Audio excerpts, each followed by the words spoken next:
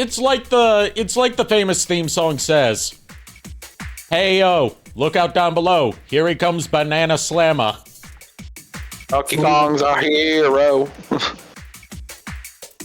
Yes, tonight we are, as the title says, we are expanding Dong to feature length with Donkey Kong 64. Good evening, my darling batlings. Oh my God. Hello there in chat. I am hyped. Hello there in chat. Miss Mandy Lynn, Iron, and JKR.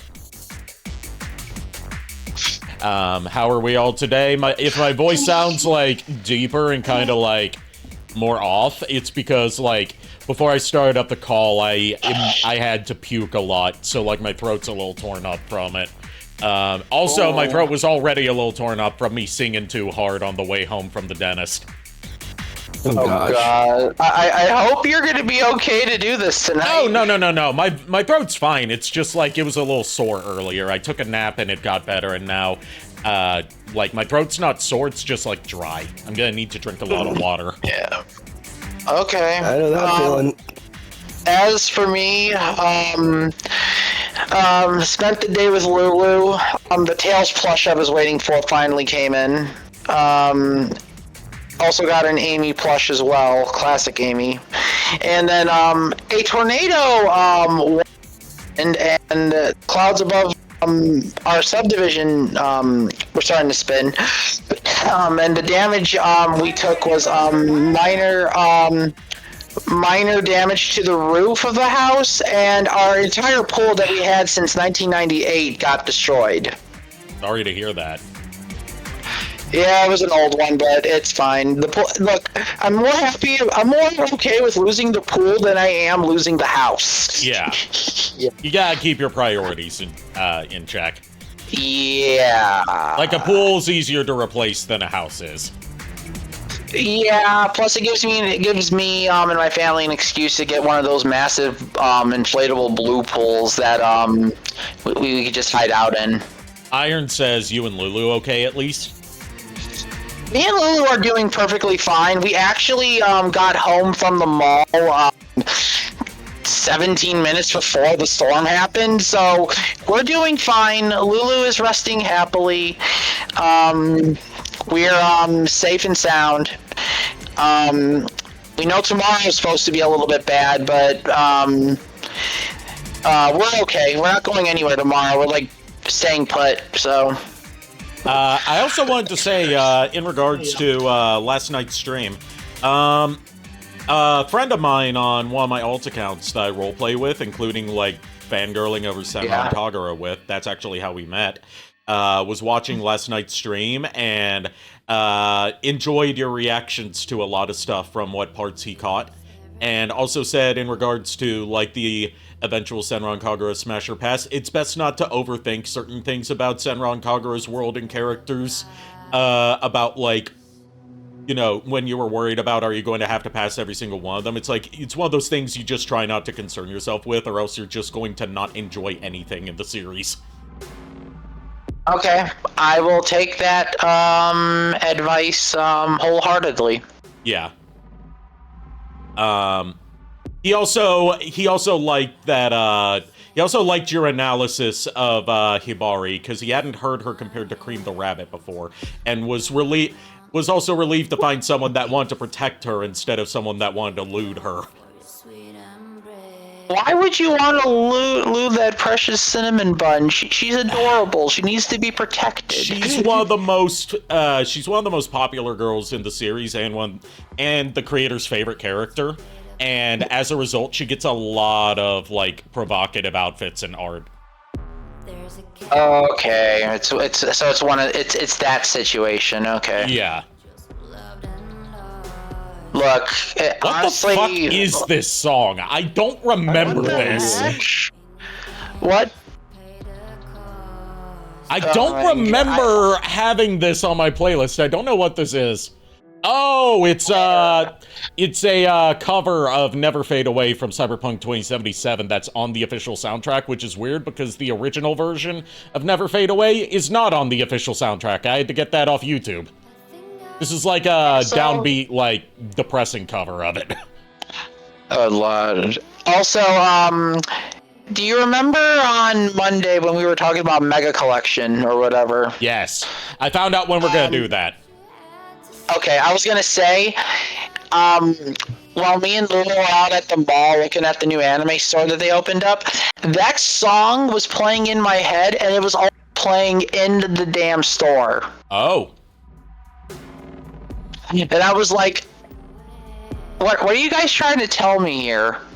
I figured out the perfect day to stream it, even if we might not be able to get everyone together for live comic dub, depending on what day of the week it is. I can check right now, just so I have that in my head. Because Sonic's anniversary, 35th anniversary, is this month. Yep.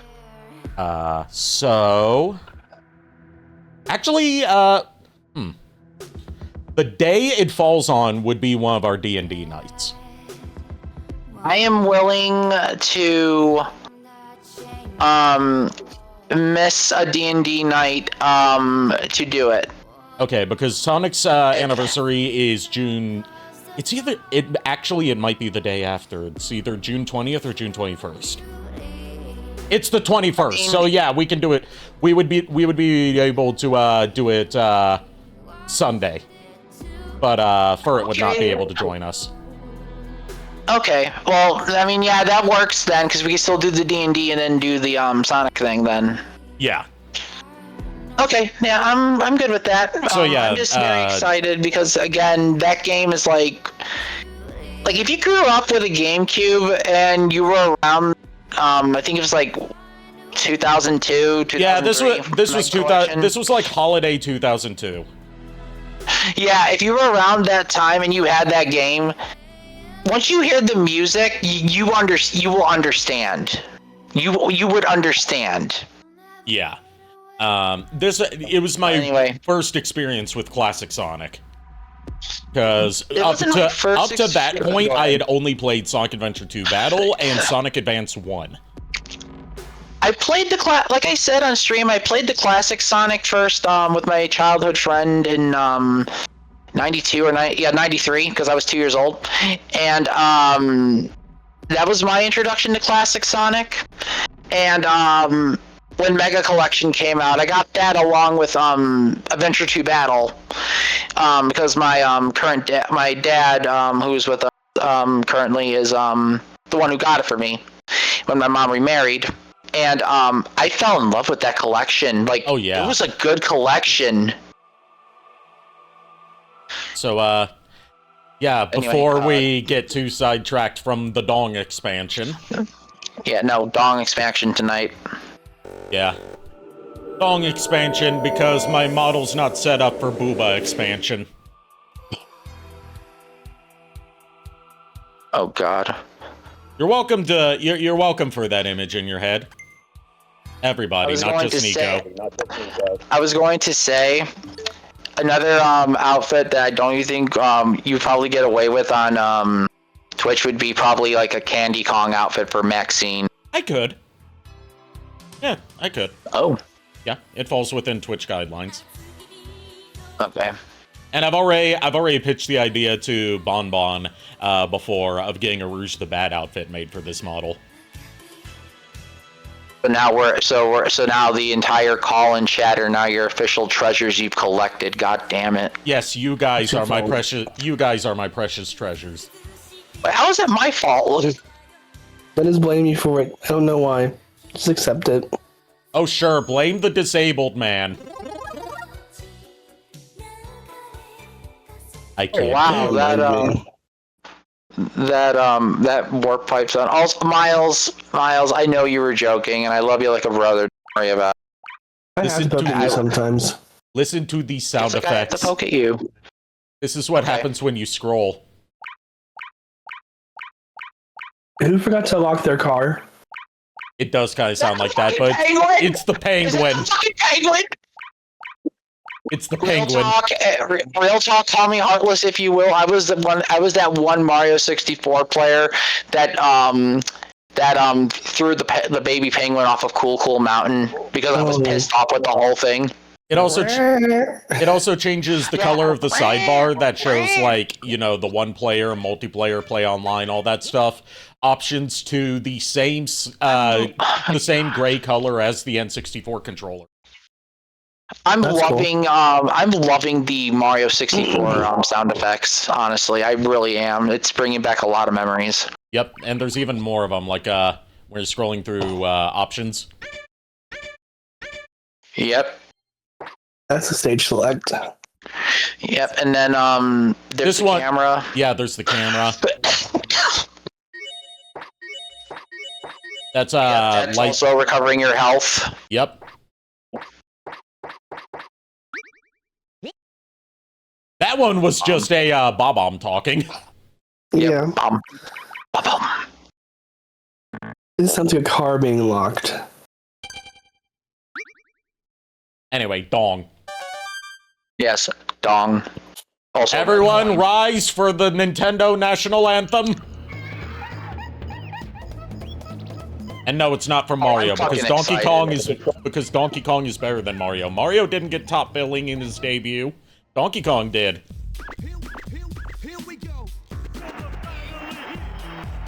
I gotta turn this shit up. For you. Yep. You can join in too. Put your hands together. This is why you always hand me the aux.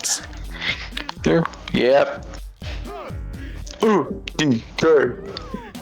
Okay. He's the leader of Korea. He's got diarrhea. He's finally back to say Mamma Mia. When he was awarded a mortgage, he was mistreated.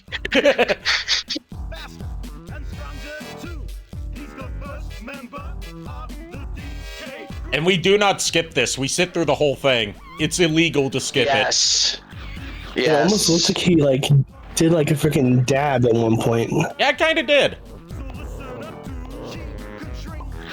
Tiny is one of my favorite Kongs aside from Diddy. When you go to heaven, the trees die. God. The Google translated version of this song is so good. I'm sorry. I need to show you Some Call Me Johnny's version after he 100% completed DK64 for his first playthrough. Oh no. Wah, wah, wah, wah.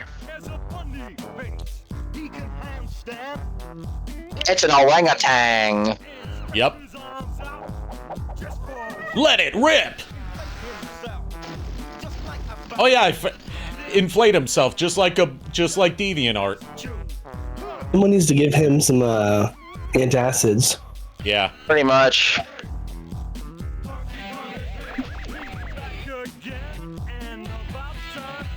There's my boy.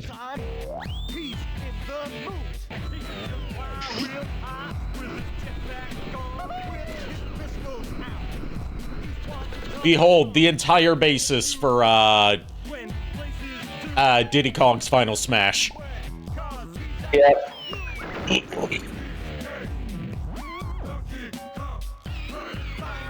And then there's Chunky. He's dead. He's dead. Strong, it isn't funny. Can make a Kremling cry out for mummy.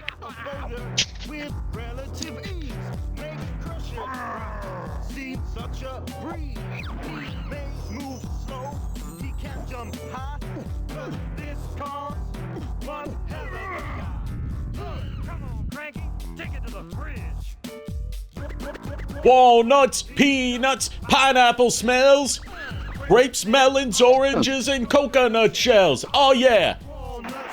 Funnily enough, everything listed in that ending chant shows up in this game except for walnuts. Walnuts are nowhere to be found in this game.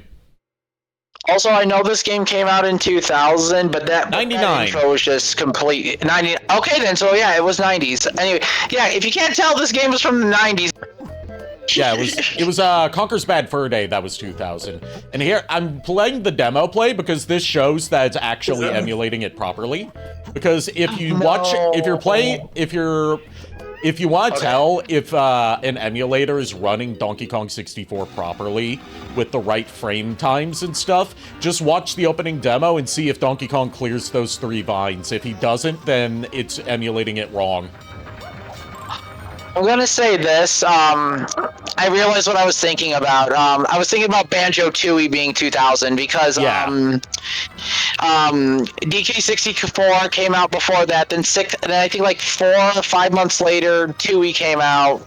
Yeah. Then after that, I think it was like Perfect Dark, and then Conquer. Conquer was 2001. Yeah, Conquer was one of the last things that Rare put out for Nintendo consoles. Like that, and then on GameCube, it was just Star Fox Adventures. Although they would do a few things for Game Boy Advance. Because their deal with Microsoft only prevented them from publishing on consoles. It allowed them to publish on handhelds. Also, I wanted to point out with Donkey Kong holding the barrel with the options, that is the same selection screen as Donkey Kong Land. Really? I never played Donkey Kong Land. It's on the NSO. Yeah, I've heard the comparison later. I've heard that it can be pretty difficult to play at times, just due to trying to cram Super Nintendo graphics into an 8-bit black and white handheld. So it can sometimes result in things being a little hard to discern. It is, but it's not impossible. Like there's way worse Game Boy games. Yeah, I've played worse probably. Anyway, going into the options menu, because this is one of only a handful of N64 games that has native widescreen support. Yes. Oh, wow. And this is one of the only Switch Online games that lets you get rid of those god-awful borders that the Switch Online service has. Yes. Like seriously, they need to like patch into the Switch and Switch 2 that you can disable those borders, because like a lot of people that are like playing these on OLED TVs, they can't have static stuff on the borders of the screen like that for hours on end because it'll burn into the screen. Yeah, also, you okay, Miles? I'm still recovering, but I'm okay. Okay, I'm just making sure. I hear you dying over there. No, this is tame compared to earlier. Yeah, he's getting over a bad cold. It's really bad. Yeah. So basically what I was getting over. Okay. I'm looking at what Iron's cursed thought was. If we get a Super Mario 64 film, imagine if one of the penguins was voiced by Danny DeVito. No, I want Danny DeVito to voice Wario. Yes. Or both. Like, what? Just get as much of the Always Sunny cast in there as possible. Look, hear me out. Let the penguin be voiced by Danny Trejo. Yes. Just like when he voiced Boots in Dora the Explorer. I told my brother about that. He doesn't believe me. I'm like, it's a trip.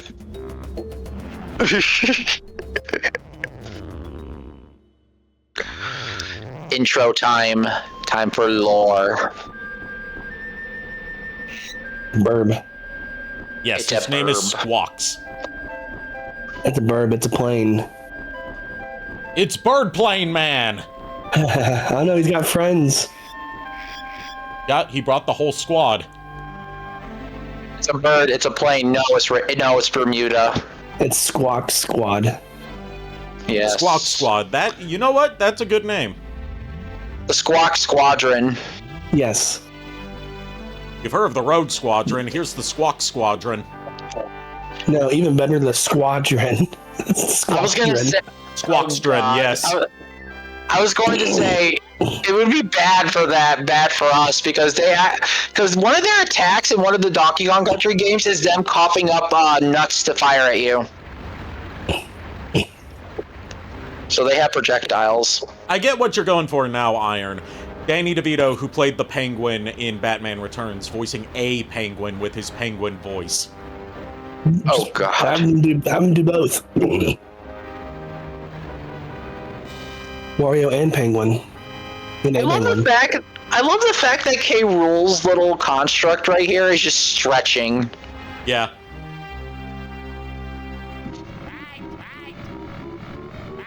Alright. Right. Also, the right and left guys are in the right and left ears, respectively. Yep. I never noticed that until I had headphones on.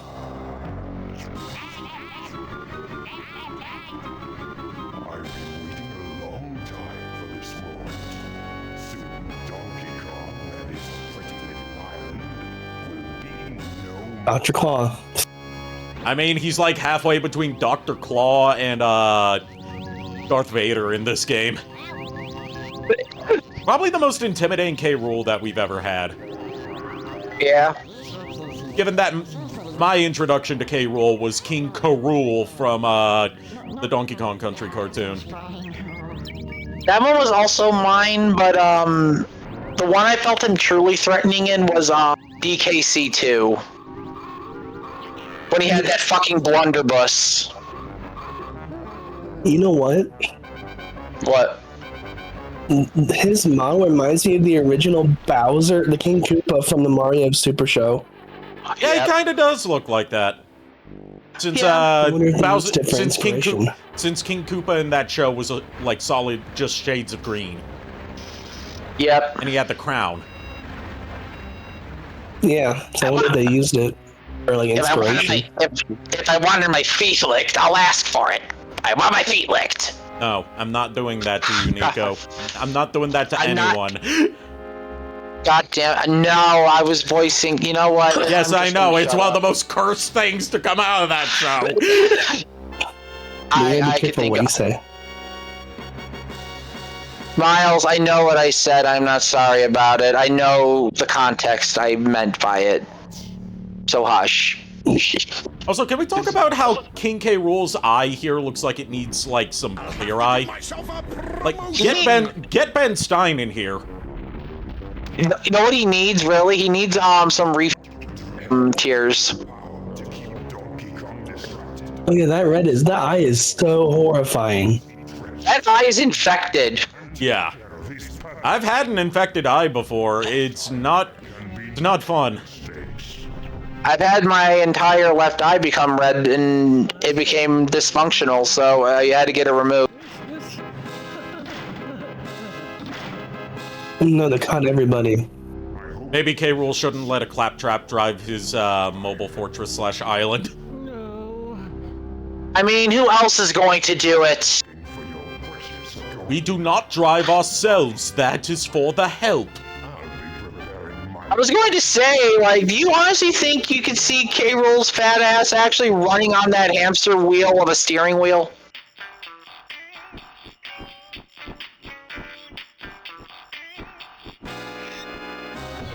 What? DK, come quickly! They're gone! They're all gone! What?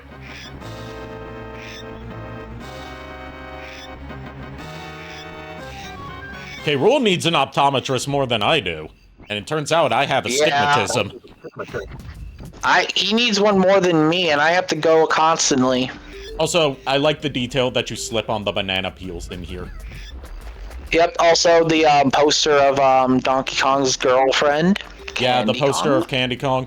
I'm gonna say this straight up. Someone at Rare's art department had a titty fetish. Not that I have a problem with that. Because there's so much boob stuff in N64 era Rare games. I mean, to be fair, a majority of kids and teens that were playing this game back when it came out were like either between the ages of like, what, 8 to like 12, so literally when puberty is starting to fucking hit. Okay, so They like, knew what they were doing. so like, how are we ranking the Candy Kong designs? We're agreeing that this one's like top tier, right? This is S tier. Compared to the other ones that she's yeah, like by far. Like, the one that's at the bottom is the Donkey Kong Country cartoon design. Yeah. Because they still play her up like she's supposed. Like, no disrespect to the artists that work on that show, but they gave her a much more like gym mom look, like 90s gym mom look, sort of like Betty from Rugrats.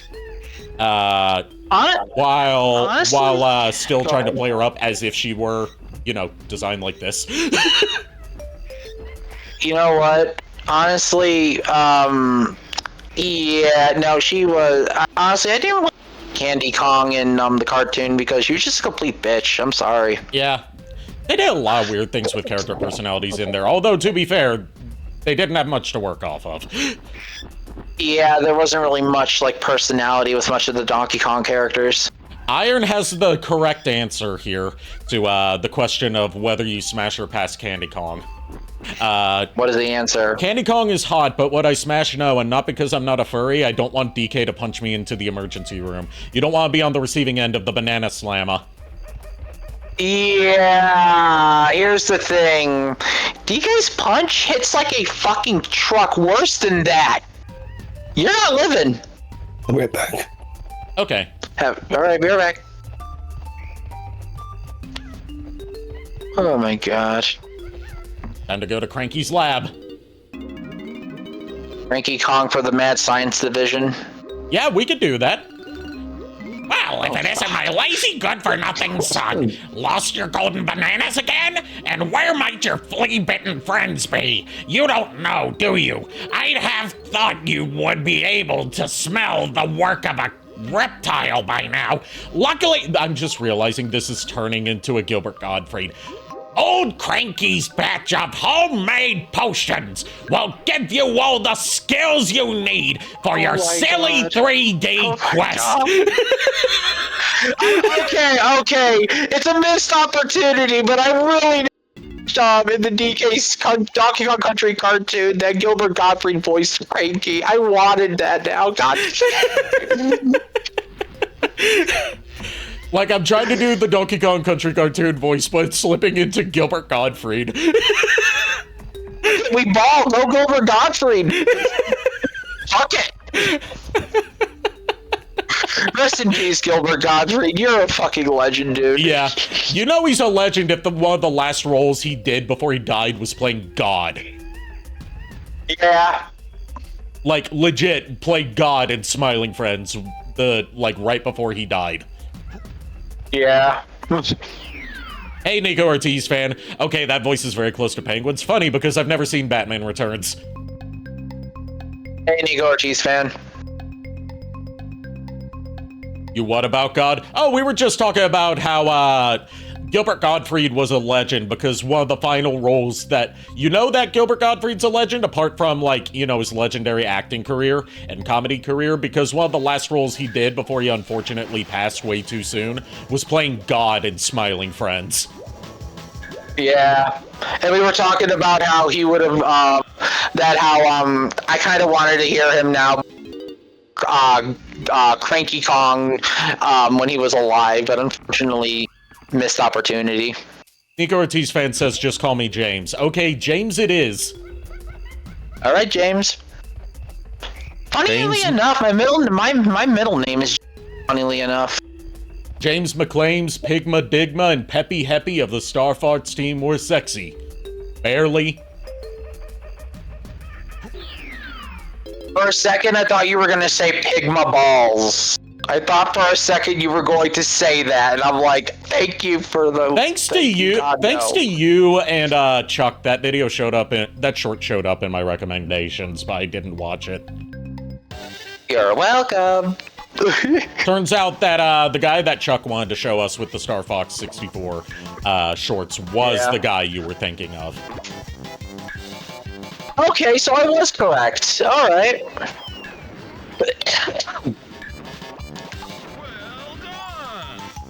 I mean, I got HBO Max. If we ever cross paths in person again, I don't mind showing Batman Returns to you. Bet.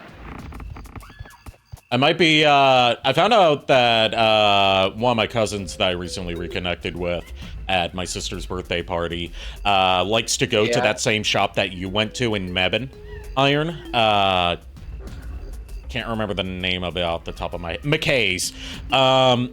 And he's talked about me and him meeting up there sometime. So, nice. Who knows? Maybe all three of us could meet up there sometime. He's also into collecting retro games like you are. He's not as into it as he used to be because, the retro market is shit now. But, he was into, you know, a lot of Nintendo stuff. Yeah, I also love collecting a lot of retro games if it's not obvious. Yeah. It saddens me that console gaming is becoming way too fucking expensive, and gaming in general now is just becoming like, it's gone from being out. just a hobby into being a luxury. Yeah, but it's sad. It's sad.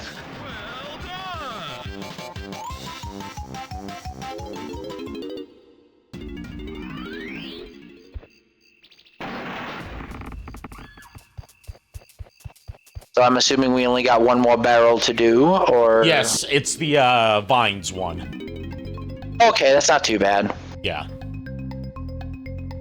I played a little bit of this just to test out the controller on this to see if it feels any better. Yeah. And by God, it does.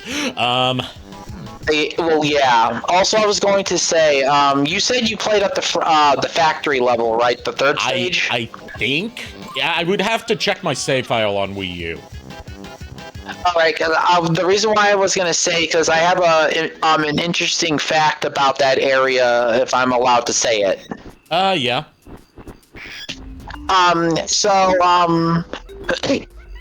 In that game, in that area, Donkey Kong arcade machine. Oh, yeah, I beat that.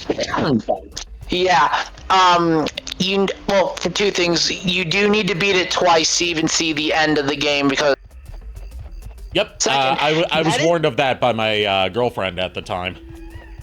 Yeah, I was wondering if I should warn you about that or not, because you said you never beat it. But this is the only version, I think, currently right now, aside from emulation or the legit arcade machine. This is the only way you could play the legitimate Donkey Kong arcade game as it was meant to be played, with the levels and all. The company Hamster, who's known for their Arcade Archive series, have all the arcade Donkey Kong games as separate releases on Switch and Switch 2 as part of Arcade Archives, but only on Nintendo platforms due to the rights ownership. So that is currently the other way that you can experience the original arcade Donkey Kong without emulation, and it allows you to not only play just arcade Donkey Kong, but the various revisions of the machine, including the original Japanese release, the international release, and the updated international release. Basically, the difference being like whether you play all the levels at once or whether you have to like loop through it 2 or 3 times to get all the levels. Yeah, because the Arcade Archives is how I played through Haunted Castle. Yeah, and, Arcade Archives is so good. Oh, it definitely is. If you want to read, you can. I missed it. It's okay. It's fine. Unlike Furret, I'm not too concerned about voice acting everything in this. Okay, alright. The reason why I said that is because, before the Arcade Archives thing, Nintendo never really released the original arcade version of Donkey Kong on any of its previous platforms. Like, yeah, even though they even though they designed the NES to play Donkey Kong first and foremost, the NES version of Donkey Kong, which is the one that's been re-released on fucking everything, including on trading cards, it does not have the Pi level. Yeah, it doesn't have the Pi level, which is level 2 of the arcade machine. It goes from level 1 to level 3 to level 4 and then just loops. Yeah, pretty much. So, definitely, when DK64 came out and people saw the old arcade machine, when they actually got to play the original Donkey Kong arcade, I'm gonna be honest, when I played through this game, God forbid the original Donkey Kong was hard. Yeah, the jump physics are so weird in it. And this does not feel like Mario because he cannot survive a fall from even a moderate height. Yeah, and, actually, if I remember correctly, if you, time, like, Donkey Kong's, like, air, double fist attack in the air, when he, like, swings it downward, I think you can cancel that fall, but I'm not sure. I do not remember. Yeah, what you when you jump and you click B, I think that move slows your descent like at the last minute, but I think you only get it once. It does give you a little bit of hang time. I've noticed that. Yeah, I think it's supposed to cancel out like the long fall. I'm not sure. Again, like I haven't messed with that enough to. There are people that have figured out how to like chain the running attack where he does this. Not that. Yeah. Where he does this. Like chain that into like moon jumps just by timing it with jump presses at the same time. It's wild. Actually, there are speedrunning tactics where just in the tutorial, swim to a corner of the map in a correct way, or in a certain way, you will go through the level, and you could swim underneath DK Isle and get Banana Fairy area. Yeah, that's a thing that a lot of these 3D platformers did with their collectibles, was rather than like spawn them in when they're unlocked, they would just hide them underneath the level geometry and then have them teleport to their collection spot. Like Spyro does this a lot. And that means if you can get under the map, you can like get into level entrances early, or like you can pick up collectibles early. Yeah, and if anyone has never seen a Donkey Kong 64 TAS speedrun or just speedrun in general, you need to check that out, because like the tricks that they do in there are like nuts.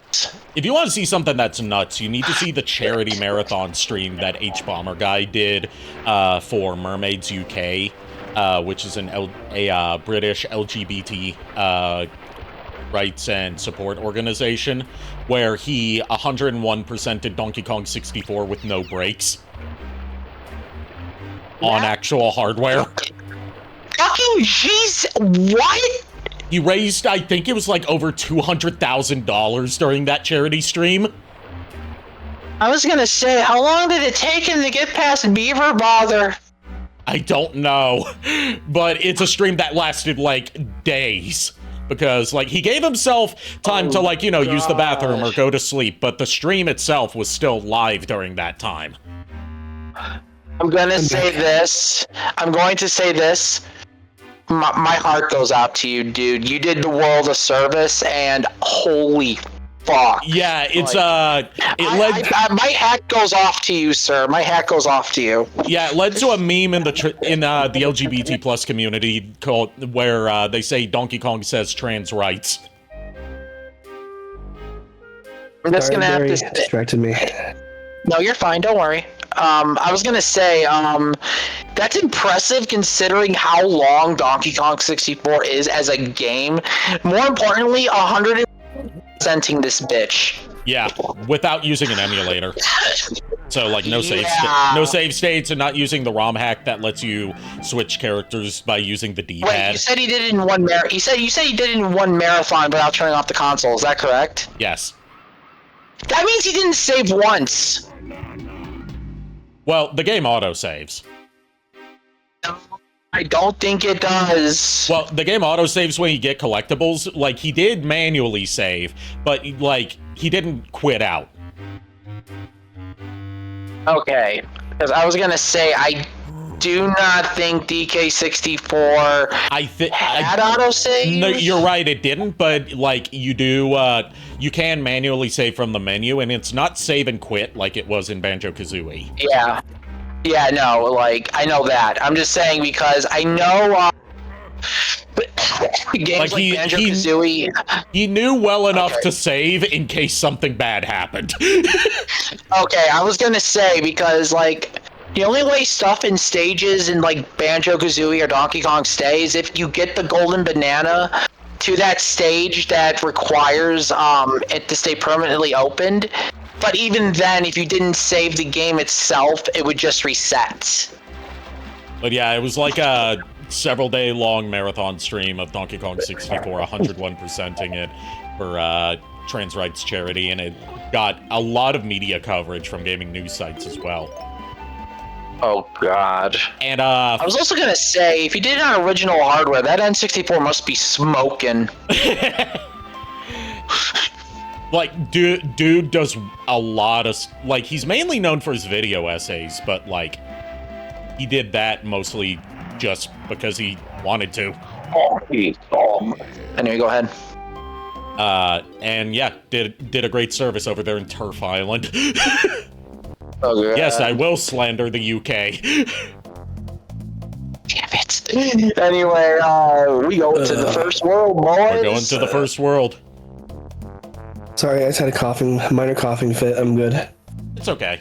Okay.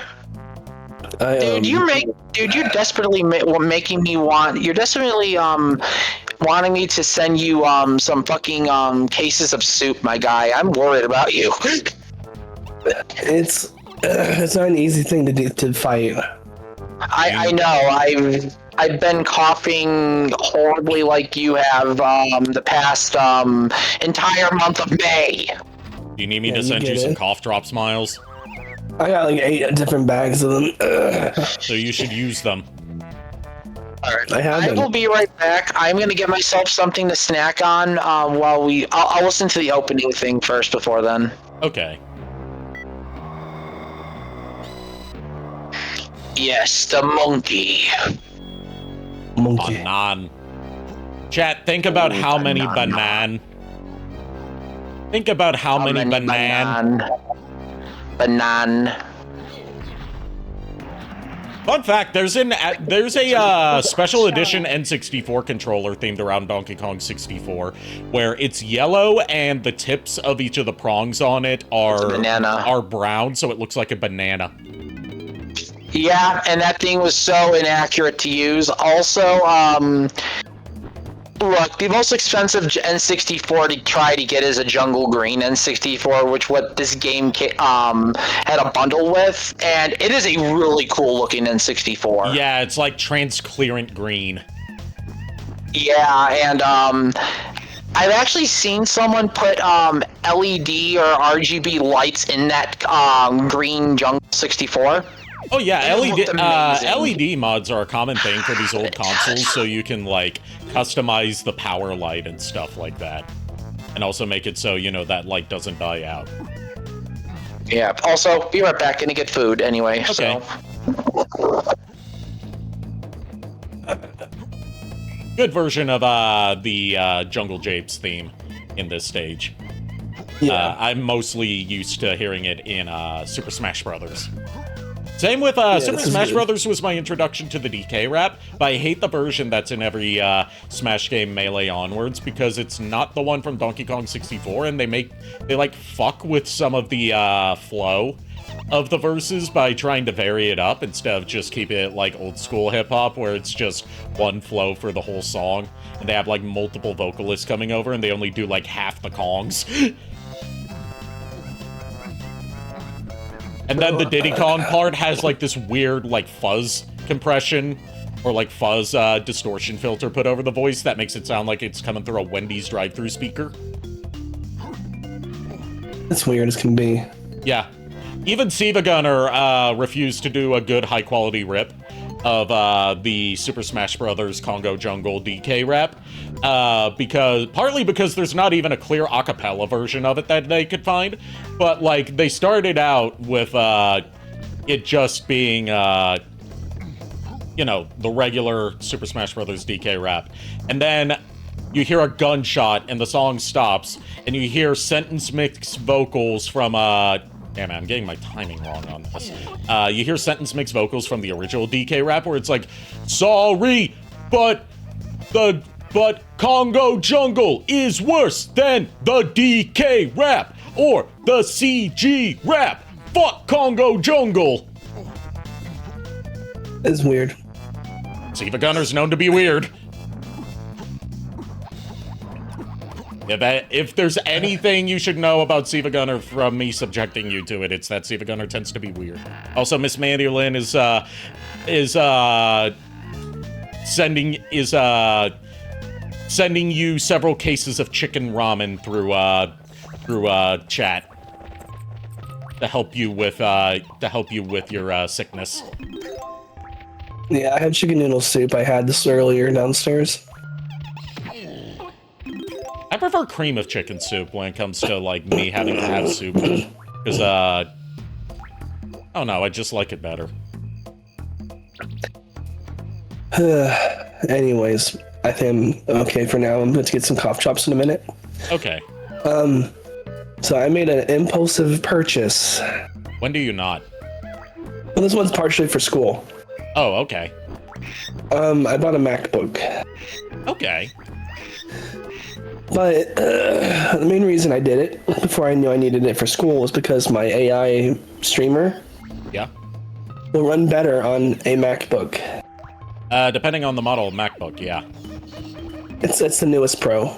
Okay, so it's a Pro model. Good. Pro's basically like the only model of MacBook worth getting if you want to get some serious usage out of your MacBook. Oh, bro, it's the Pro M5 Pro with 48 gigabytes of RAM. Oh, nice. So it can run the most powerful models on it. Yeah, just be aware that you're probably not going to be able to run stuff like VRoid on it. Oh no, I'm using a split system. English, please. So I have it. One sec. One. Okay. So what I mean by that is I have two systems. Like I have two computers. Okay. One that controls the brain and the voice and all that memory stuff. Yeah. One that controls everything else. Okay, so you're offloading all the processing between two systems instead of having it all run on one computer and having it be throttled to hell and back. Yes. So, like, putting this in terms that I can relate to and, like, probably some of my chat can relate to.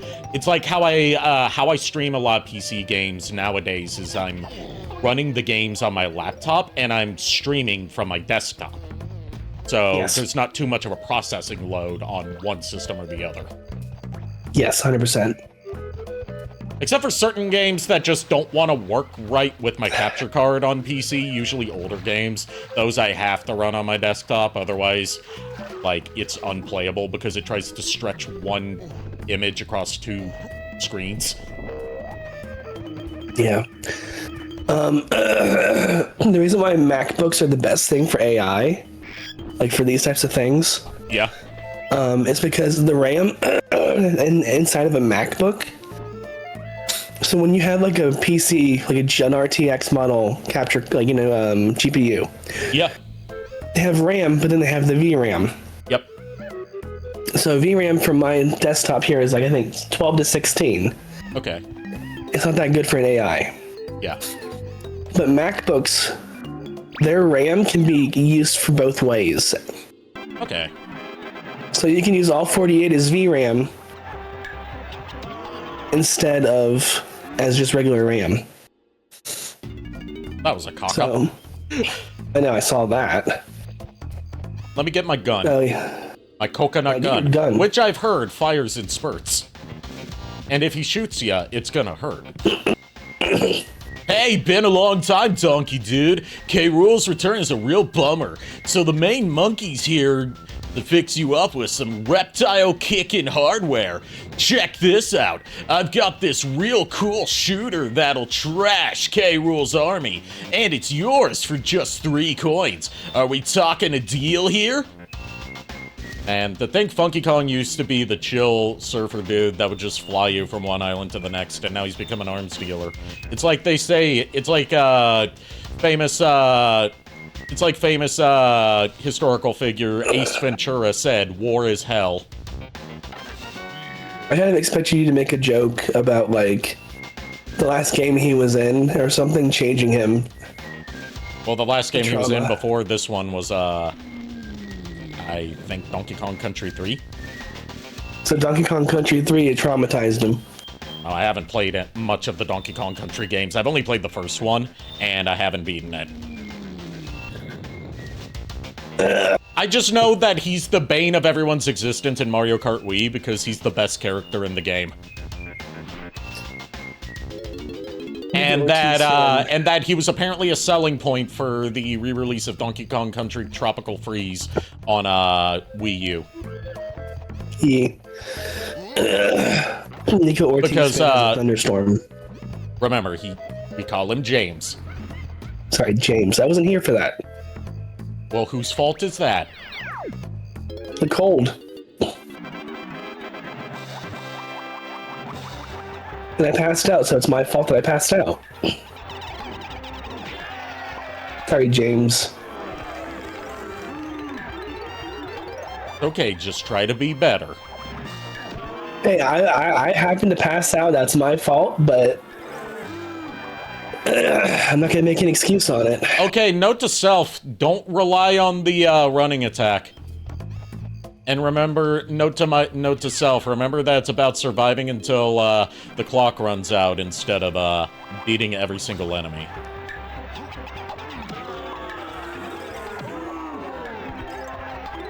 I think beavers. Yeah, beating up some beavers. And this isn't even Beaver Bother, which is the most infamous minigame in this game. So which one of them is Daggett?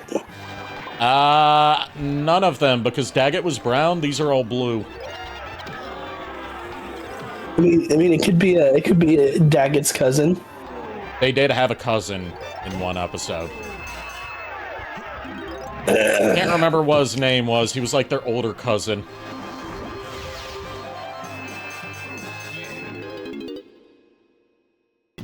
Yeah, the bowing looks like a freaking dabbing. Do I need to bring up the Indian Nickelodeon commercial about D say dab? Please no. It also goes to show that Indian Nickelodeon gets some cooler shows than we get. I mean, Nickelodeon here is almost a failure. If you really think about it. Well, cable channels in general are a failure nowadays, because everything's on streaming now.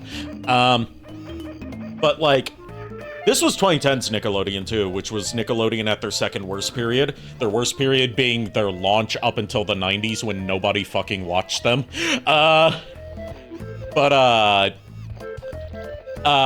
Like, Indian Nickelodeon apparently gets, like, anime? Whereas Nickelodeon in the 2010s here in the States got, like, Sanjay and Craig, Fanboy and Chum Chum, Dark Age era SpongeBob, past its prime Fairly Odd Parents. Oh gosh. We got a grand total of 3 episodes of Digimon Fusion before they kicked that off to the Nicktoons network for the rest of its run. And then they had Power Rangers too, I think. Yeah, they had Power Rangers, and they kind of fucked with that show's production. The whole reason that they would have, like, you know, 1 season, and then, like Samurai, then Super Samurai, and, like, Megaforce, then Super Megaforce, is because Nickelodeon mandated that each Power Ranger season had to be like, around 20 episodes max. So they basically had to take what was meant to be one run of 1 season of Power Rangers and split it across 2 years. It makes sense for what they're going for. Usually a Super Sentai has 55 episodes typically. Yeah, Japanese shows like that usually, Japanese kid shows like that usually average around like 50-something episodes per season. Yeah. Like, Digimon seasons are usually around, like, 50-something episodes. Power Rangers and Super Sentai and Kamen Rider are usually around, like, 50-something episodes. It's just, like, it's because they air weekly.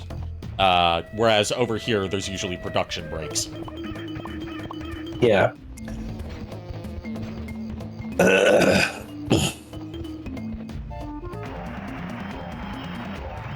Banana Dance.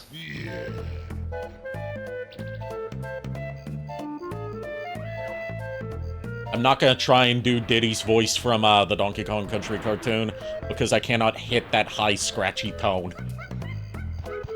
It sounds like it hurts his voice actor, but apparently it's natural to him, given that he also voiced Yoshi in the Super Mario World cartoon. Yeah, I won't be able to do any voice acting for Well, I'm not expecting you to. I never expect you to, regardless. Well, Well, I do voice act for that group once in a while that I'm a part of. I know, but I never expect you to voice act on my streams regardless, because you got that. You seem to be a little hesitant and unsure of yourself, so I don't want to force you out of your comfort zone. Thank you. Like, the one time we tried to get you to voice act was in that Shantae stream. You were giggling throughout it. Yeah, because it was so slow, I was laughing.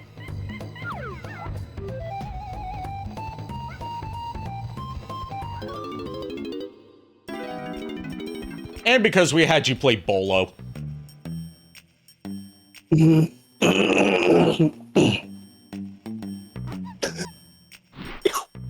Yeah.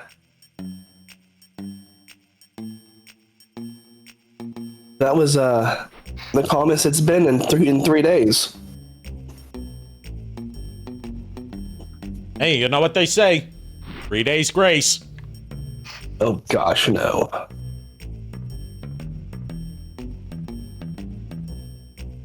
So, are you planning on getting the Mega Man Funko Pops? If I don't seek out Funko Pops to buy them because I don't collect them. I have a small collection because people have bought them for me. The only reason I ask is it's got Proto Man, Mega Yeah, I know. Man. I know, I've got a Proto Man Funko Pop. They got rid of Dr. Wily, though. Well, because they've done a few Wily variants already. No, he was already planned, and then they just all of a sudden revoked it. Oh. No one knows. Like, as far as Mega Man collectibles go, I'm more interested in picking up some of the more recent and some of the recently announced Kotobukiya model kits. Like, we finally got a model kit of Iris, which is the first model kit or figure that she has ever received. Oh, that's true. Yeah, and there's also a Sigma model kit coming out, and they finally revealed what that, like, Kotobukiya model, like, original model kit design that they teased, like, 4 years ago, and then never followed up on until now was. It turns out it is their first non-game, like, original designed by Kotobukiya design, which shows that Capcom's giving them some more freedom instead of forcing them to stick with game designs. It's basically their artist's take on an updated look for his X4 armor. For Mega Man X's X4 armor. And it looks really cool, and it's massive. Like, as far the Kotobukiya model kits are usually in scale with each other from series to series, so like, the Sigma model kit is taller than the X model kit, the Iris model kit is shorter than the Zero model kit, Zero's like a little bit taller than X, so on and so forth. This one's like the size of the True Force version K X figurine.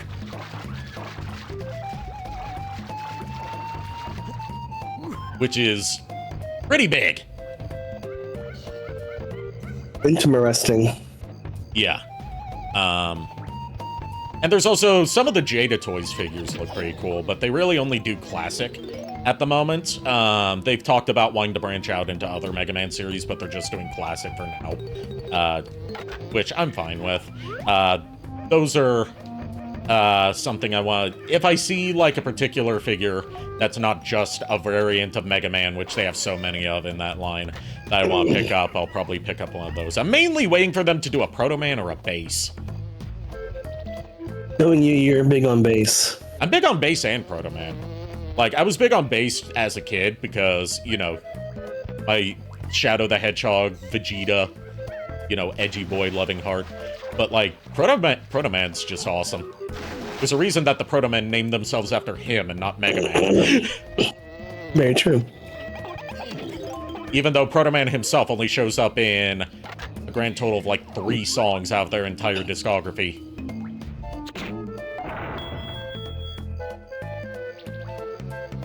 It's like irony, except it's not.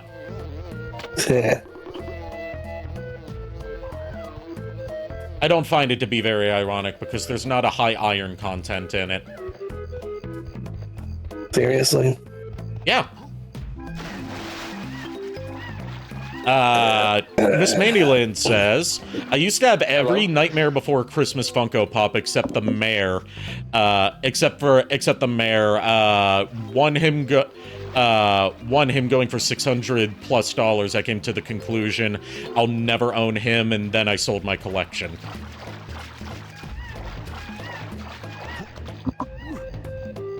I assume you mean with him, not like one or worm. I can't quite make out, because small text on a small monitor. I need to get a bigger second monitor, because this one is too small for the distance that I have it away from me.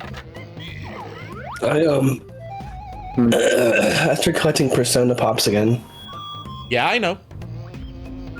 They just announced another one today for SDCC. Okay.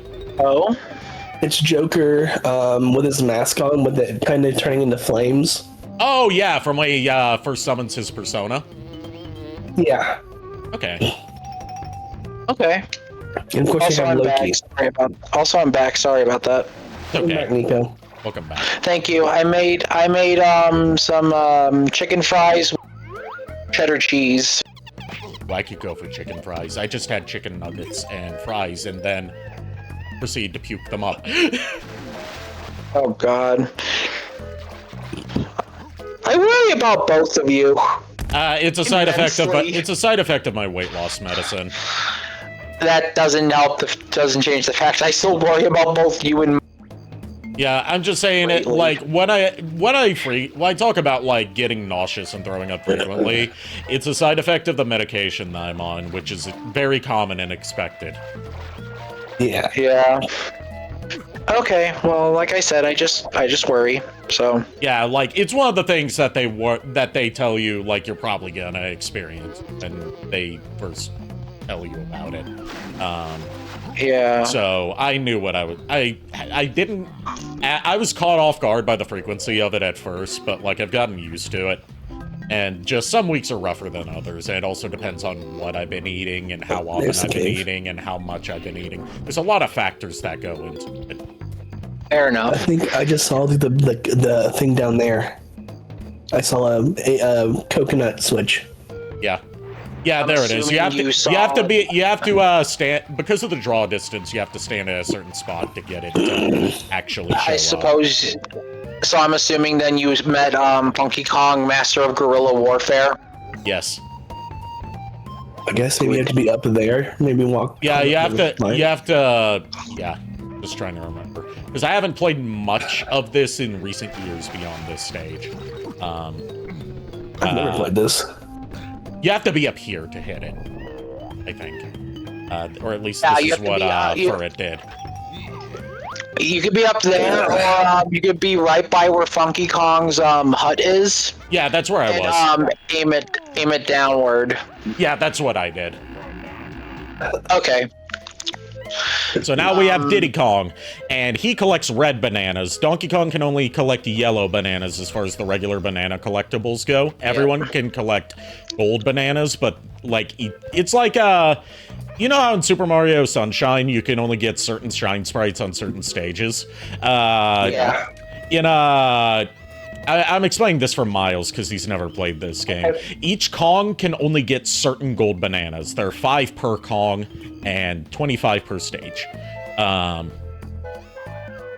there's 5 Kongs, 5 bananas each, gold bananas each. There's also the regular colored bananas that are, like, your coins in Mario, or your Jiggies in Banjo-Kazooie. Not Jiggies, notes in Banjo-Kazooie. No, yeah, I was gonna say 75 of those bananas get you a banana medal, and you only need 75 and a banana medal to at least, if you're going for 100%. But yeah, there's 100 bananas per Kong per level, but you only need to get 75 of them per stage for it to count towards completion. Getting 100% of bananas per stage is just bragging rights. Gotcha. Which is like the one thing that they, to my knowledge, that they're lenient on when it comes to 100% completion.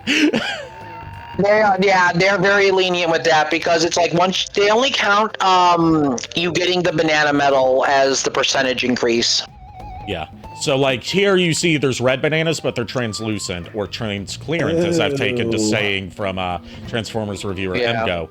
That means Diddy can collect those, but Donkey cannot.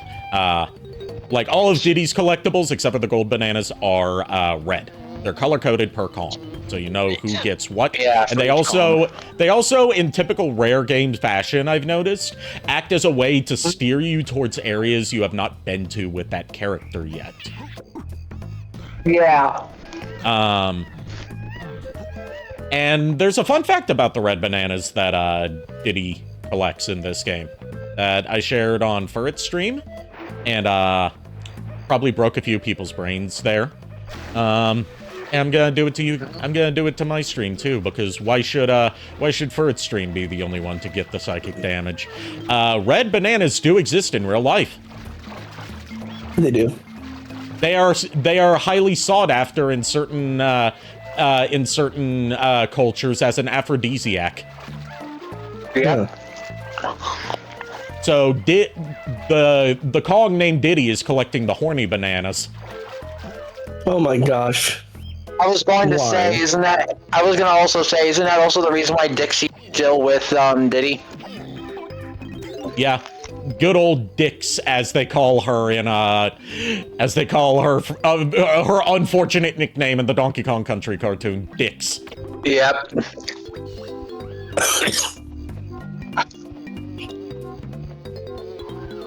So what are those fruits for? Which fruits? The orange-looking ones? Oranges are grenades.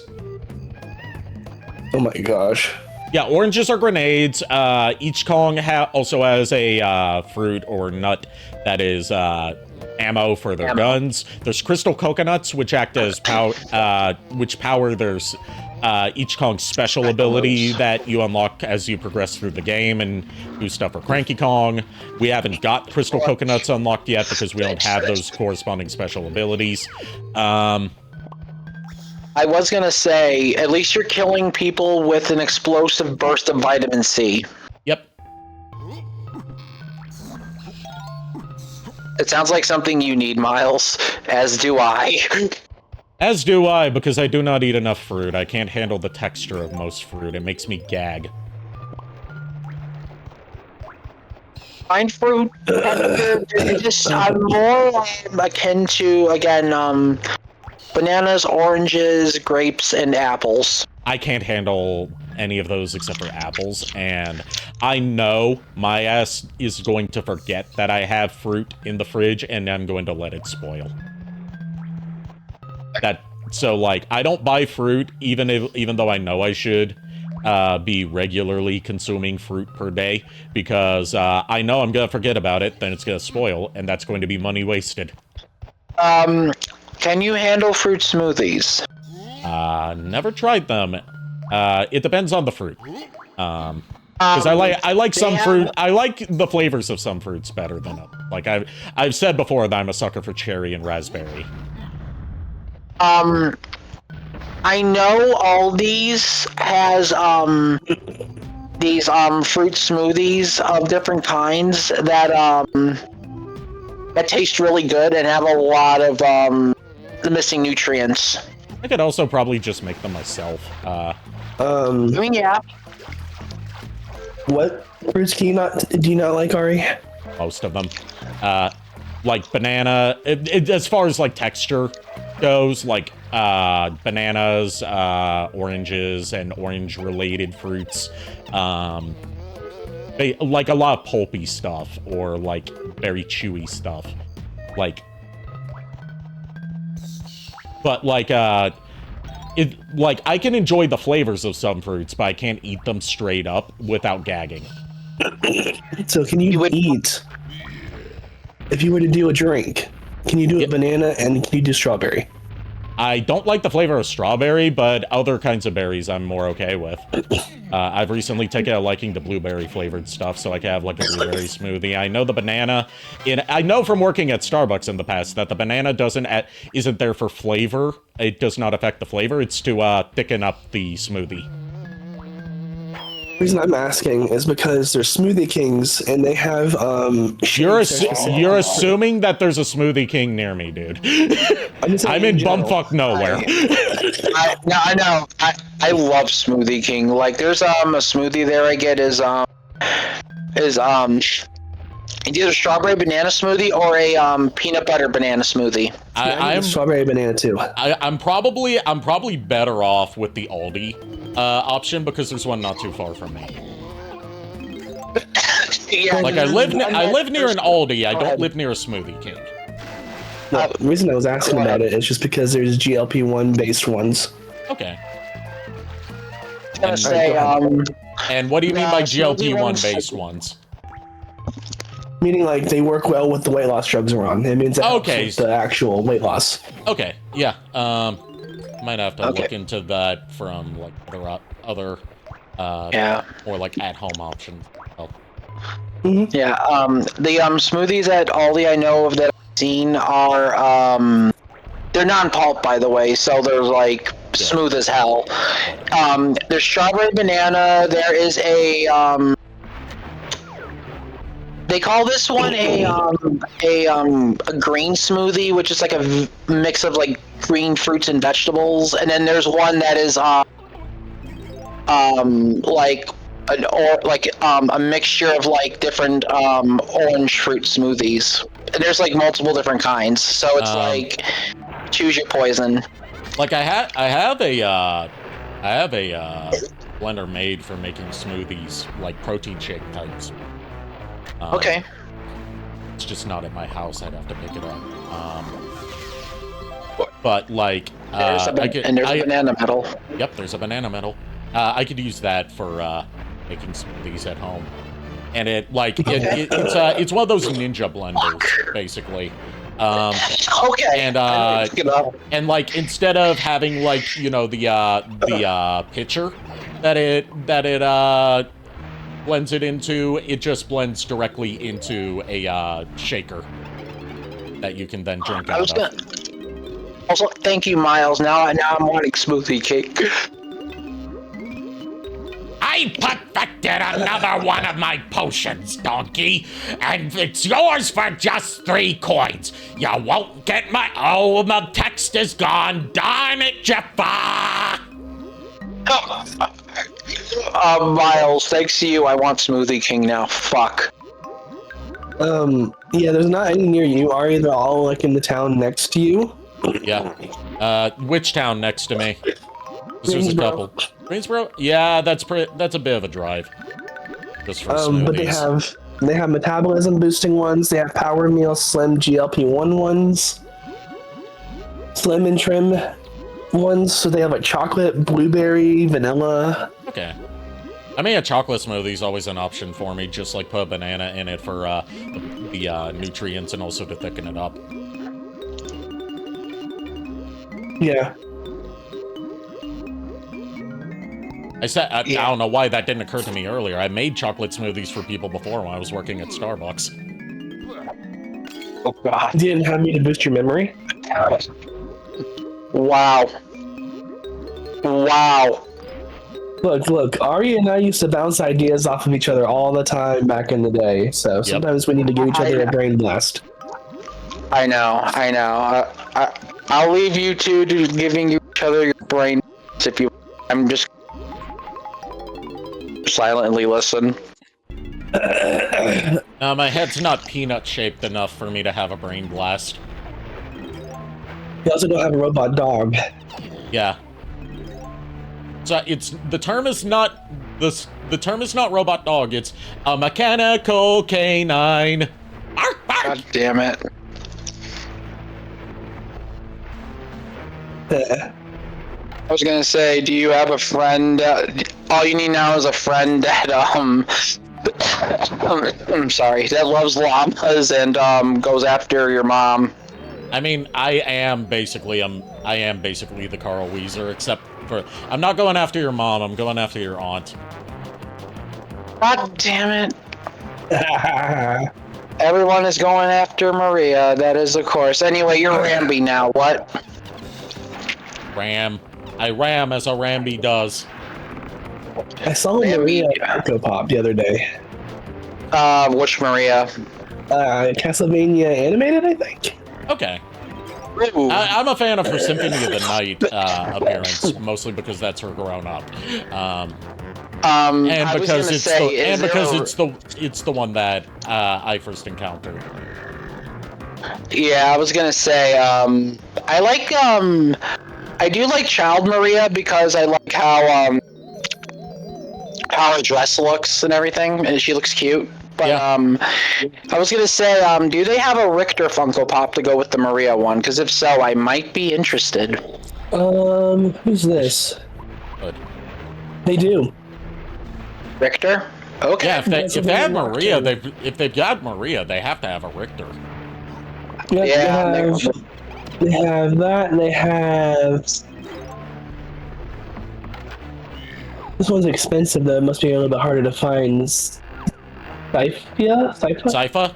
the Sypha one's out of... Sypha. Yeah, Sypha ones are long out of print. That's like season 1 through 4 Castlevania, so those are long. I have Trevor Belmont. I have Trevor Belmont from season 1, so... He's standing right on my... Didn't I get you the Trevor Belmont one?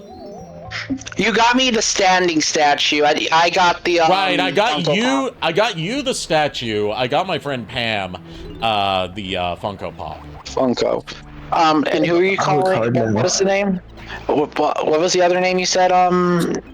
Miles. Jolta. Adult. Oh, she's one of the villains in Nocturne. Yeah, I'm reading all the ones. She's supposed to be Elizabeth Bartley's right hand. And then they have Olrox. Olrox. Olrox, yep. Yep. And of course Dracula, and then they have Alucard. Yep, and Blue Fangs. Adrian Teps. Tepesh. Yep, Adrian. Alucard, Adrian Tepesh. Yeah, Adrian Fahrenheit's Tepesh, aka Alucard. And there's the Trevor one. Yep, Trevor Belmont, my boy. Or as his influx of fangirls following the Netflix series like to call him, Treffy. And Blue Fangs. No, Blue Fangs is a good boy. Blue Fangs is a Bayonetta pop? Yeah, of course there is. Oh, well, this is a GameStop exclusive. No wonder I never saw it. Yeah, the Bayonetta 1 Funko Pop was also a GameStop exclusive, which is why I picked up the Bayonetta 2 one instead. Because the GameStop closest to me at that time had shut down before I moved there. Yeah, this is Bayonetta 1's, I think. Yeah, that's the one that would be more likely to have a Funko Pop because Sega and Platinum Games have full rights to market and do stuff with Bayonetta 1 versus sequels where Nintendo has to be involved. Yeah.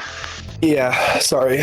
I keep getting, like, every time I breathe in really too deep, I get tickle and I start coughing. Same. So just same, don't breathe. Bro. Wow. Skill issue. It's just inflammation in my lungs. Yeah. Have you tried not? It's like if you breathe a little too hard, you feel a tickle, and then you have to like cough to get rid of it. Have you tried not having lungs? I don't know. You are a goldfish after all. I was going to say, goldfish have lungs. I'm a human. I have lungs. I don't know about Dampiers, but we'll talk about that one. Well, keep in mind, I'm not half human. I'm half elf. And technically, I don't have lungs because everything below my head is cybernetic. We don't talk about Bruno. God fucking damn it. I'm intentionally failing because I keep on missing that coin. You just gotta get that coin. Yeah, you just gotta get the timing right. It's all timing. You just gotta get that coin. Khajiit has wares if you have coin. I wish wears if you have coin. I wish Furret was here to hear me say that, because he cosplayed a Khajiit merchant at a convention once and got profiled in a article for it. Oh God! For a cosplay website.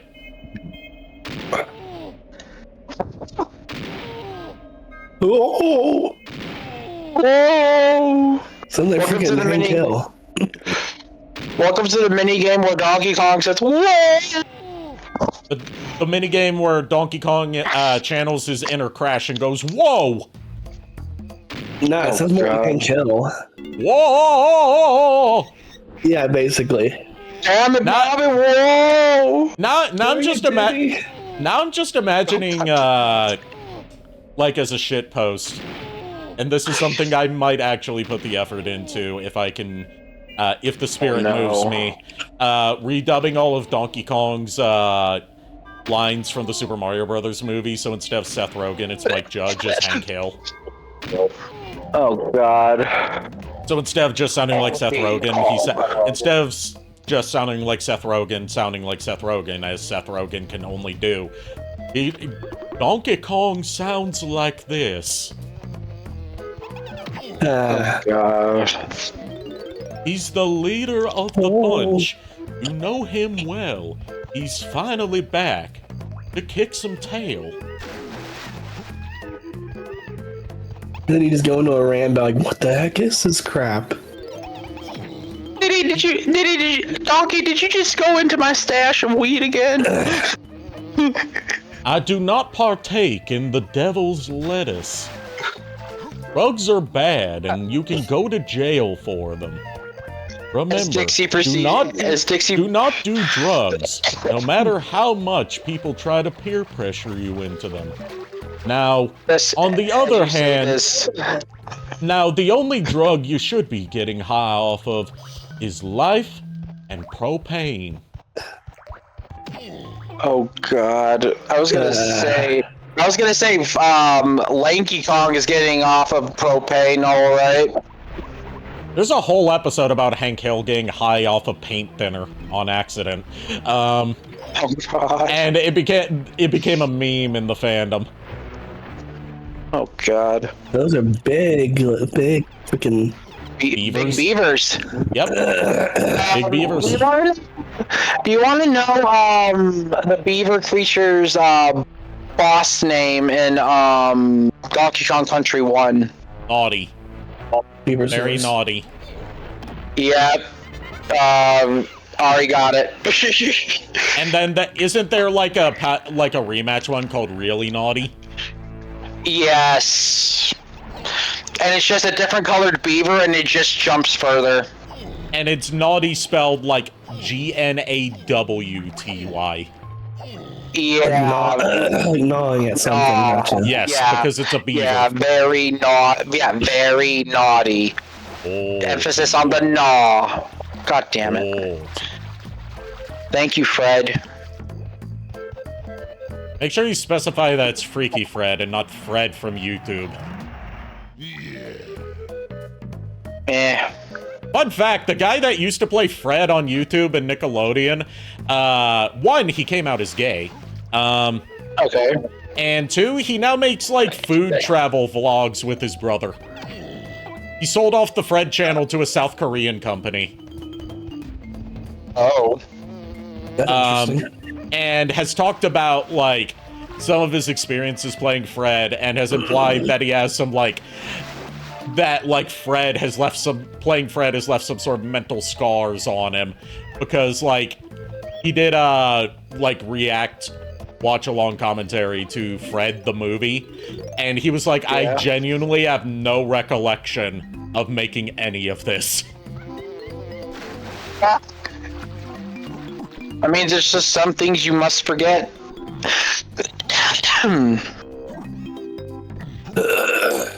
I was going to say, it was something I said on Furt's stream about Funky Kong.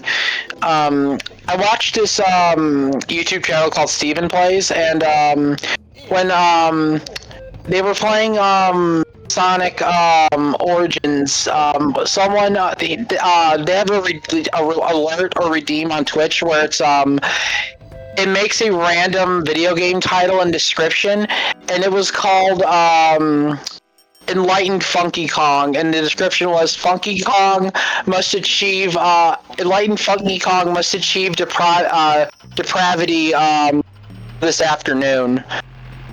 And I was just like, what? And then the guy was like, Funky Kong must commit all 7 sins before this afternoon. I'm like, God fucking damn it. I was just done. Nico, you weren't here for this. At least I don't know. What happened? What happened? So you know about my little side project, right?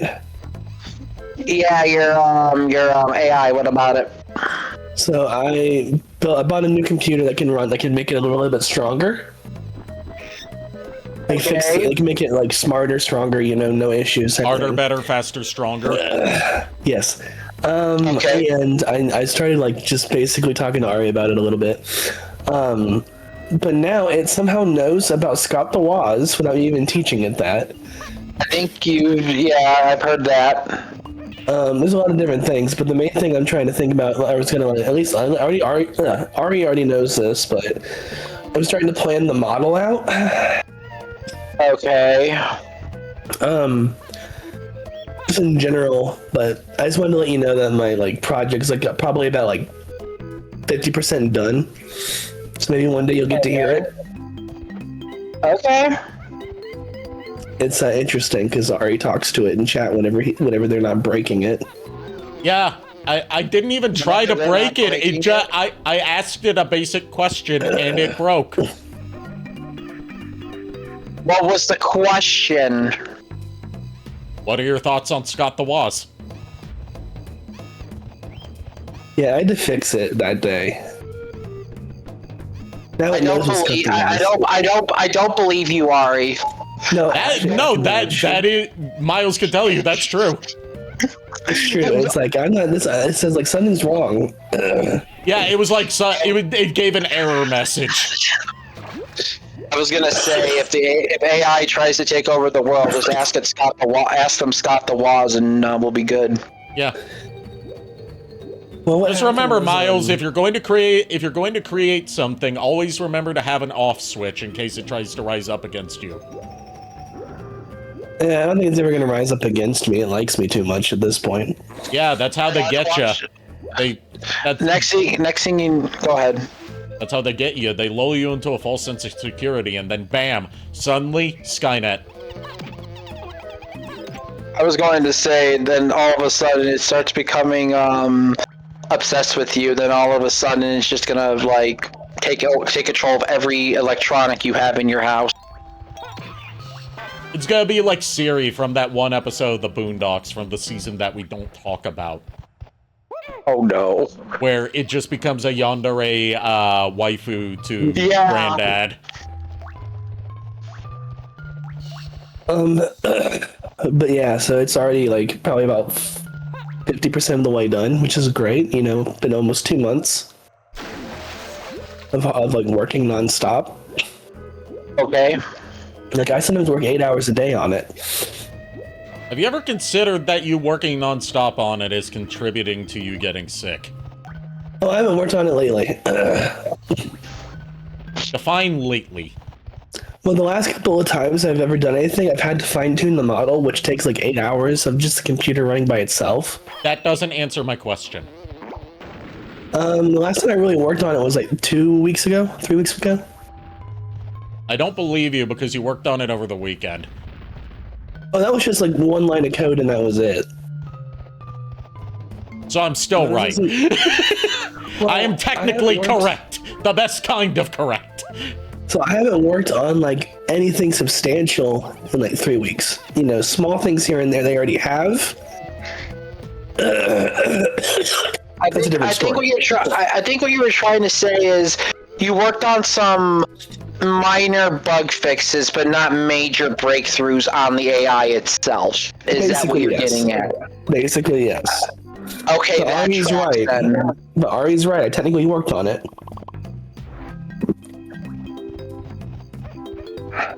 So I'm gonna own up to that one. Good. I'm proud of you. The first step to recovery is admitting that you have a problem. I'm not gonna make excuses anymore on that stuff. Yeah, you're the one who said no excuses, and yet you had an excuse for fucking everything. I mean, to be fair, that's what makes it so funny. Yes, it is. God damn it. It's called hypocritical humor. Not to be confused with hypothetical humor, which is not to be confused with hypothetical aliens. I mean, to be fair, like, you see how I get with my randomness. Yep. I was gonna say, when you said the Xbox controller is going through 4 states in one day, I swear to God, if I wake up tomorrow and I find out it's all the way somehow in Scotland, I'm gonna be like, I'm done. I want to know how. It somehow ends up in Scotland despite me not paying for international shipping. Yeah, how? What? I'm not even angry. I'm just impressed, and I want to know how. Does UPS even do international shipping? No. I believe so. They don't? It's FedEx. FedEx is, alright, yeah. I was just gonna say, it would be impressive. I wouldn't even be angry. How? No, you can't. What chain of events caused this? Failure to communicate? Like, I have it addressed to you specifically with your name on it and your address on it, which I'm not going to dox on here for obvious reasons. And it somehow ends up at the door. It ends up in Scotland at the doorstep of Scotch Dolly. Oh, God. It has become a recent fascination of mine. Also, I was gonna say, too late, I've already doxed my location. It was 123 help, remember? Yep. So you live in the same place as Furret, then? Yeah, but only instead Furret doesn't have a crazy on the daily chooses violence cute gremlin doggo and a cybernetic half elf half vampire being like trying to mentally break me at this point. I like that you're having trouble describing my very specific description of what I am, given that I also have 2 forms of male and female presenting, so you just describe me as a being. I mean, look, to be fair, with all the lore that I have to keep track of, even I have my off days. JKR says, riddle me this, Belmont. A man builds a house with all 4 sides facing north. A bear walks past his house. What color is the bear?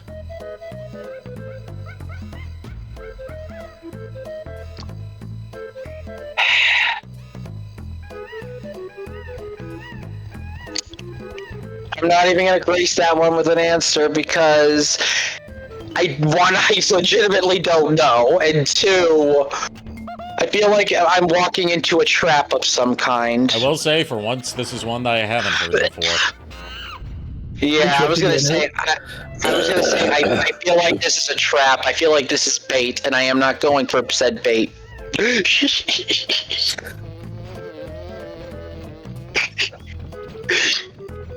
mean, it could be white because of its North Pole.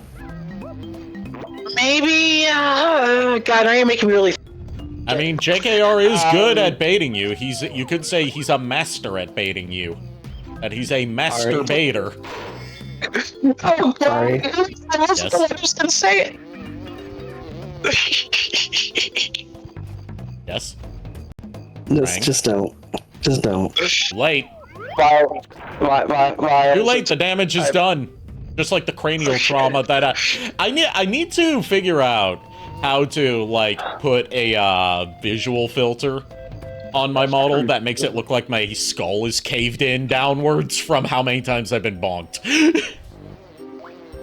Oh, God. Even though I'm pretty sure the bonk mallet hits me in the torso. And again, that is a pretty big target, so it's like, you're more likely to hit it than you are to hit my head. I was going to say, if it hit the torso, bounce then. I mean, the way the bonk works, since you can't see it, Nico, is like the mallet appears, it winds up, and then it knocks me into the background, and I ragdoll. That's why people love bonking me. Oh my god.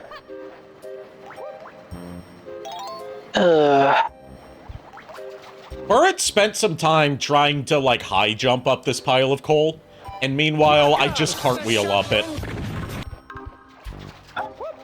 I mean, yeah, Diddy's cartwheel breaks a few things.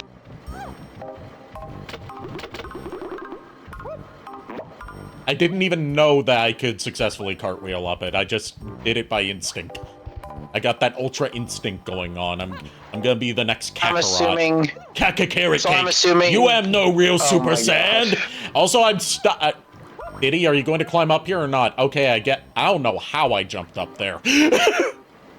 I was gonna say DK64 is very interesting. Also, are you collecting their golden banana? Their boss. I'm collecting. I'm just doing whatever I feel like and whatever. Okay, I was just curious on how you're playing because again, I'm witnessing 101% on Furt's stream, and I'm witnessing your playthrough, and I need to know what you are doing so I can good analysis. I'm just going by vibes.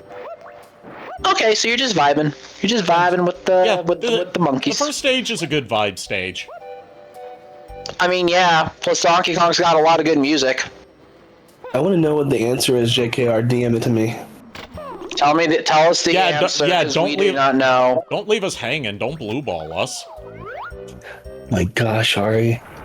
What? Okay, Blue ball can be a non-sexual. Yeah, but ask yourself. But listen and hear us out.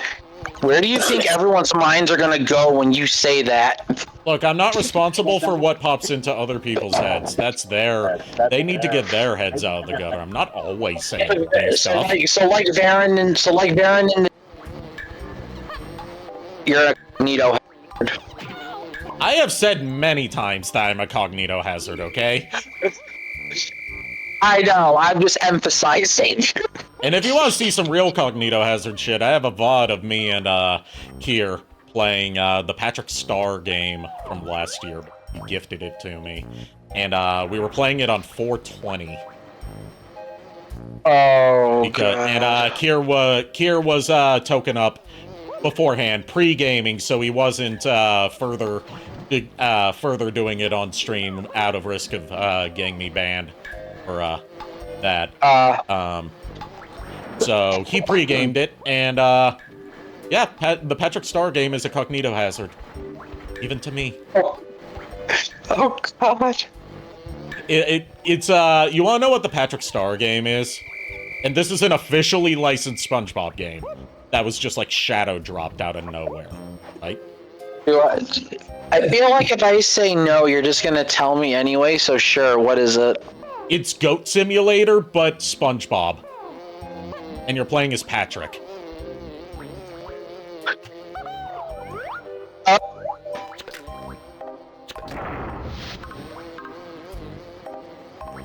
Right, so Miles, how was your day? Gosh. It's kid-focused Goat Simulator.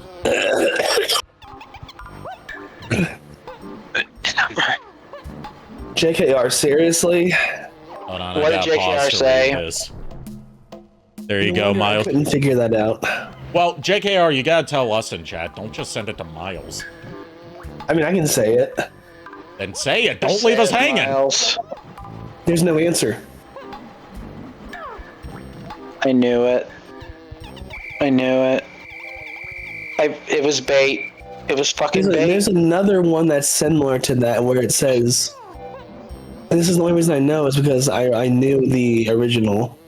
It says that someone builds a house with all sides facing south with a bear walking past. And it didn't occur to you that it was the same riddle with one detail altered.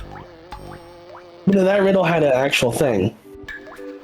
I mean, I got a riddle for you. Oh no.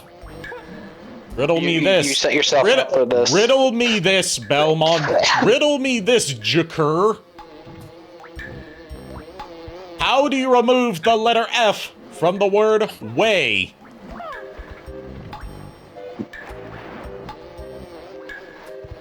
I'm not taking this bait. I'm not taking this bait.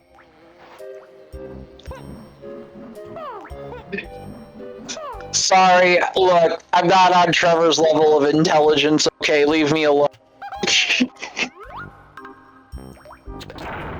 You heard me, JKR. How do you remove the letter F from the word way? W-E-I-G-H, if that helps at all.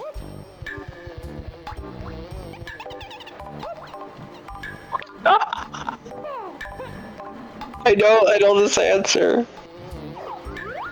This camera angle is BS. Yeah, narrow platforms and rare platformers are always BS. Can I just answer the riddle?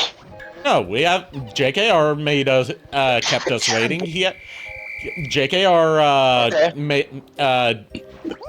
didn't just he seemed to not want Miles to tell us.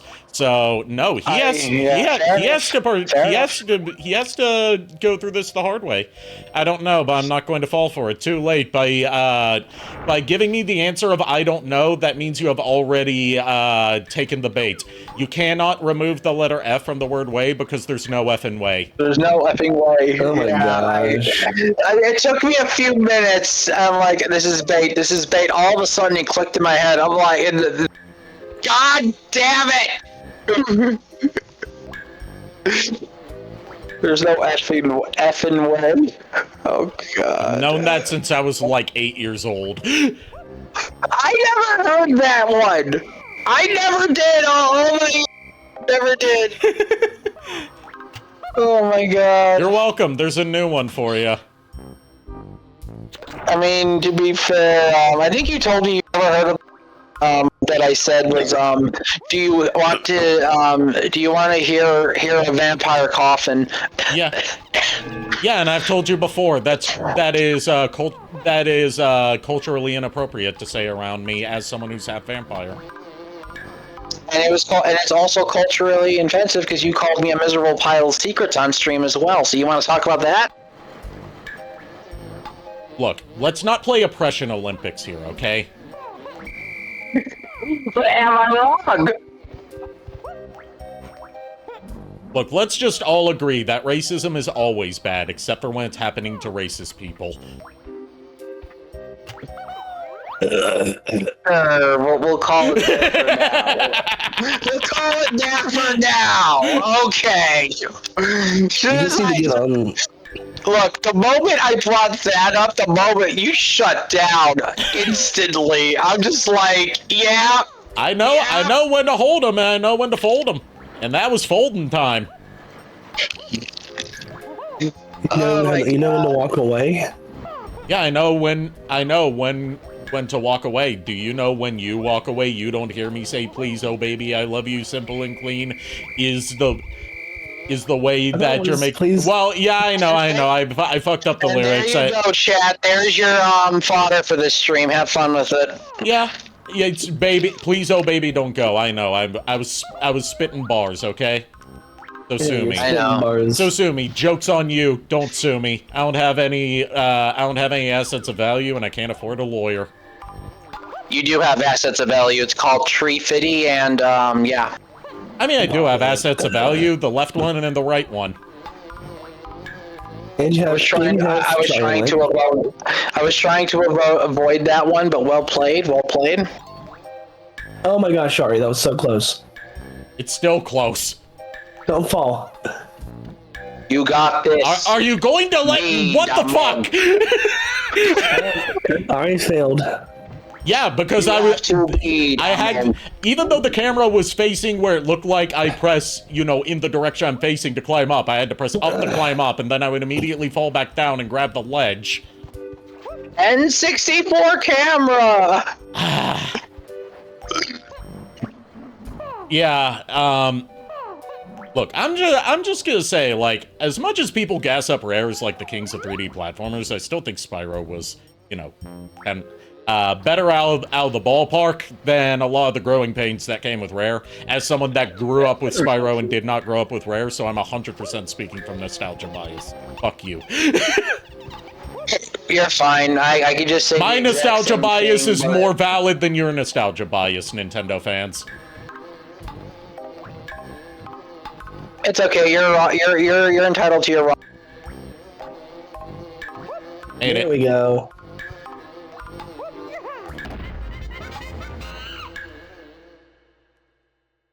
Then again, Lulu would probably. Then again, Lulu would probably come in here and chew me out for about the whole thing about me siding on the Nintendo side instead of Spyro because she loves Spyro the Dragon. I knew she had good taste.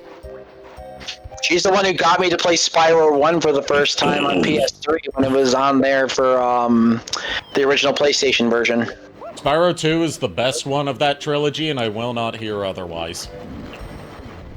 I've only I like played through 3. one. I've only played through 1, so that's my only Spyro experience. 3, it depends on 3. which release you're playing. If it's because it's one of the rare cases in PlayStation collecting where you actually don't want the Black Label release for your collection. Because the Black Label, you know, like initial release versus the budget greatest hits release. They did the Black Label release that usually goes for more on the aftermarket because it's, you know, Black Label and therefore always goes for more, is unfinished and has significant bugs in it as well as missing music tracks.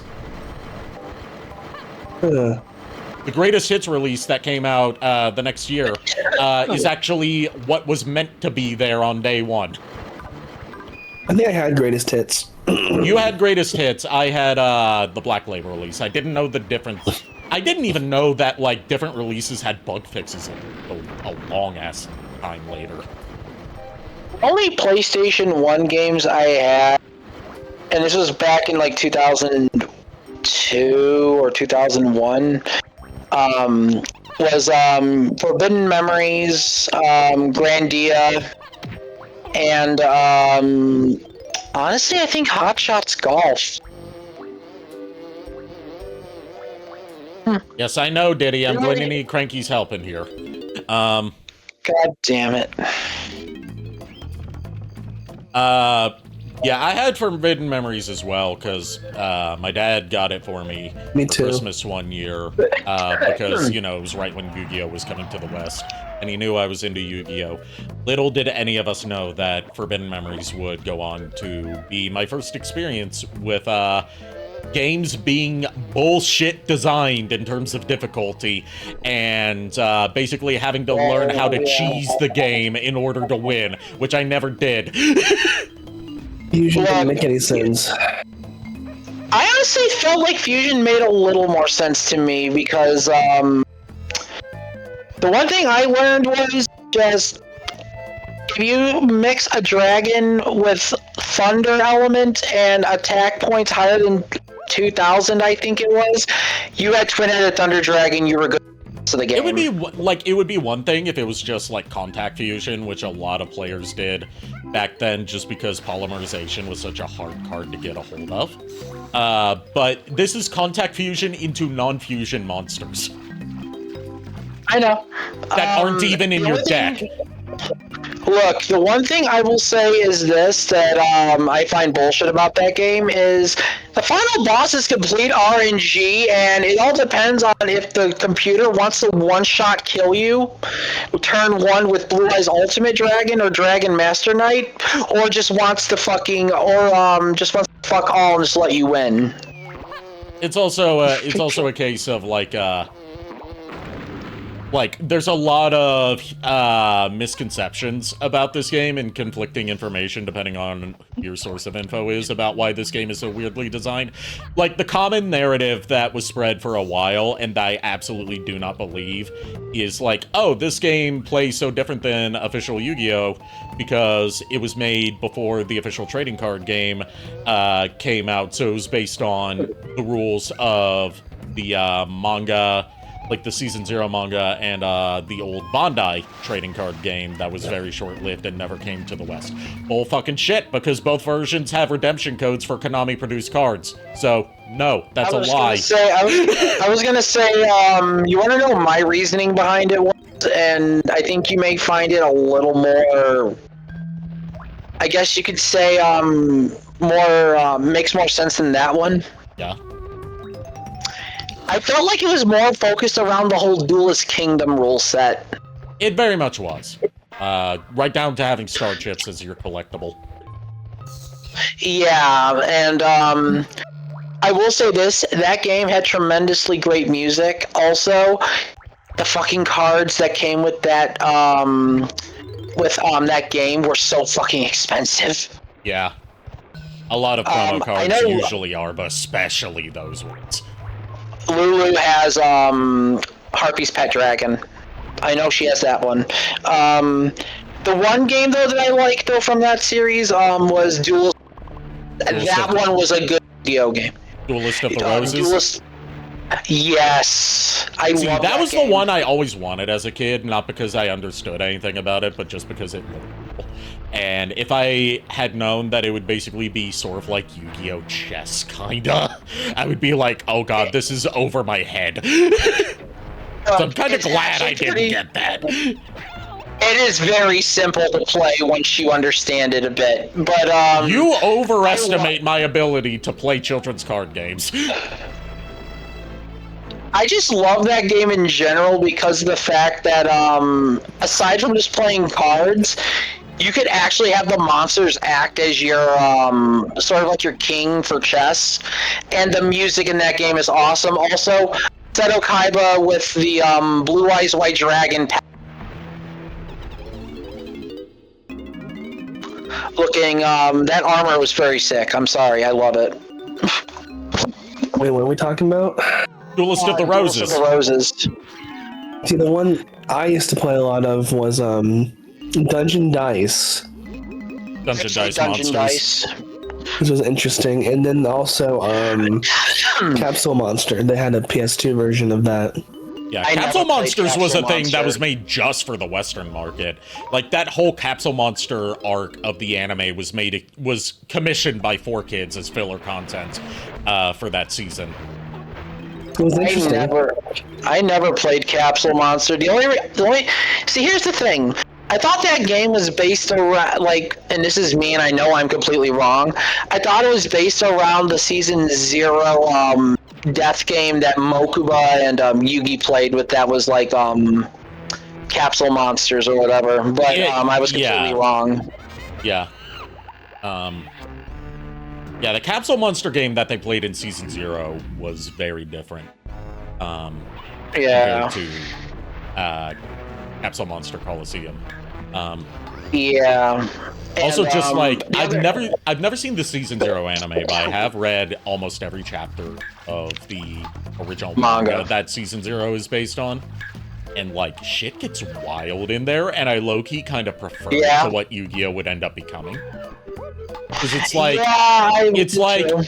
it's like Yami Yugi in there. He's not like, you know, the heroic, virtuous pharaoh trying to save the world. Jigsaw. He's he's Jigsaw in the body of a teenager. I'm gonna say this. The one thing I remember from Season 0 was there's two things I remember. One was the final battle, which was like a D&D game against Bakura. Yeah, it was a D&D game against Yami Bakura where they got trapped in the D&D pieces and had to defeat Zork Necrophades to free themselves and, you know, not die.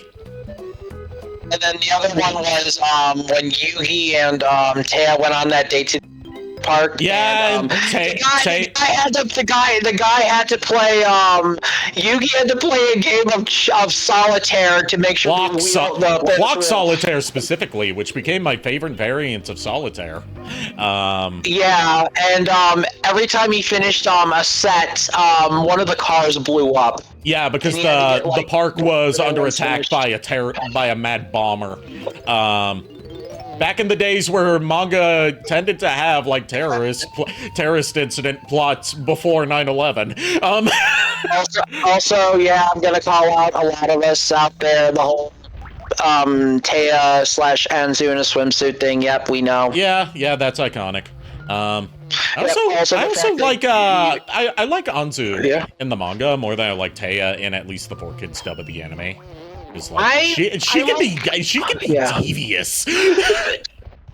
Oh yeah, no, Anzu in the manga is very, very actually since the thing is this, she had a tremendous crush on Yami. It was like thirsty levels of like crushing.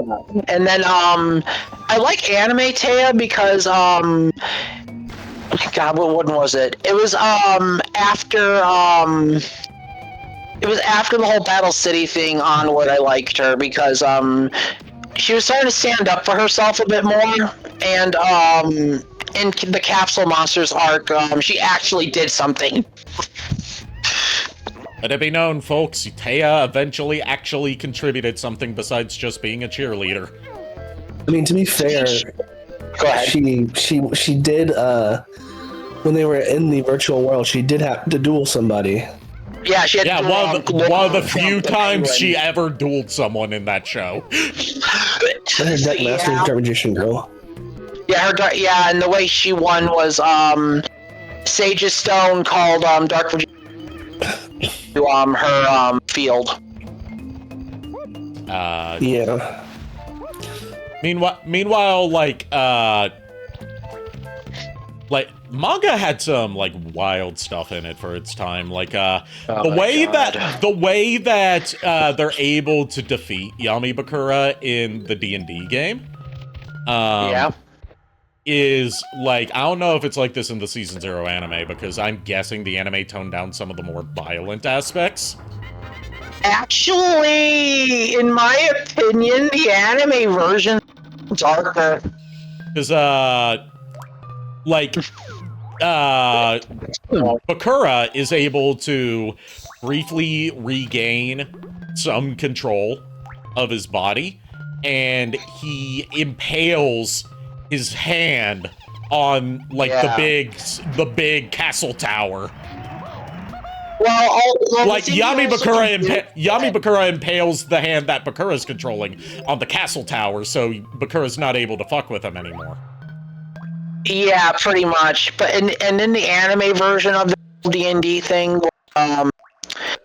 what happened was he has 3 hourglasses, one that controls time, one that allows him to possess one of the opposing player's pieces, and then the other one was of course the call is I guess you could say his final boss character, Zork.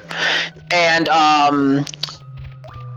the stupid thing is he has constant access to all 3 of those things all the time, no matter what, even if the sands run out.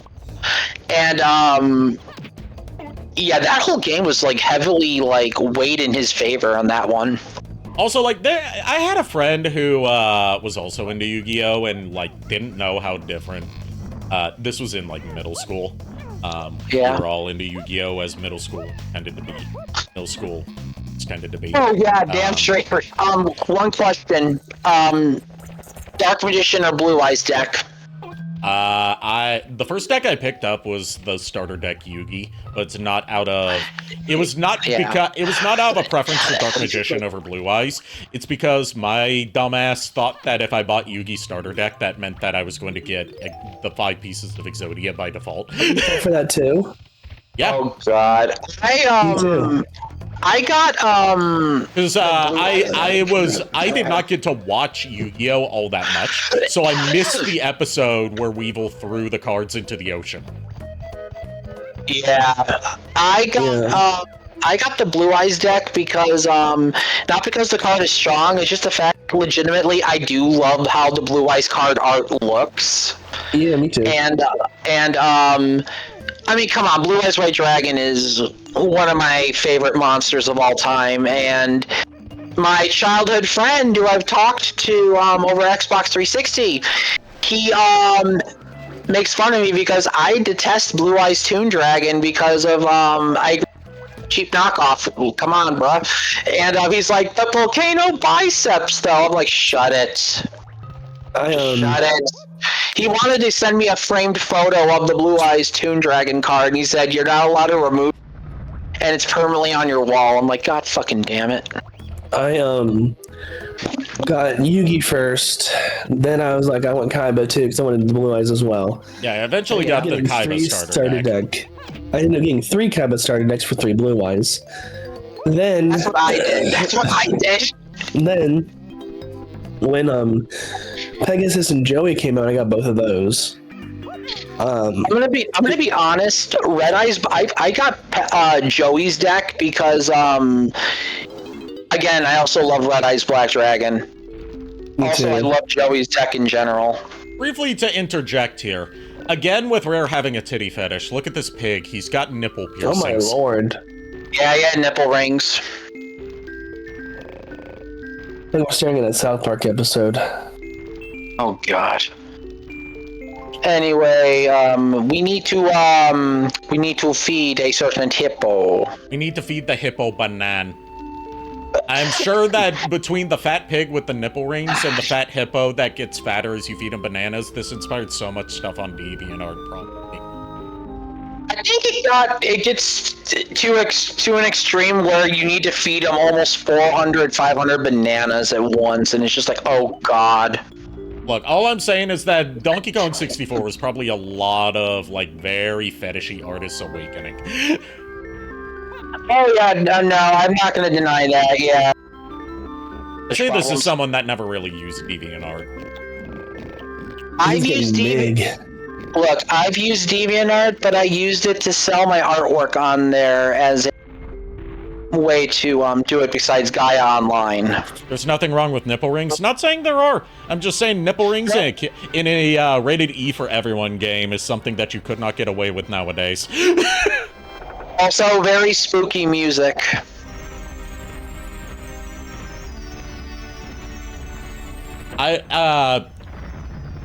Let Miles finish his story. Okay, fine. Okay. Not my mom. Or my mommy. Oh my gosh. Please don't.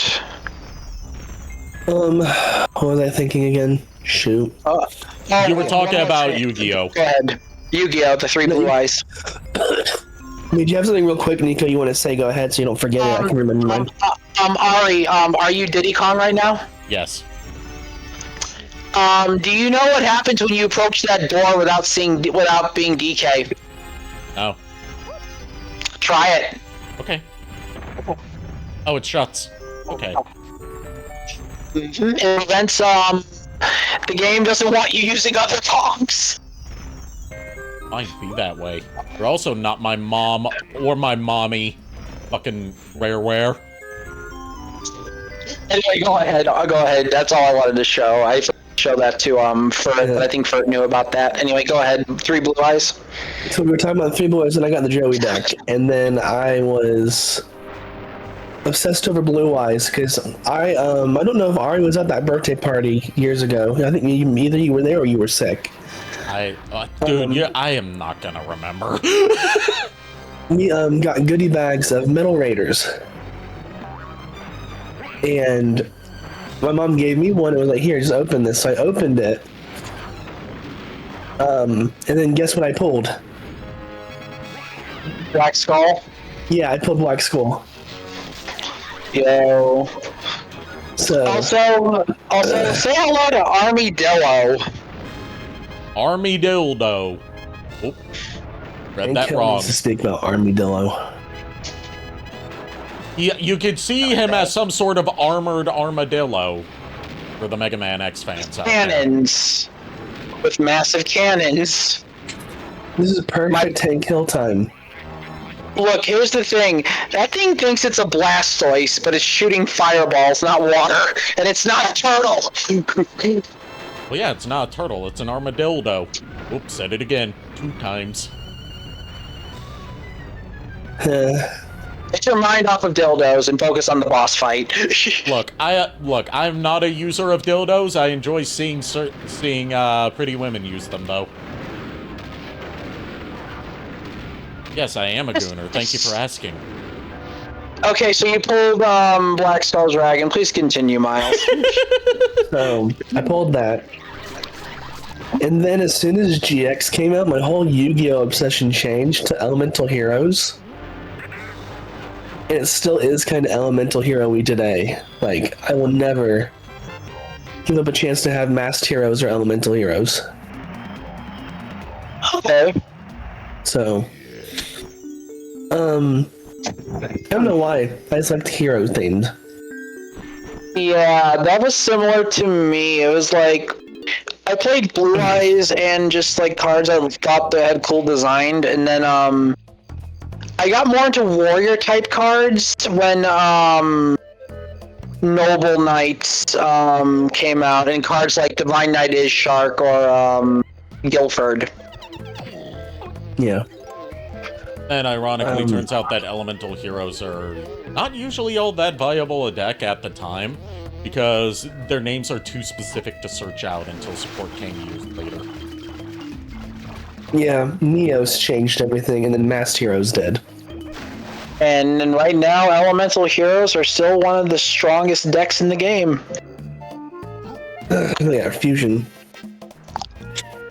But you know,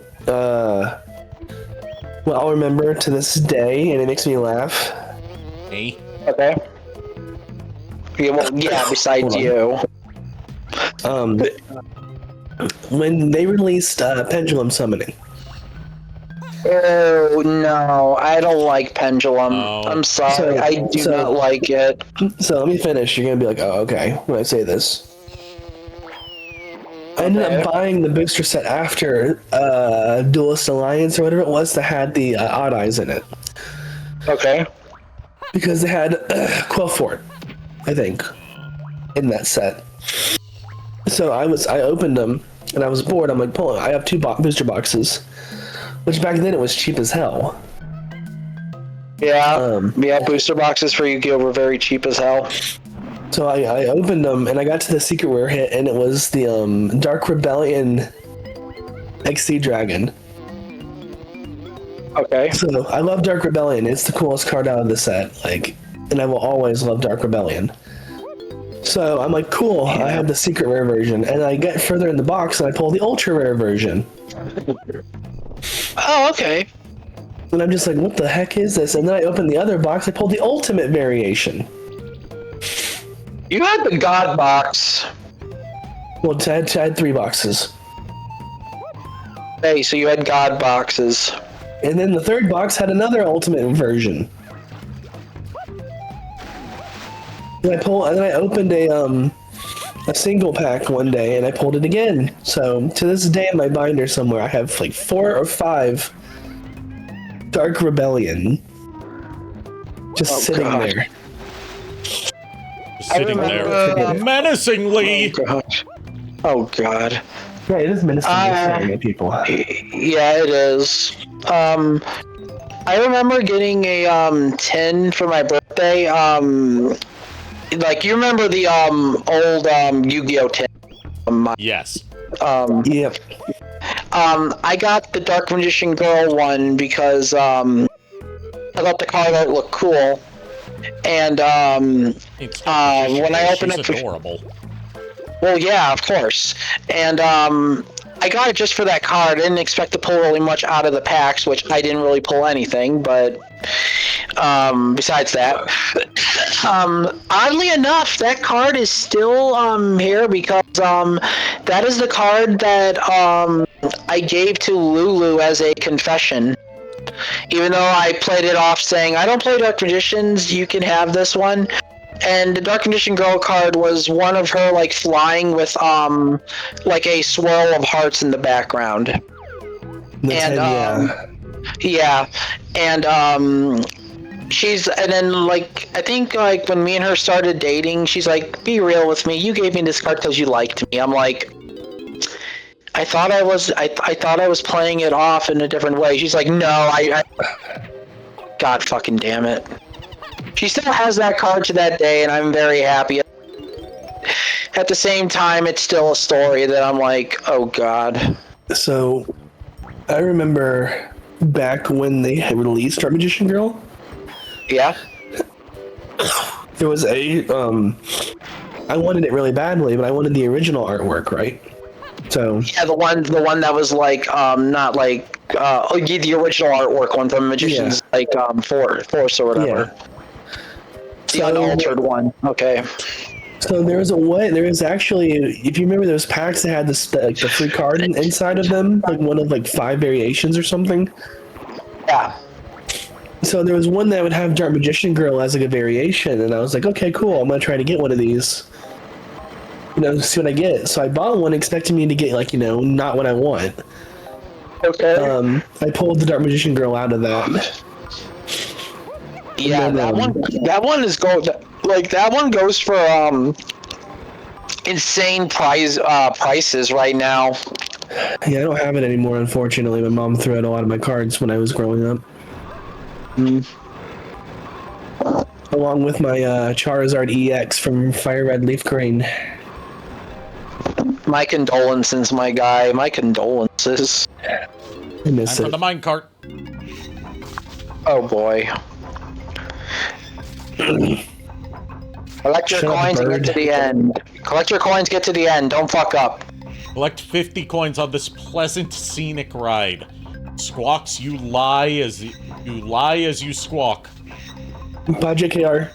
Bye, JKR. Have a good night. Have a good night, my dude. There was one, there was one card my friend had that, back then was very expensive, but, I really wanted to get.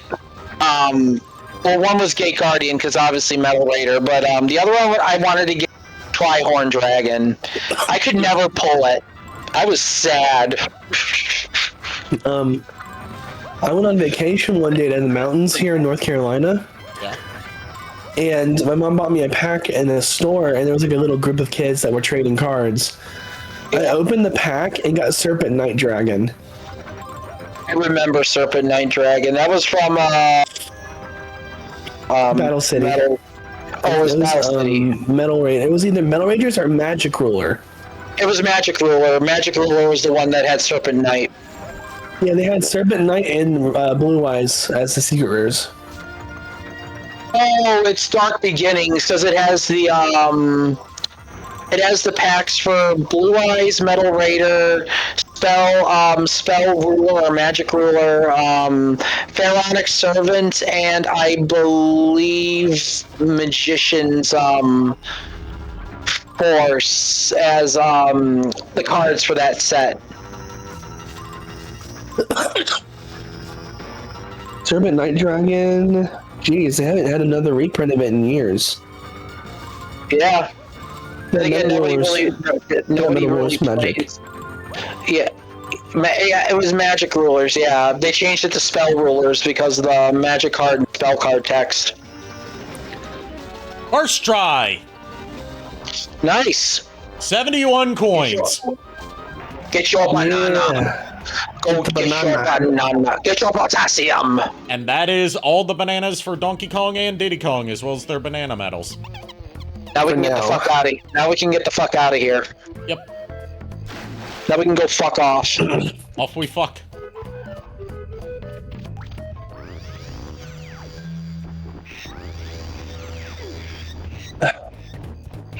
I really wish I met you back then, Miles, when I was younger, when coming out. I'd definitely be trading with you. Oh yeah, we need to show Miles we need to show Miles in chat Wrinkly Kong. Right, Wrinkly Kong. Yeah, she dead. What? Yeah, she died in between games. Oh, Don't no. be afraid, young ones. It's only me, Wrinkly Kong. My body may have passed away since DKC3, but I'm here in spirit to help you defeat those naughty crocodiles. I can use my supernatural powers to reveal to you and your friends where that rogue K. Rool has hidden some of your precious golden bananas. You can come and see me wherever you see my face. Don't be shy now, dearies. Okay, again. Oh, when she leaves, that's creepy.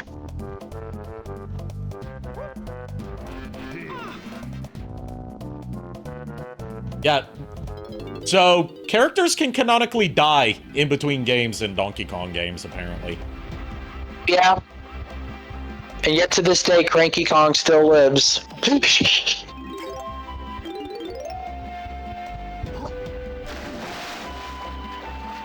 Also, I wanted to say about something that was said earlier about you saying the most terrifying King K. Rool was the one in Donkey Kong Country 2 with the blunderbuss. Technically, that wasn't King K. Rool. That was Captain K. Roolenstein. Captain K. Rool, then Baron K. Roolenstein in Donkey Kong Country 3. Same guy. Don't know why he kept on changing his name and his look.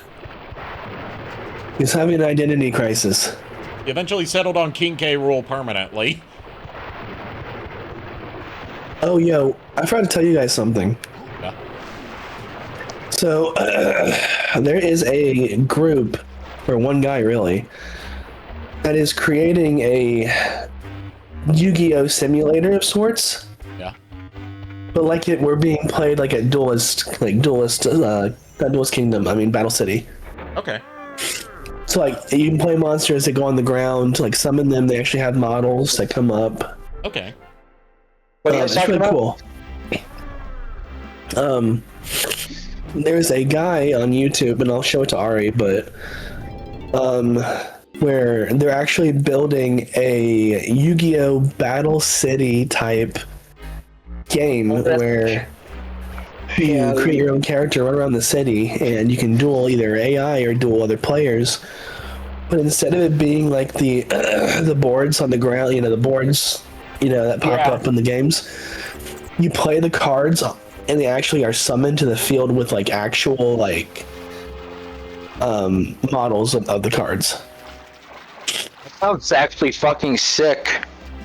Yeah, you have to, if you pledge to the guy's Patreon without realizing, no one knew this until recently. If you pledge, they'll give you free access to the closed beta. Oh. Yeah, that's usually how these kind of projects work. I don't know why people didn't know that. It's actually a lot of fun. I've been playing it for a little bit. It's hard starting up because you don't have a great deck. You just get like a Skull Servant based one with a few good cards. Yeah, you never start with a good deck in Yu-Gi-Oh! Games. That's like a fundamental rule of Yu-Gi-Oh! Video games. You start with a shit Lulu. deck. Hey, Lulu. Wolf. Oh, DK. Yes, Yeah, the too, dog I is believe. being expanded to feature length. We have, yep, pretty much. And we are, I think, going to Angry Aztec, which is World Yes, we 2. are. Yes, we are. Wolf. But yeah, Miles And was yes, also ladies and talking about gentlemen, some DJ Yu-Gi-Oh! Nico. Yeah, I know, you told me. But also, Nico also got his tail, so yes, and I got him an Amy today. Yes, he Yeah, does. And I'm happy that he got his tails finally. He was excited for that. Yeah, he's and your controller. he's sitting right next to me. Yeah, my controller's been like shipped back and forth between a whole bunch of states. It went through like 3 or 4 states in one day today. That's weird. Weird. Like, it went to Texas, Well, and then went to Oklahoma, and then it went to Missouri, and now it's left Missouri, and that's the last I saw of it. And it says it's supposed to be there tomorrow. it says. Yeah. Weird. But yeah, so it's funny how I treat Nico today. I bought him lunch. You did not. You did not have to. I told you no. Too bad. And then I also I'll let get you- him a massage. I'm gonna silence myself. I'll let you talk. Oh, sorry. Then I paid for get a massage on the chair since he refused to get a massage at the masseuse. And then we went to and then we got to that new store that it's called Trendy Toys or whatever, and bought him an Amy.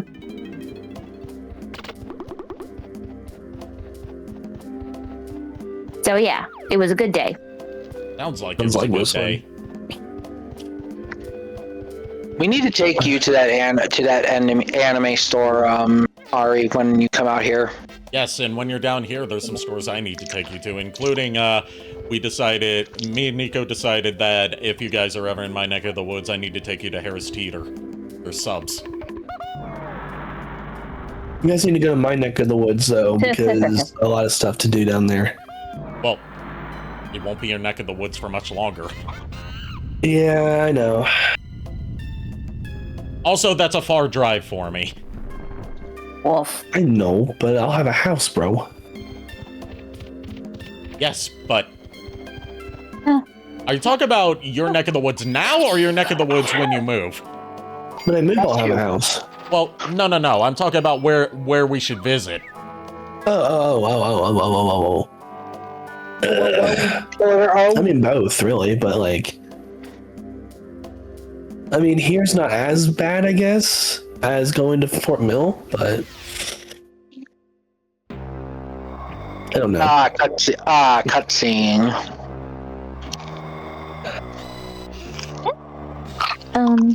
Hey, Miles, what state do you live in? He lives in the same state as me.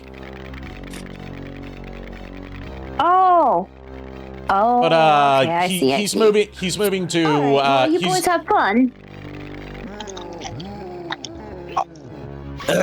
Well, I'm moving to South Carolina potentially soon, so that's why. But the part of South Carolina is like right near the border to North Carolina, and it's a part that's near where my dad and my grandparents live. Oh. So it's a place that I make occasional trips to, nice. so we could hang out in person. Yeah, Ari and I have not hung out in person in like how long now, Ari? About a little under 15 years. Yeah, it's been a while. You guys got a lot of catching up to do. Yeah. Well, you guys don't know the full story, but my family has bad opinions of people. Yeah, long story short, someone from my high school that I never shared a word with once, told his parents for some fucking reason a whole bunch of slanderous lies about me that I have genuinely considered taking legal action for if I could afford it, that have convinced them to not only hate me, but to disown him if they find out he's still in contact with. Yeah. He has bad parents, and I will say that here loudly and proudly. Yeah. You know what's kind of funny, Ari? They told me a secret a couple of weeks ago. And that is? So, you and I, we came from the same group, so to speak. My mom and dad said that out of the two people they were looking at you and me. Okay. So you could have been with them, and I could have been somewhere else. For all the trauma that I went through, I'm glad I didn't have your parents. Yeah, I'm kind of glad too. Mom's gotten better over the years, though, I'll be honest. I refuse to believe that. Well, she's being more supportive. I mean, she still I have words I cannot say on Twitch about my opinions about her, because because the words I want to say about her will get me labeled a misogynist, despite being gender fluid, and will also probably get counted as a slur, even though it shouldn't be considered one. No, I get it. But she's, like I said, taking over the business and everything thanks to her, so. She set me up with a business. What is that? Is that a camel? It's a camel. It looks like a llama mixed with a frickin'... It's a camel. A camel. Can't you tell by the hump on its back? It has pointed ears like that. That's what threw me off. Yeah, because it's a low poly N64 game. You're not gonna get perfect spheres on this platform. Look, I'm sorry, okay? I see pointed ears. I think it's a cat or a wolf or... Hey! Look, if we got perfect spheres on an N64, then this game would go to rated M. And you all know the reasons why. Look, we know that they were saving the more spherical polygons out of their polygon budget for Conker's Bad Fur Day and Jet Force Gemini. Yeah. And to a lesser extent, because it's pre-rendered sprites, but still, Killer Instinct Gold. Yeah. Alright, Miles gets to see the actual Candy Kong. Yeah, he gets to see Candy Kong in this game, and it's like, yeah, boy, this was an E-rated game, first-party Nintendo title. Yep. All I gotta say is Dong expansion. There you go. Yeah. There's the meme.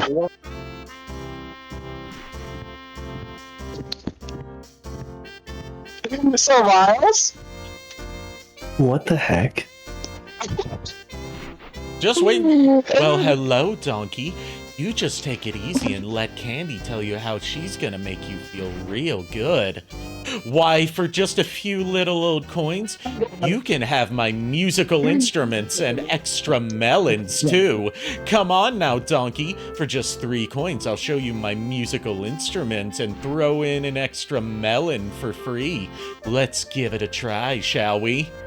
They knew damn well what they were doing by having the busty ape say talk about her melons.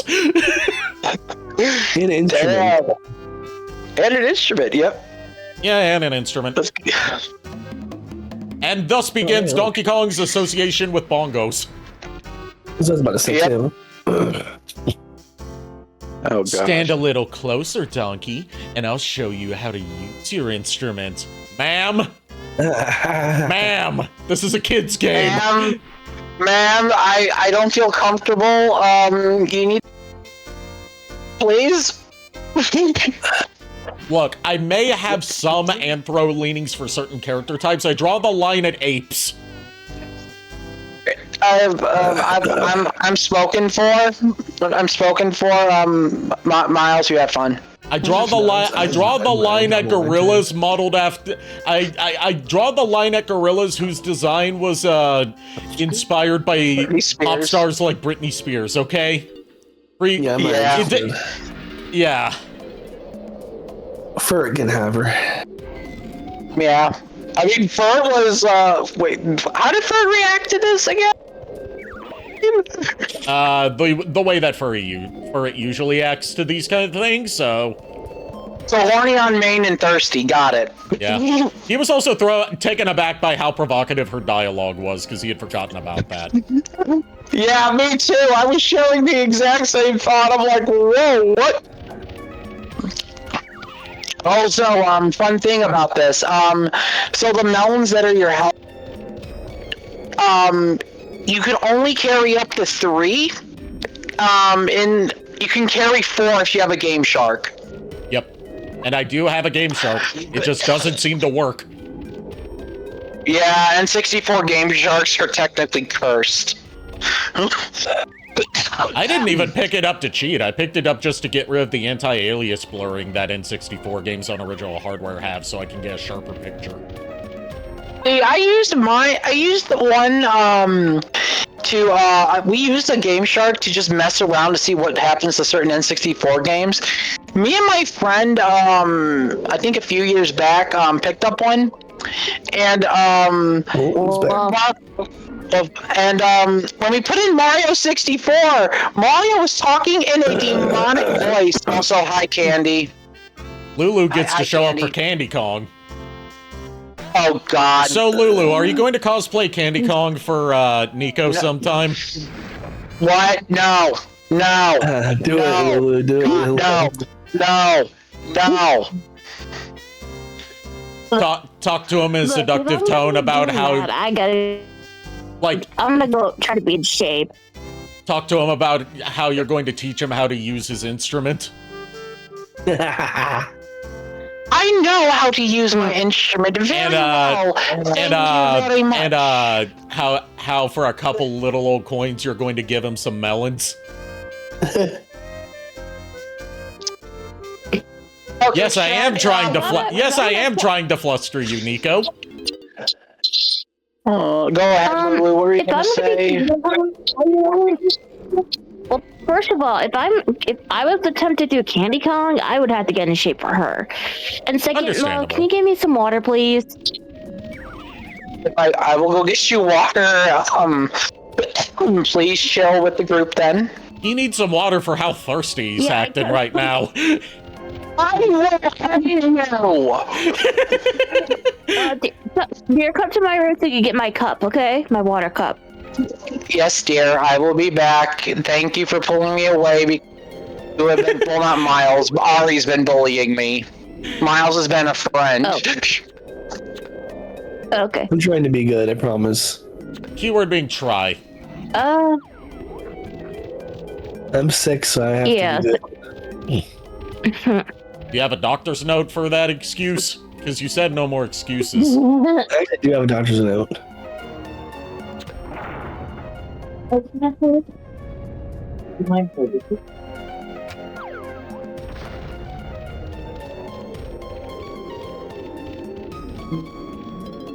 You shoot with peanuts.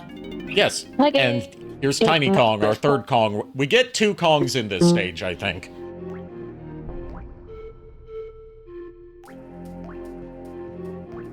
Remember, Tiny Shrink. No, not Dixie Tiny Kong. Tiny Kong. Yeah. Dixie Kong was Donkey Kong Country 2 and 3. For some reason, she's absent in this one, even though Tiny Kong functionally does the same stuff as her. Yeah, it's one of those weird things. I think they retconned it. I think they retconned it later to say that, like, Tiny Kong is a relative of Dixie Kong, and that's why they both have, like, the hair twirl thing. What you were saying? Dixie Kong's my favorite Kong. Oh, Dixie Kong's great. From what I've heard, like, she kind of breaks the game.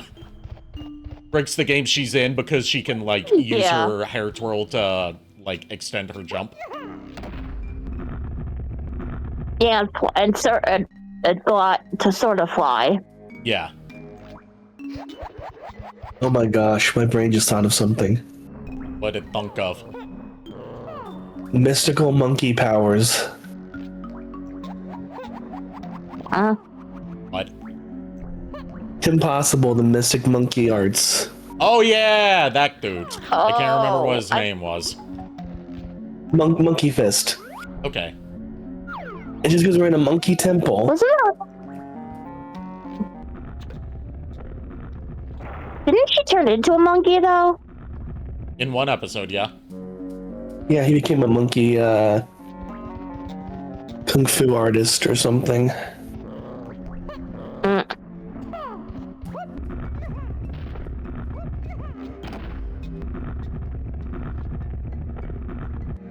You know what they say about monkeys? Return to monkey. Okay. It's a shame I didn't play this on Monday because it would have been perfect for Monkey Monday. That could be But also, you do then. Also, I didn't have my controller for this on Monday, so Make it the new Monday thing then, Monkey Monday. Monkey Monday. Monkey Monday is a thing in some circles. Yeah, it's already a thing. It's just I haven't participated in it. I could also do more Ape Escape. I could return to Ape Escape 2 for Monkey Monday. Finally finish that off and then do Ape Escape 3. Then Super Monkey Ball. I've actually never played Super Monkey Ball. I'm just throwing more monkeys out there.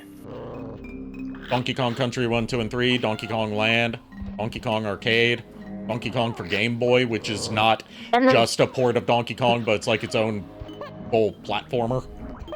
Tropical Freeze. Turns. Then you also have frickin' Diddy Kong Racing. Dragon Ball. Dragon Ball? Yeah, Dragon Ball technically counts as Monkey Monday. There's also based off of Journey to the West, and it's a game that I swear I am one of the only people that remembers. Monkey Magic for the PS1. Didn't they also come out with a game that was literally Su Wukong, like? Yeah. Can't remember what it was called, but that's some Wukong game. Yeah. I don't remember it either. That's I like just know. That's a Souls-like.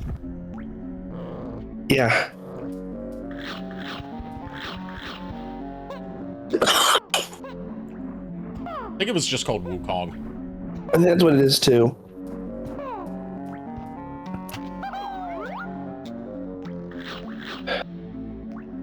Black Myth. Black Myth Wukong, yeah. I think that'd be fun. Whoa. I hate narrow platforms in Nintendo 64 3D platformers because I always fall off them. Especially in rare games I've played. You gotta take it slow, man. Or unless it's on a time limit. It is on a time limit. That's the thing. Okay.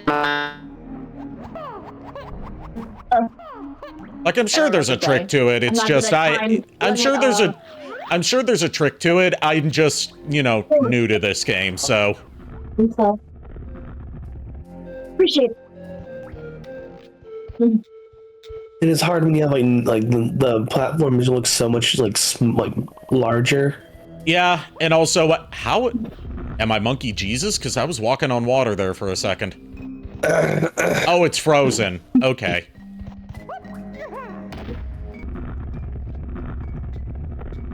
Yeah, it's also, you know, the camera's not the greatest in N64 games. I'm one of those people. I'm one of those weird. Welcome back. As I was saying, the camera's not the greatest in a lot of N64 games due to it not being an analog camera, due to there only being one analog stick. I am one of those weird fucks who argues that Sonic Adventure 1 and 2 have better cameras than games like Super Mario 64. I believe that. I mean, yeah, but to be fair, in Super Mario 64's defense, it was one of the first of its kind as well. I'm saying this because everyone, like, a lot of people argue that Super Mario 64 has, like, this perfect camera, and that the camera in Sonic Adventure 1 and 2, and that the camera in Sonic Adventure 1 and 2 was unplayably bad and always gets stuck on stuff. I'm like, are we sure you don't have those backwards? Okay, look, I'm just gonna settle this right now. All three games have shit camera, but here's the thing though. Sonic Adventure 1 and 2, their camera is meant when it's locked onto the character you are currently playing. It doesn't like turn on its own. You're always facing the character's back unless you actually change the camera to where it looks at them from the front. Mario 64, however, changes the camera on it. Yeah, the camera just does whatever the fuck it wants it. The camera does whatever the fuck it wants. I was gonna finish what I was gonna say. Go ahead. I was gonna say, the camera in Mario 4 was made into a character, and that character, being a Lakitu, fucks off and does what it wants from time to time, turning the camera to not only let you see the world itself, but it makes it very inconvenient for certain jumps and platform control. Yeah, I'm saying this from an outsider's perspective, as someone that didn't grow up with an N64, never got to play N64 as a kid, and therefore didn't grow up with games like Mario 64, but always had to put up with so many years of people saying, like, Sonic Adventure games have inherently bad cameras that are objectively bad, and they're so glitchy, and Sonic in 3D has never been good. Mario got it perfect the first time. Why couldn't Sonic? I'm like, this is entirely my nostalgia bias speaking, and I will admit that, but I would argue that Mario 64 gets an unfair free pass from so many people compared to Sonic Adventure just because it came out first, whereas Sonic Team didn't have the chance to work on 3D games during the Saturn era outside of Nights into Dreams and Burning Rangers. Yeah. So, like, yeah, there's two different. Basically, there's always a higher standard for Sonic than there is for Mario. Mario always gets a free pass. In my opinion on that one, I'm just gonna say this.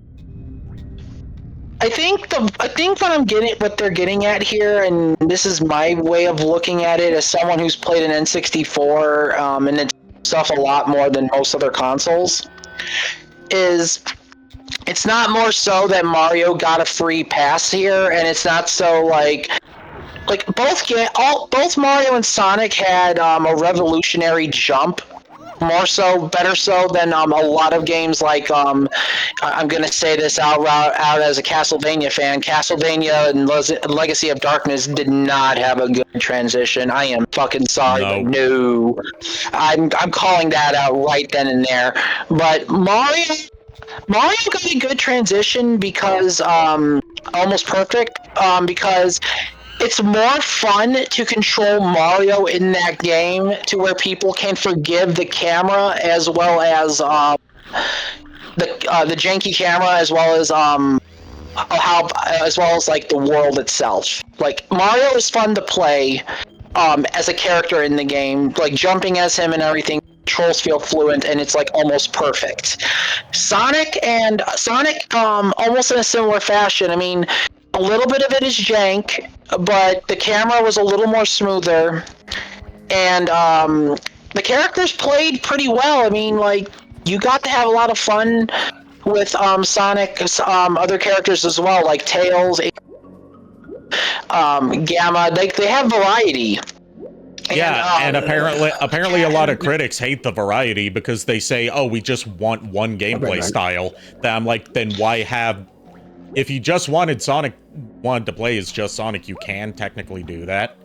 But, like, the reason they design multiple characters is because Sonic's so fast that you would clear the stages too quickly. You would have too short of a game for $50. Yeah, but I have two things I can say about that. One, people want something to bitch and complain about. Yeah, they always... want something to bitch and complain about when it comes to Sonic. Yeah, but second, people expect perfection from games that they hold to a high standard, and I'm going to be honest with you. If you're going into a game expecting perfection, you're always going to be disappointed 9 times out.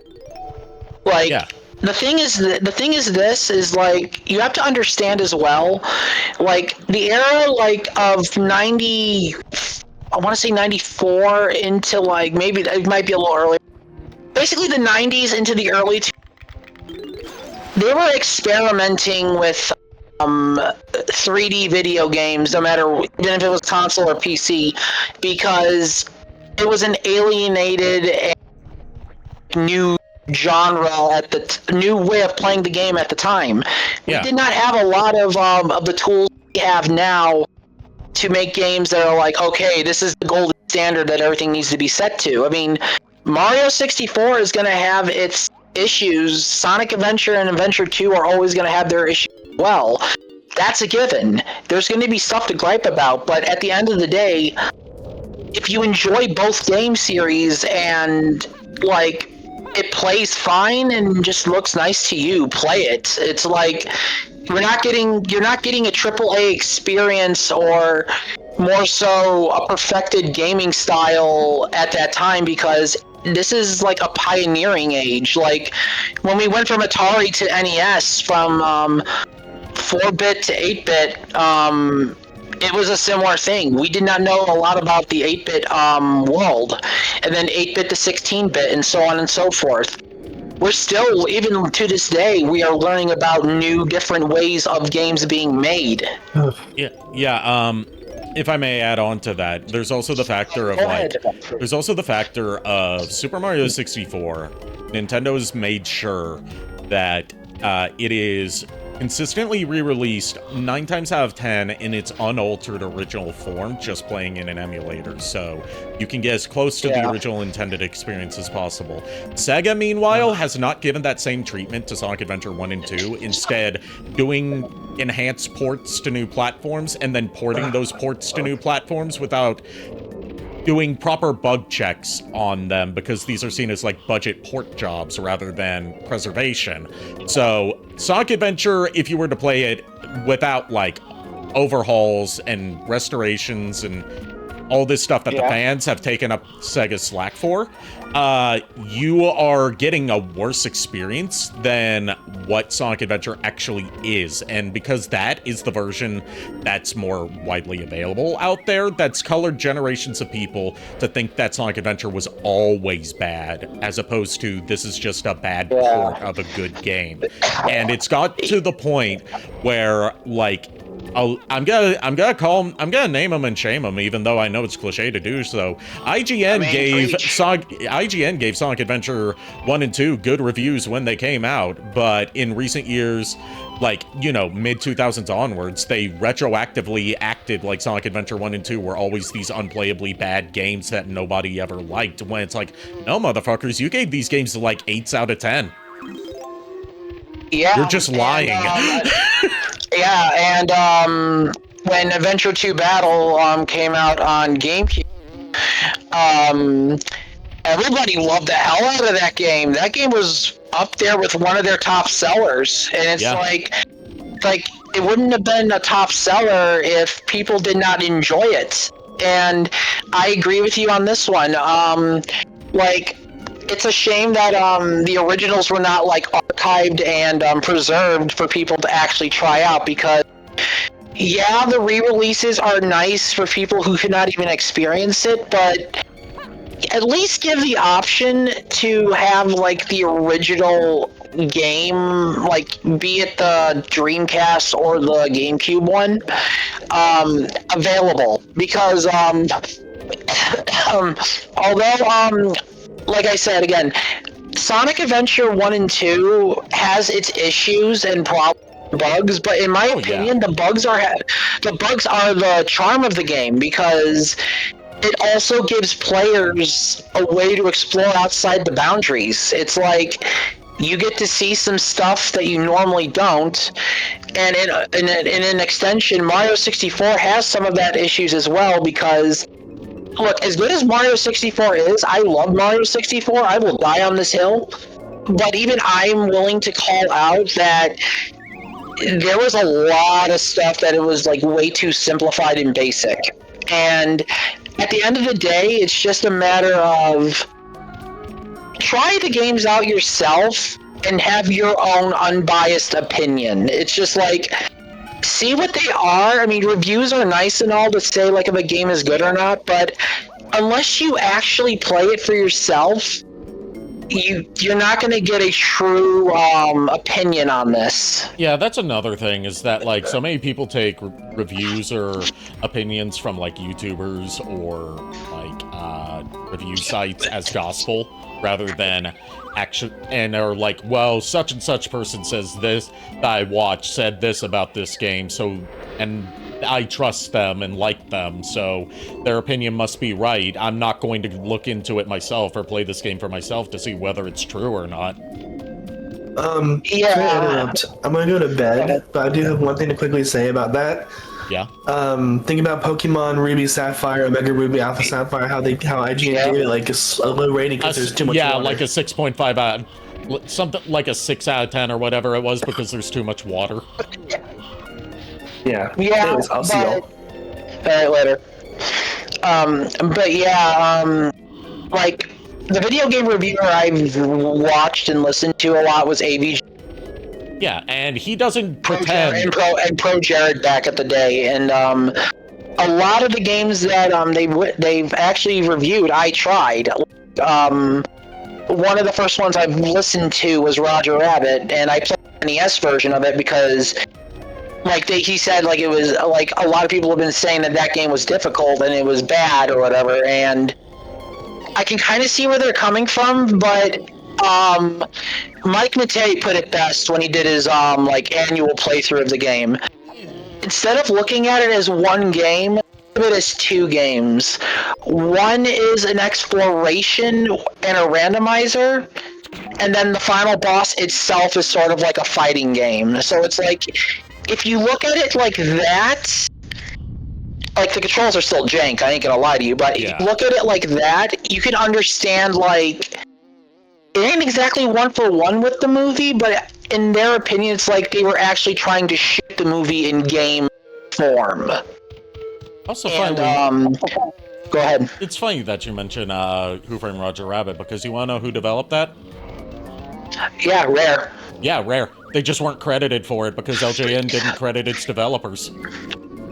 Pretty much, yeah, and I've played through that game and beaten it. You've seen me beating it. Yes, I have. I have, and it was frustrating, but it also doesn't help the fact that a lot of the game is unfinished because the when AVGN or said the weapons do not work on the judge, they do. It's just when I died one time and I actually came back, I decided to try like one of the other weapons. It hit and damaged him. But then when I died again and I tried it again, it didn't work anymore. It tells me that the game, the code, it's not finished. Yeah, it was a bug, rather than like forcing you to fight a fist fight with the final boss. It's just, it was a bug they didn't have time to patch, or like iron out, rather. Yeah, so in short, yeah, you got points, but it didn't hurt the boss, but then you find out the weapons do hurt him, and then you're just thinking, okay, that doesn't make sense, because also explosives hurt him, but and everything. That's another thing that has been proven, because it just means like games like that or other NES games were not finished. Yeah. They were just rushed out. So it's a matter of like play the games for yourself and actually see if the review lives up to what it is. I'll also say this about, like, AVGN is a particular case where a lot of people take his reviews as gospel, when, like, he himself has said, like, he's not trying to do a serious analytical review of these games. He's getting comedic content out of it, and, like, the entire thing of, like, you know, the Angry Video Game Nerd is that, like, he's supposed to be kind of pathetic, because he's, like, a grown-ass man getting mad over old-ass games that piss him off, and him, like, having this grudge and vendetta against people that made them, when it's like, this is the most minor inconvenience you could have in your life, and he's letting it ruin his life. That's the entire point of the nerd. Yeah, but people like to look at him as if he's genuinely, like, doing a serious critique of these games. And no, he himself has said that's not it. Yeah, because, two things about that. One of my friends who I talk to still, she thought that the Angry Video Gamer was actually how he is in real life. And I'm like, no, that's just a character. I'm like, no, that's just a character that James Rolfe plays. And she's like, wait, really? He's a very soft-spoken guy in real life. Yeah, I was going to say, I showed her the Barbie episode where he showed how he makes a nerd episode in the background. And she was surprised about that. And then, James and Mike Mondays, they go more into detail about some of the stuff. Like, yeah, they make a lot of jokes, but when they actually sit down and play the games, they actually analyze it, sometimes beat them and have fun with it. And James Rolfe even said that like he has, like, there's a lot of games where he considered for an AVN episode, but they were either okay or there was nothing much to talk about. And that's why also the Neo Geo episode didn't happen, because Neo Geo, although there was a scene where he put a cartridge on a scale during one of the openings, Neo Geo didn't really have that many bad of games. Yeah. And there was not really much nerd material for him to get at. Yeah, since Neo Geo games were basically just arcade games, you didn't get, like, games made for the home Neo Geo console. They were just the arcade games. So, like, your material there is limited. There are some bad games that were Neo Geo arcade games, but they're few and far between. Like, the big one that people point out as, like, the worst Neo Geo game is probably Ashita no Joe, or Legend of Success Joe as it's also known, or Tomorrow's Joe as it should properly be known. But, like, that's like one bad game out of the whole library. That's not enough, and it's just a bad Punch-Out clone. That's it. Yeah, but the bottom line, and this is coming again from me, literally try out a lot of the games that you hear about and see if they actually live up to the review. Because the review, in my opinion, it's just it's a matter of like giving you their view on it, but it isn't gospel. Like, unless you actually play the games yourself and dig deep into looking on how the games function, then make your judgment. Like, because a lot of good games could, a lot of bad games could actually surprise you and may end up becoming one of your. Yeah, it's why, one of my more recent things, like, you know, I talk about how, like, I play a lot trash, games. Yeah. Yeah. This is a thing that I've picked up from, he used to be known as the Happy Video Game Nerd, but he's now known as Stop Skeletons from Fighting, or just known by his fans as Uncle Derek. He said something in one of his videos, that stuck with me when it came to, like, playing bad games, or, playing games that are considered bad, right? Okay. There are no truly, like, bad games per se, because a game is not just, you know, like, a game is multiple elements coming together, and it's an experience rather than just a narrative or just mechanics, or just visuals. It's so many things coming together. They're interesting games. There are games that are worth talking about, that give you something to chat with people about and share your experience with. And there are games that aren't worth talking about. There are games that are just uninteresting. Or, the way he puts it is good garbo and bad garbo, when it comes to bad games. Like, there are bad games that are absolutely horrendous to play, but, like, they give you a lot to talk about or, like, riff on, or they may have an interesting story behind why they are the way they are. And then there's, you know, kind of like your slop games that are, you know, they're just bland, and that's why they're bad. They're bad because they don't engage you, or, like, they're designed poorly in a way that's not, like, fun to make fun of or, like, interesting to dissect, but it's, like, plainly obvious why it doesn't work. I also have another thing I want to bring up as well. So it's, I think, not AVGI, but I think it was the one where they play land. They were talking about, like, the generation around then that played either 360, PS3/4, and they always bring that up in media, like with South Park, Big Bang Theory, and everything, but they ignore Nintendo. I think, and they said that they consider Nintendo just for kids, whereas PlayStation and Xbox were the adult consoles. Yeah. But Mike Matei brings up a good point, that Nintendo's console had, like, the games were more cartoony, but there was a lot more ideas there and a lot more, like, interesting concepts.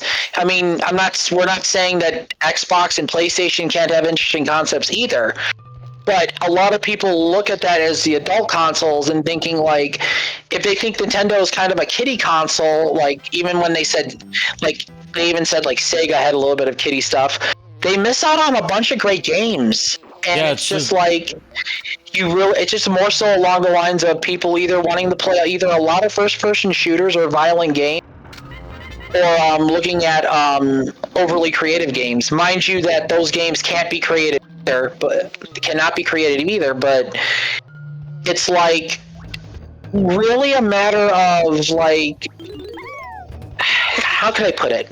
It's like, I feel like one side was missed out on, and people are just now experiencing some of the Nintendo stuff they have now than what Xbox and Xbox and PlayStation did nowadays. Yeah. And it's, go ahead. Sorry, I'm been rambling. I'm in agreement, and I think, like, a good way of putting it is that this may not exactly be your intention by what you mean by it, but, like, my input on it is people are looking at the visuals like the visual aspect of it and writing it off as, oh, this is just for kids. When, like, there are so many, like, they're thinking just because it's got, like, bright colors or a cartoony art style, that means, oh, it's kiddie slop. Whereas, like, a lot of the, you know, gritty, grim, adult, rah-rah, mature games can be more immature than quote-unquote kiddie games. And,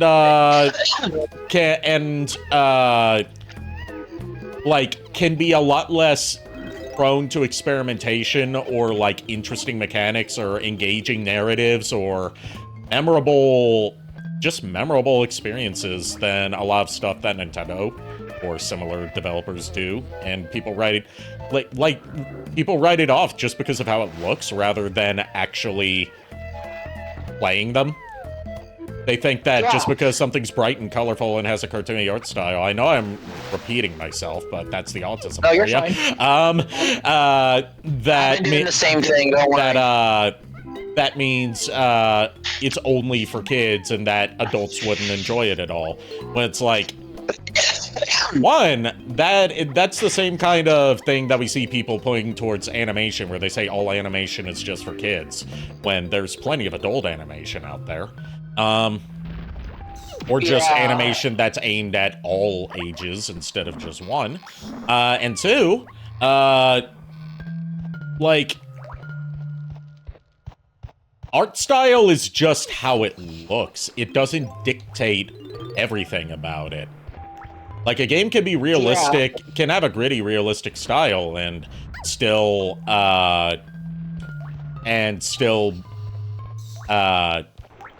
you know, tell a wacky, out there, story. And a game can have a cartoon. Conker's Bad Fur Day. That game's got a cartoony art style that you would associate with a kid's game, and it's very much not for kids.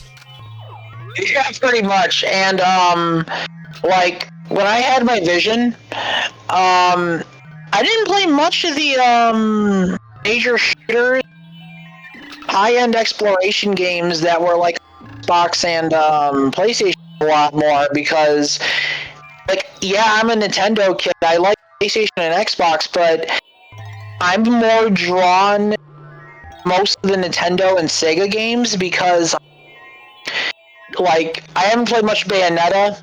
I didn't really play much Devil May Cry at the time because at the time it wasn't on my radar. But I played a lot of Mario, Sonic, hell, even Castlevania can be a little story in Dracula X, and look at that ending. It would not. Yeah. But it is. And it's just a matter of enjoying, like, I enjoy, like, a lot of the lighthearted and fun nostalgic games, in my opinion, I guess you can say.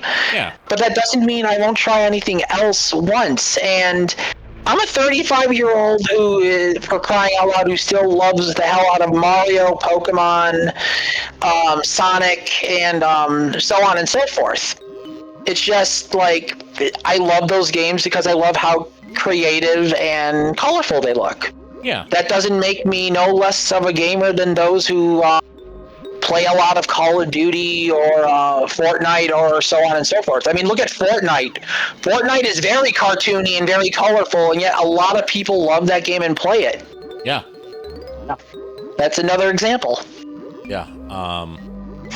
I was also, you've got the cogs in my brain turning, thinking about, like, discussion of reviews. I gotta stop doing that. Because I have a lot of thoughts on, like, the reviews are gospel thing and, like, people's unwillingness to engage with media and would rather passively observe it through someone else that they through reviews from someone that they like, and all that kind of stuff. Like, I have a lot of thoughts on that I could totally make an essay about. But, like, I'm totally sorry. Yeah, no, it's okay. I like having discussions about, like, media literacy and media consumption and the role that critics play in shaping the public consciousness and their consumption of media. And meanwhile, we are expanding Dong as... All of this as we're Speaking of expanding this. Dong, yes. And all this sprung off of, like, me being a Sonic fan who's tired of, seeing Sonic get slandered by people who don't play Sonic.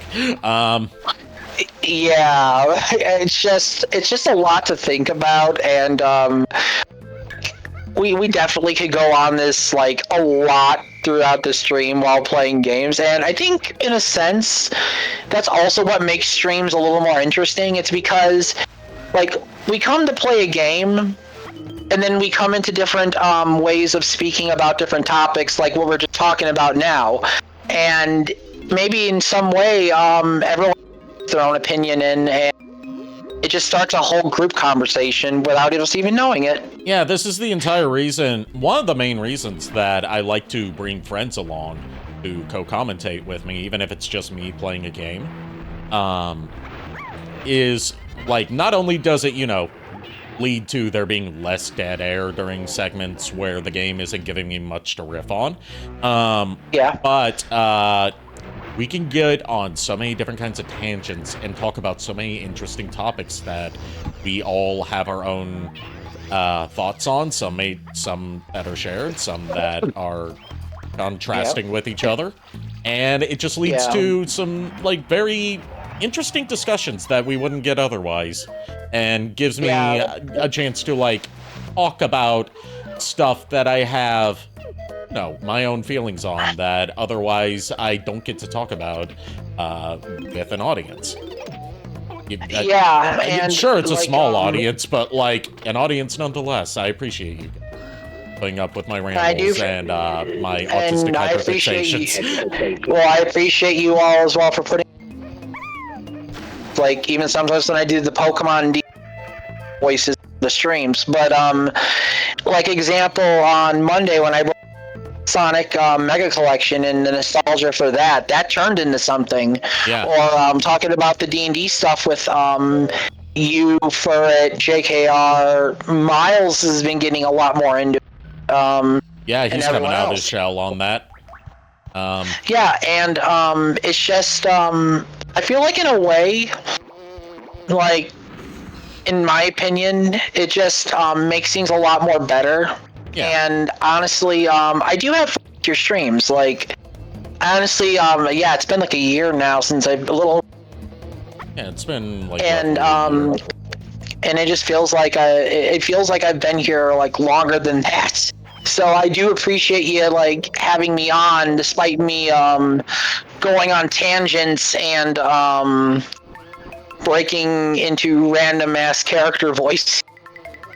Yeah. Sorry. I'm just trying to think of what to say next. But yeah. How about little monkey throwing? Oh, monkey. Return to monkey. Monkey. Give me monkey. Everything must either return to monkey or become crab. Those are the two paths of evolution. There is a third path that most people don't know about. Yeah. Either return to monkey, return to crab, or expand dong, which is what we're doing right now. Expand dong and return to monkey are basically the same thing at this point. Yeah, they're pretty much. God damn it. This is a good night. This is a good night.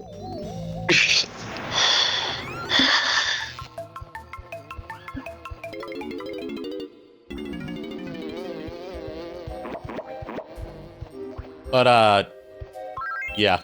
This is where we get into stuff that I'm less familiar with Donkey Kong 64. Like, Angry Aztec onwards is where it's more new territory for me. Because, like, yeah, I did get to, I think, like, the third world, maybe. Yeah. I can't remember. I would have to check my save file on the Wii U version, and that would require hooking up the Wii U. If I may, real quick. I was gonna say, another good reason why good that you and Ferd are doing and one being like just your own experience. Yeah. If there's anything we can't figure out now, you can learn from Furret's stream. Yeah, and Furret figured out what that one banana he was missing in Diddy's section of Donkey Kong 64 Stream 1 was, and I ended up getting that one on my first try, just like, you know, playing Stream of Consciousness. Not trying to brag, but I'm saying, like, I knew where the others were because of him. Gamer. I knew where the others were because I had just watched him play it. And that left me to find the other one on my own. Yeah, which is why, in a sense, the two streams play off of each other. Also, the only tip I have, just look around and explore all your options. Like, just have fun. It's a collectathon. Explore. Yeah, this is the most collectathon you will probably play. I mean, I'm no one's father, or in the sense of my Gardevoir, I'm no one's mother. But play the game the way you play. Play as you play, bro. I know there are people that say, like, oh, you have to play it 100% because it's a game that's meant to be completed 100%. I'm like, no. For your first playthrough, probably not. This game is known to ask a little bit much of the player. Yeah. Like, to the point where there's debates about whether this game is partly, if not solely, responsible for killing off interest in 3D collectathon platformers for, like, a whole console generation, because it just asks so much of you for 100%. And yet, the Lego Star Wars games and some of the Jimmy Neutron games for game.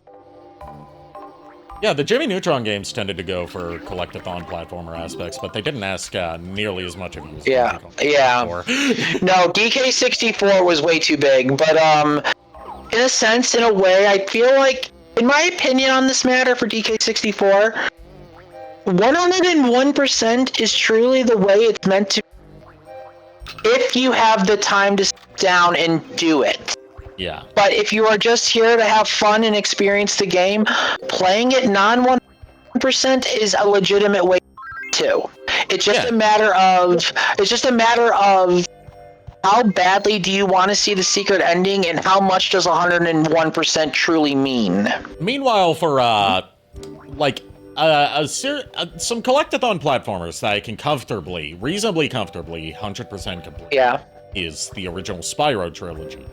And part of that, for me, as well as for Crash Bandicoot 2 and 3, but not Crash Bandicoot 1, is that the true endings for most of those games are behind that 100% complete.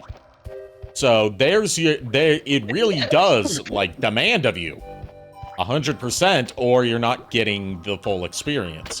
Whereas a lot of the rare games, and this is to a benefit, they're like, you get the true ending if you don't 100% complete the game, but you get some extras if you do. Yeah, and it's either like very Easter eggy or extras you could use in multiplayer. But in my opinion, with collecting 100% is a matter of two things. One, is it worth it to me? And two, want to take. Yeah, a big factor in is like, is the reward for 100% completion worth the effort? Worth the effort that the game is demanding of? That is something to take into consideration. Like, with Crash Bandicoot, Crash Bandicoot 4 goes above and beyond to such absurd degrees that it makes Donkey Kong 64 look tame for 100% completion. And it makes you, it doesn't just ask that you get every collectible in the game. It demands perfection in your time trial runs from you, in a game that is very much not perfect with its collision. Like, you know, have you played much Crash Bandicoot? I played Crash a little bit of Crash 2, and Crash Bandicoot. Okay, so playing it simply, Crash Bandicoot 3 introduces time trials, and the time trials are required for 100% completion, because getting the relics that you get for completing time trials unlocks some extra stages that have their own collectibles in them that are needed for getting the true ending. Okay. There are 3 levels of time trial relics in Crash Bandicoot 3. There are the Sapphire relics, which are for, basically the rank 3 time, like just barely getting basically through. Bronze, silver, gold, basically, it's Sapphire, Gold, and Platinum. Platinum are just bragging rights.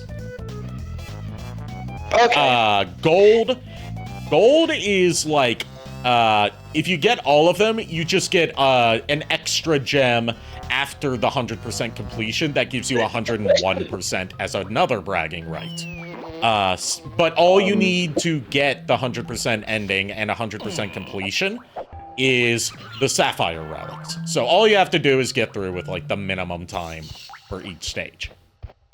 Yeah, another example with the whole 100%. Well, I played the first Banjo. I wasn't finished with sorry. The thought train. Long pause. The thought train I was on, because like with me going off of your point of like how much the game asks of you, determining whether you should 100% it. Yeah. Crash Bandicoot 4, the one that came out in 2020, not Wrath of Cortex. Okay. The time trials are going to be the make or break for your enjoyment of 100% completing the game, because you cannot just get by with Sapphire relics anymore. Sapphire is worthless now. You have to get, I believe, Gold or Platinum only for it to count towards the 100% completion, which at that point, why have the lower ranks if they don't count? Yeah. And that 100% completion is not satisfying, because there's technically 2 tiers of 100% completion. Yeah, it's like true percent or just regular. And they 100%. each have their own. They each have their own unlockables behind them. Like, if you get 100% completion for beating the game, getting all the gems, which there are 6 per stage now, including some that require beating each stage, which some of them are long, and some of them are very hard, beating them in 3 deaths or less, getting all of those, and then doing the inverted versions of each stage, which are basically mirrored versions with their own gimmicks tied to either visual or, physics effects. Okay. So basically you have to play every stage, including boss fights, twice, and get 6 gems per version of that stage. That totals up to, like, fucking hundreds of gems. And then getting the time trials in those stages. Yeah, that's not worth it. I'm sorry, but all no. of that gets you a, like, joke, where are they now ending? But if you want the true 101% completion, which gets you a teaser for the next game that may or may not even come out at this point, you have to then get the perfect relics in every stage, which requires doing a flawless... You know Crash Bandicoot 1, how you had to get through every stage without dying once, and breaking every box in order to get the gem in each stage? Basically, you needed to perfect it, yeah. Yes, but you also have to do everything you would do while for like a 6-gem run in one run of the stage without dying once. Yeah, no, I'm good. And all it gets you is like a 20-second video teasing the return of Uka Uka after he's kind of like written out the story at the beginning of the game. It's like, okay, too bad Crash 5 was canceled. Yeah. Another example of this is, I guess, Banjo-Kazooie and Tooie. Like, yeah. Love Banjo. But here's the thing. When I play Banjo-Kazooie, I want to 100% it because, Like, you have to. Like, it's just like a autistic, like, itch I have. It's like, either if I find out I missed something, I want to go back and get it. And it helps that it's satisfying to collect things in there. Well, it's not only just that. Like, if you collect everything in the game, it's the final boss of that game ridiculously easy. Yeah, there's like an actual tangible benefit to doing it. Well, yeah, because you get like, not only do you get like full refills on every one of your, you get double health bar for the final boss. And then, Tui, I love Tui, don't get me wrong, but with all the backtracking and a lot of stuff, you could easily forget what jiggies you're missing. And a lot of it is just like, do you really want to go and do that, or do you just want to beat the game? Because the reward for 100% in that one is not worth it. I mean, you unlock, like, what, a jukebox or something to listen to music and jollies? But it's just, that one I don't 100%, because I'm just like, I just want to play through sets. Like, and that's the difference. It's just, Kazooie 1, I want to collect everything. Time. I like to time myself to see if I can do a lot of it on my, because it's fun to do. But then I play Tui and I'm just like, I'll just play through it like normal. I don't really want to. I don't want 100%. Yeah, another game series, even though really only 3 games in the series ask you to do this, because one of them's more of like a party game, and the other was never released outside of Japan, so I've never played it. Ape Escape, because they not only do they narratively work in 100% completion, to where you cannot 100% complete the game until after getting the normal ending. Which is something I prefer. Actually, is like, oh, you beat the game normally, now here's the stuff you need to get everything you missed out on. I kind of like that. It encourages basically a second run. Also, but it also could. Sorry, go ahead. I wanted to add to that. With Ape Escape's unique approach to its take on a collectathon platformer, by making the collectibles the monkeys that are basically a type of enemy in the stage, it feels like it just feels natural to go back and get the rest of them. You don't want to leave any of the others around, because half the fun is chasing the monkeys. Pretty much, and what you said about percent. I feel like that's a better way to go about it as well, but for the reasoning for me, if you play through the game the first time and you feel like you either enjoyed it or hated it, it gives you the option to go back and saying, okay, I want to truly see what happens after I get everything. And like, I've already got the normal ending, maybe I want to push myself to go and see what happens beyond that. It gives you an option. Go even further beyond, like Goku. Pretty much, and just like in general, like, here's one thing I will never 100% no matter what, because I'm not like, for example, with the Mario games, they're a pain in the ass to 100%, but I love 100%ing Mario 64.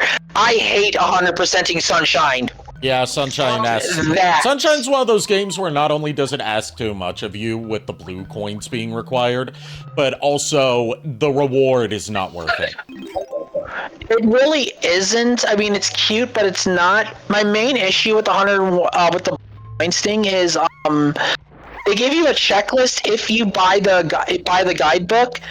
They don't give you a checklist in game. That, I think, if they added that checklist in game at least, then maybe it would be a little bit better, but at the end of the day, it's just like, no, like, why would, like, besides, beating the game is just super straightforward with Sunshine. Like, you could do it super easy without getting Shine Sprite.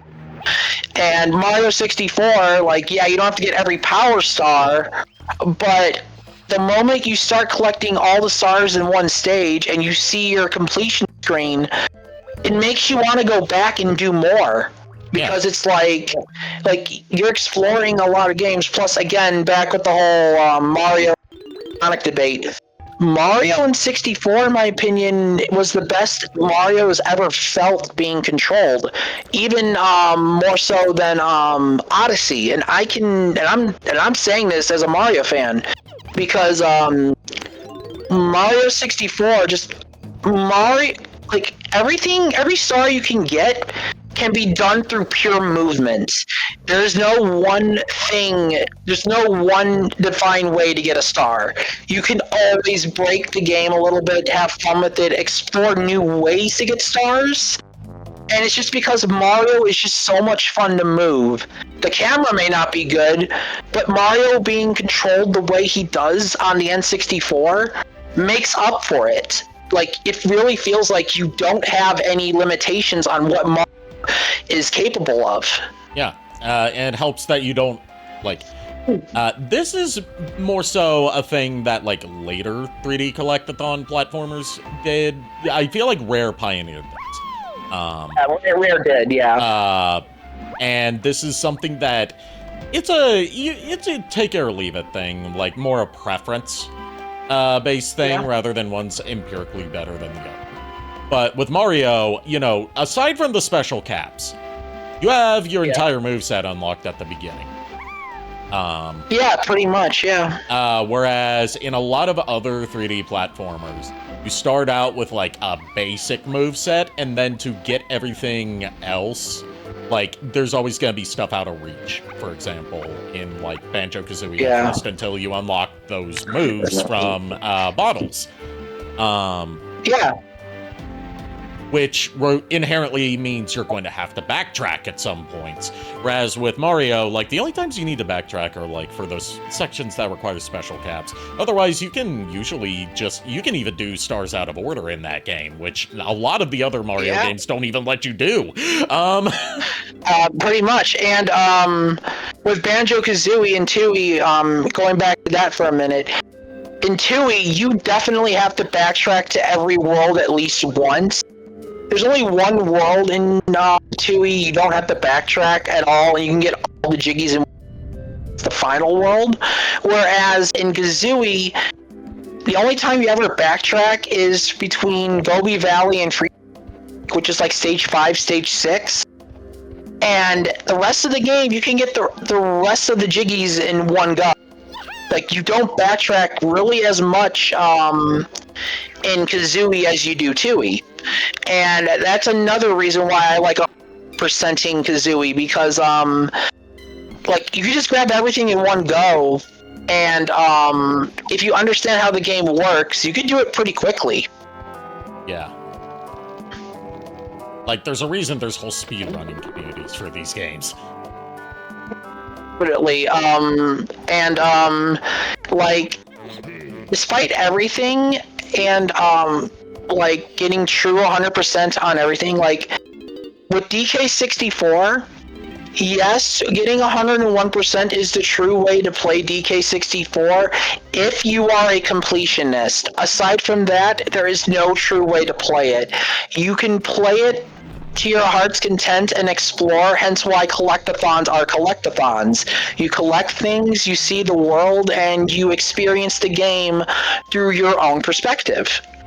Yeah, that's now that you're bringing up, and we've gotten onto this subject of specifically 3D collectathons, I would like to circle back a bit to like a lot of the talk of like a lot of the unfair criticism and like double standards used towards Sonic Adventure 1 and 2.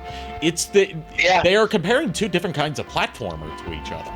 They're comparing, like, the common comparison point that a lot of people make is, like, a lot of these critics and non-fans make is Super Mario 64 versus Sonic Adventure 1 and 2, because, you know, first 3D outings for these characters, but, like, one's a 3D collectathon, the other is, like, a stage-to-stage action game. I don't feel like that's really a fair point of comparison other than just the 3D angle. Because they're going for two different experiences. Yeah, because with Mario, again, it's a collectathon. You're collecting stars, coins, and everything, and yeah, that's how it is. Whereas Sonic, in terms of its 3D standards and how they do things, you're collecting emblems, but the emblem, and aside from Sonic Adventure, which if you're gonna compare both 64 and Adventures, Adventure 1 is more closer to 64 because you're exploring a little bit more than just going stage to stage. But giving Sonic Adventure fairness in this, in a sense, in a way, it was first of its kind because Sonic Adventure combined a lot of mini games with different character play styles and different ways to interact with the world. And Adventure is just more so free exploration, whereas Adventure 2 Battle is just like, again, stage to stage. You're only collecting all the emblems, and even those games have their 100%. It's just a matter of how fun the game is to you and how you want to go about it. Like, comparing 64 and both Sonic Adventure 1 and 2, honestly, yeah, you're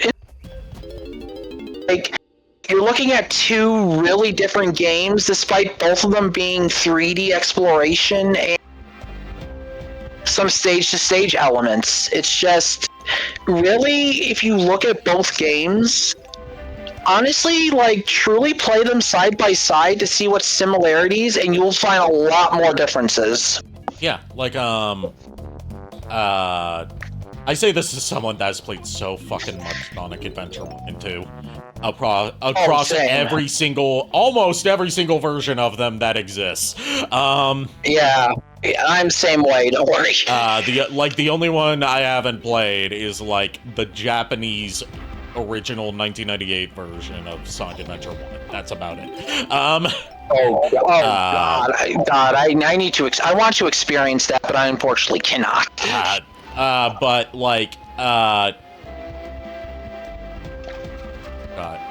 It's like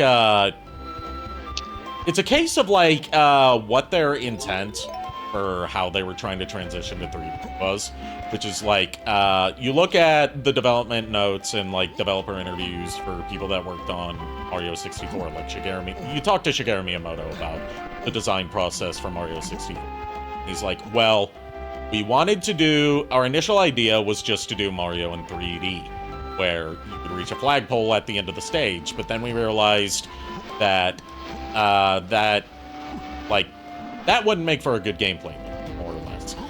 So we made a smaller number of stages that you would revisit multiple times with different objectives each time, letting you explore the same stages in new ways and basically kind of make a puzzle element out of how to complete the stage. That's a brilliant idea. I say this as someone that's not too big on Mario 64 compared to like Mario Sunshine or Galaxy, from what I've played of those. But like, it's a brilliant idea. What Sonic Adventure is trying to do is, and Sonic Adventure 2 especially is trying to do, is, okay, Sonic in 2D was about you gotta go fast, and it's not just, gotta go fast, get from beginning to end. It's, well, there's multiple paths you can take. There's a harder path usually that is more rewarding because it allows you to get through the stage with a better time.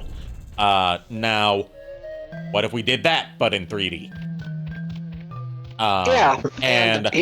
There's talk of like how they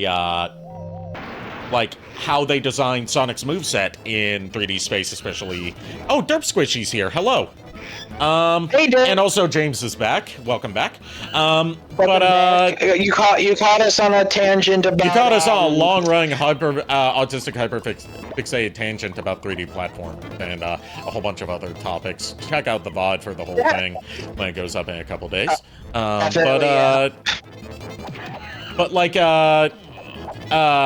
They design, like, just like they designed Mario's moveset around being acrobatic to allow you reach Yeah. places in all sorts of different ways, depending on how you want to approach it. The homing attack for Sonic, combined with his floaty mid-air control, was made so, like, okay, jumping on enemies in 3D space is a pain in the ass. You know that even from 3D Mario, right?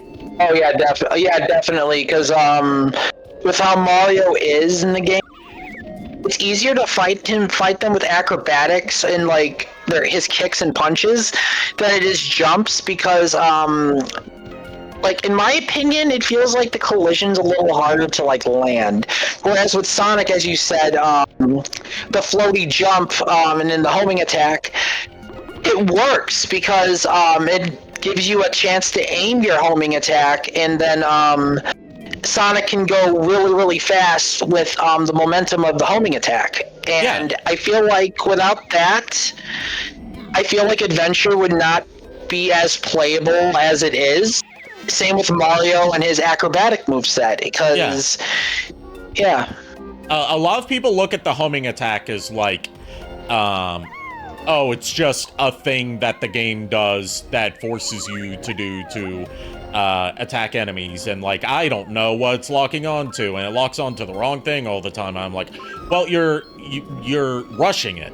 You're just spamming the homing attack without like thinking about like, okay, what, like, yeah, you can spam the homing attack in a lot of areas, and in a lot of places, it encourages that, like chaining homing attacks across enemies to cross gaps. Sonic Adventure 2 does that more than Sonic Adventure 1, but that's a satisfying way to use it.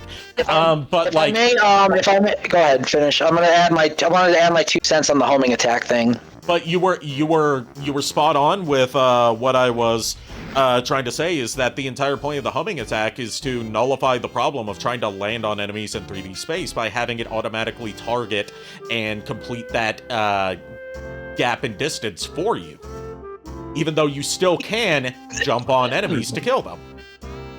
Yeah, and the homing attack may not always be as reliable because it may, but you also have to understand this. What other games have kind of play style and moveset with other characters off the top of your head? And actually think about it, because in a way, Sonic Adventure kind of like did a lot of things first before like some other games too, like Sonic's homing attack ability, Big the Cat fishing in the world. What else is there? Amy's play style and moveset a little bit, or Amy's Amy's gameplay style, which, let's be real, is just Resident Evil 3 before Resident Evil 3 was a thing.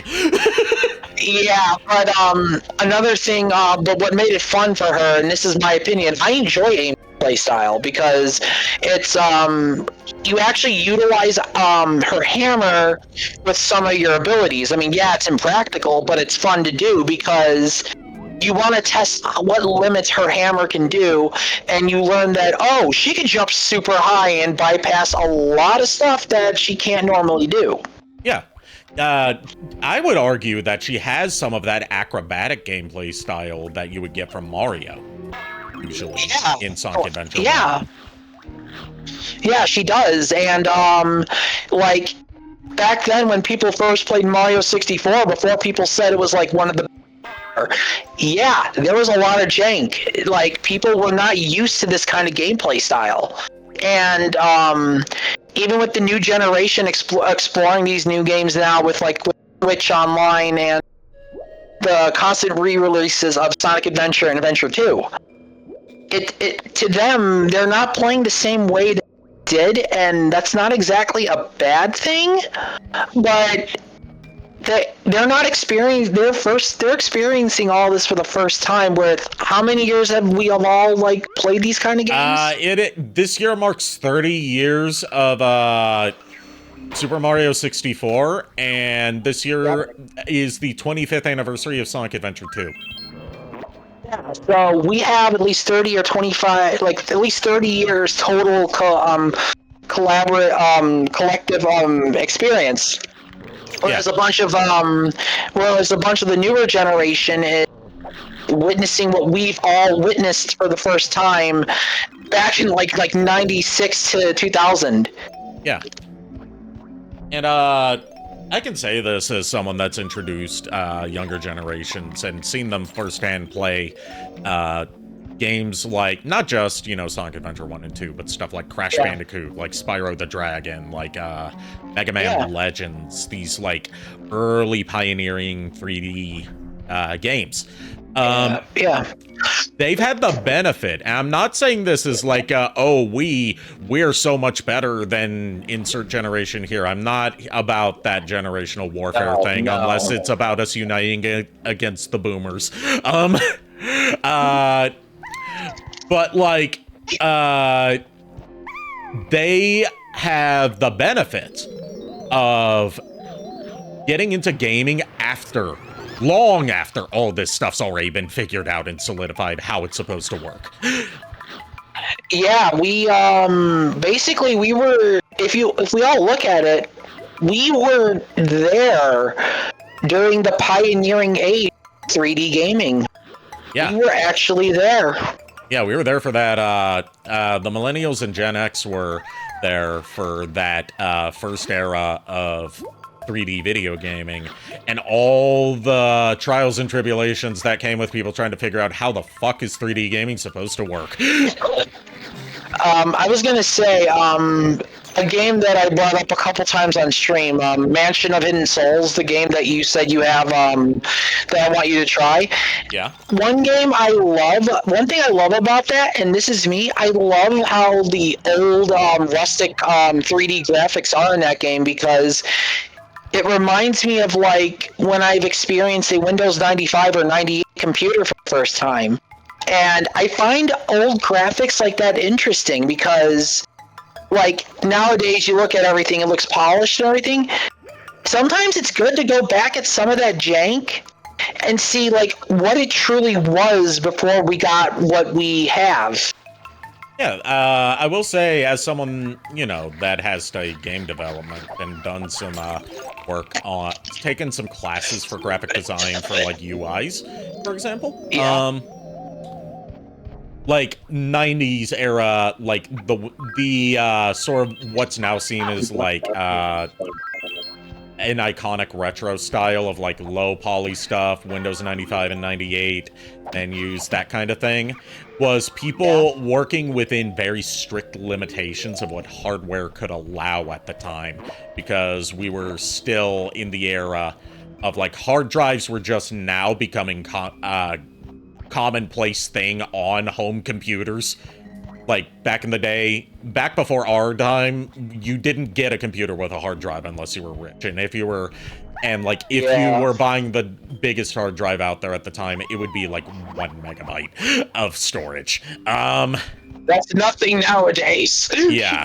I like hell, not all that long ago, like 15 years ago, when I got my first MacBook, it had like 256 megabytes of RAM. No, 512 megabytes of RAM, and like a 128 gigabyte hard drive. That's nothing. Yeah, that is nothing. Nowadays, we got, like, stuff that's, like, 8 terabyte or something. I forgot how much we got now. Yeah, you can, if you really want to overspend, you can get petabyte hard drives now that are 1,000 terabytes. What the fuck? Petabyte? Oh, God. Okay, okay. And you're going to need that for Western games that have, like, 100 gigabyte downloads. That fill up a hard drive fast. Anything on Unreal Engine 5 is gonna eat up all that space real quick.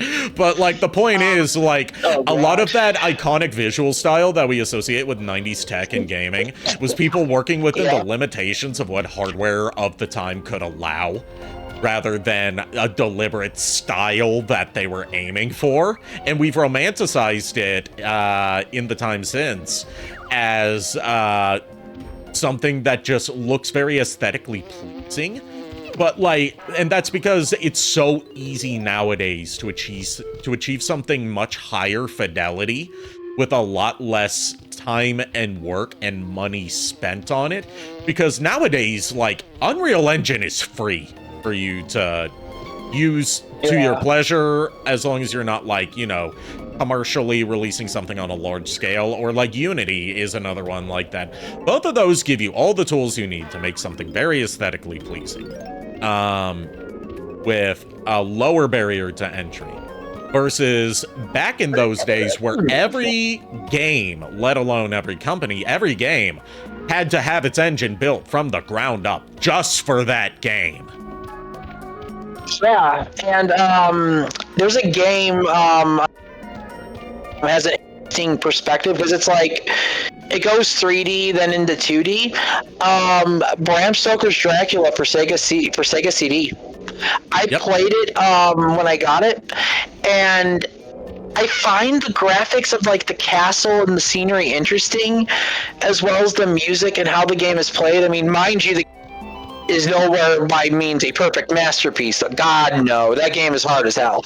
But looking at it, like for the time of what Sega CD was meant to be, yeah, in a sense, like it's impressive visually because it's like that game, although it being like a 2D, like beat 'em up in a way, I guess you could say, like a side-scrolling beat 'em up with platformer elements. Yeah, basically. It has 3D elements of showing the room around you because you're literally exploring, and like I love that kind of stuff in video gaming, or like with Resident Evil. Yeah, it's survival horror, like Alone in the Dark. You're looking around, but it's interesting how they change perspectives and how they make it like sort of a mix of a first person into a third person, with the first person being you actually opening the doors. And guess what? You can find a zombie on the other side, or 3D perspective where the cameras change. And then all of a sudden, you have like a tarantula like in front of the screen, and it scares you because you don't expect it. Yeah, and there's another element to the iconic Resident Evil door transitions. Just to kind of try to wrap things up here, because I'd say we got about like 5 minutes left before we need to call it. How long have we been going on this? We've been going for 3 hours, 55 minutes, and 30 seconds. And also, I want to read some stuff in chat because Cloud Sato has shown up. It is their 30-month mod anniversary. Thank you very much for accepting your role as a mod, even though due to our conflicting schedules, we haven't been able to work on much together as far as moderation goes, but I still appreciate you. And I appreciate your support. And also, they said, Ari, I have been given hope for more Senran stuff. New merch for Senran Kagura has been made available for pre-order. Oh dear God, am I going to have to get one of those freight forwarders to deliver it for me instead of just ordering direct from Japan? Oh God. Because last time I tried to order a figurine from Japan, I got hit with like, I can afford the figure, but I can't afford the shipping. No, I can't have my figurine of my waifu dressed as a sexy nurse with a removable top. No, I was so close, but like, but yeah, a thing that a lot of people forget or like neglect to think about with the iconic Resident Evil door transitions is not only did they fit into the aesthetic of the game in a really good way like you had described, but they're also a way to hide the loading screens that otherwise, if they weren't there, they would just have to put a screen that says now loading, or like have the game fade to black and you have to wonder if it's stuck or not. I love when games have loading transitions like that hide the loading screen. Oh God! And that's something you saw. Use the bathroom. Really bad. I have to go. Go to the bathroom. I'm just getting as many extra things. Oh, we got the banana fairy, and once again, booba. I'm telling you, someone at the Rare Art team had a thing for big titties. Not that I blame them. It scrolls, acrylic, etc. Okay, nice to hear. Also, like, as far as like Senran stuff for the future, like, I would love for us to get a proper new Senran Kagura console game, but, like, they already finished the story and the gacha. So, like, where do you go from there? Other than, you know, bringing the gacha in some form to the West so we can experience it, so it's not region locked to Japan, and so the only way that us Westerners can experience it doesn't have to be through, people slowly but surely uploading subtitled, playthroughs of each story event over the course of years. Like, seriously, please. Marvelous. My life for the Senran Kagura 7 game that we were promised at the end of Peach Beach Splash.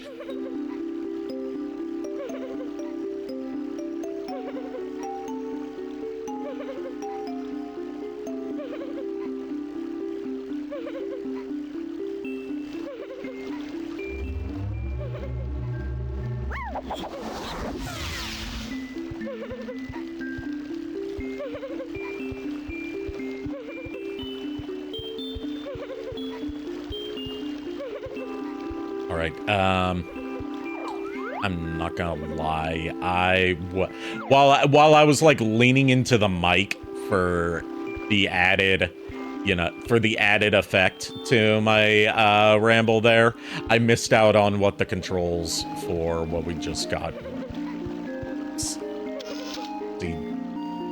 Z and down to bring up the camera. Definitely not that for that. Okay.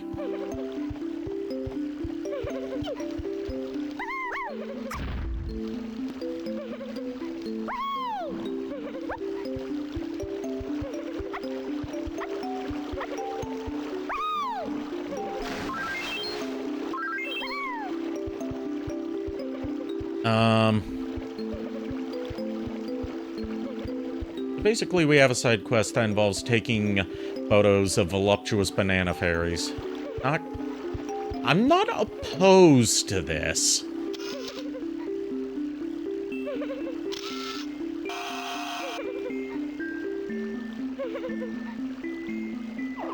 Opposed to being a photographer for pretty ladies. Yeah, like I said earlier, this is when we start getting into stuff in DK64 that I'm not too familiar with. It'll be interesting to see tomorrow's stream that Furret's doing of DK64, where he's continuing left off. I've gotten a bit ahead of him, but then, like, he's going for 100%, which is his own thing.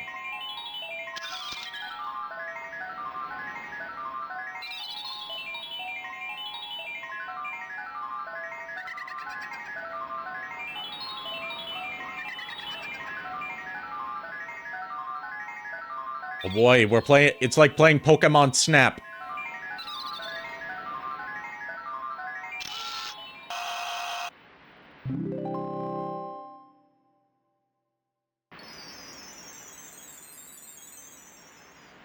Just think about how many banan, chat. How many banan.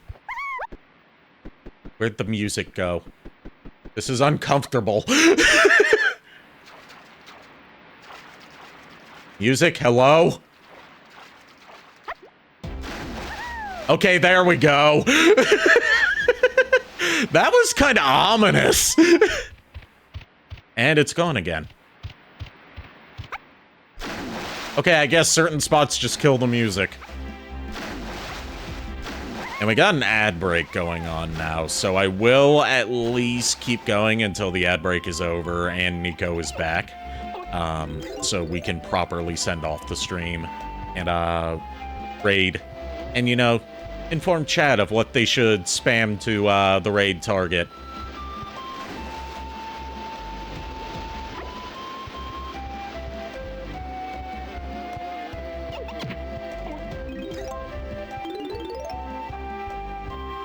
But this has been a real fun stream. I didn't think I would get this much out of Donkey Kong 64. But that good, you know, shows me.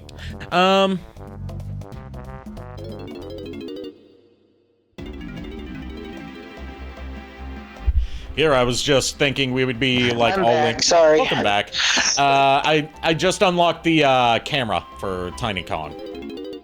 Oh, nice. Now you can go back to Jungle Japes and check to get fairies. Yep. And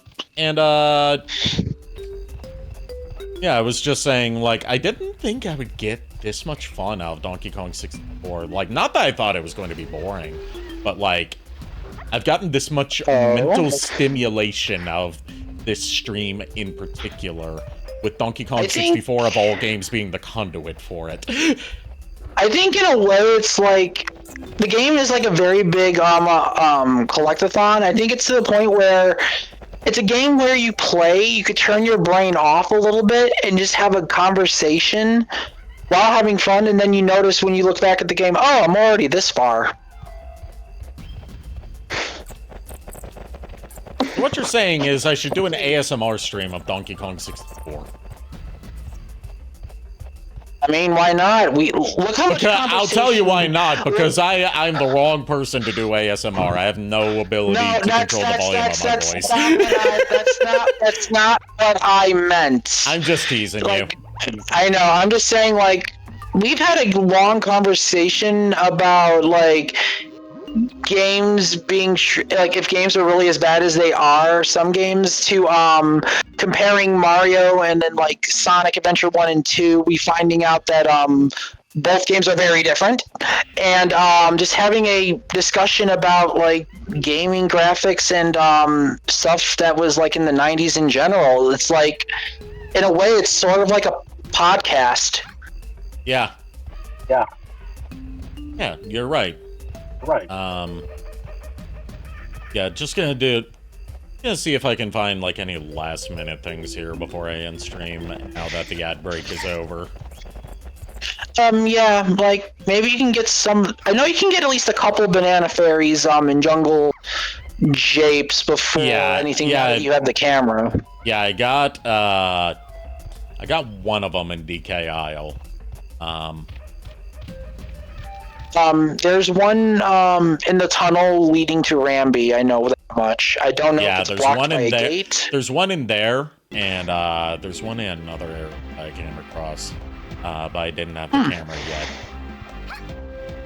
Yeah. I was saying, like, this is just a preview. The Banana Fairy photographing side quest is just a preview to that Pokemon Snap stream that Lulu wants me to do. Oh, you want to know something pretty funny? Since I know you're not 101%ing this, there's a massive golden banana behind the Banana Fairy. Yeah, I got it. The massive golden banana? Oh, massive golden banana? No, I got the golden banana that's behind, like, the entrance to the Banana Fairy's, No, the giant one, at least it looked giant to me. You get that one by getting all fairies.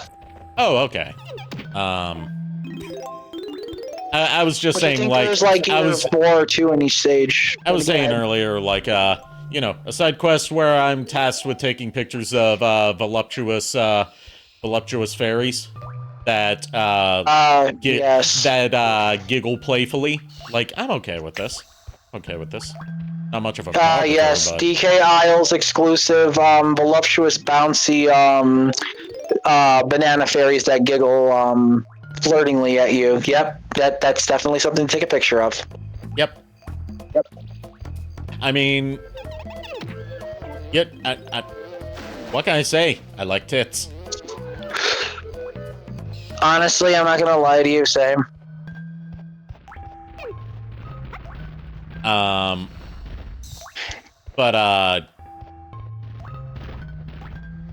Yeah, I've heard the banana fairies can be a little tricky to get shots of sometimes, but also sometimes, like, it's a little lenient on what counts as having them in frame. Yeah, there's one I'm just gonna tell you this right now, because this one is very devious. In Angry Aztec, you know that temple where your it scared her when the guy said get out? Yeah. There is a hidden wall, I think, or a thing where Tiny can get into, that she could take a picture of, I think either 1 or 2 banana fairies. Okay. that you can easily miss. Okay. So I'm just letting you know that ahead of time because that got me so confused when I played, and I was just like, what the fuck? Yeah, thanks for letting me know about that. I'm just letting you know. But no, I really enjoyed the conversation we had of what we had on stream, honestly. Yeah. Definitely gonna need to You lubricate okay? my throat after stream because I my was gonna throat say, is are you starting okay?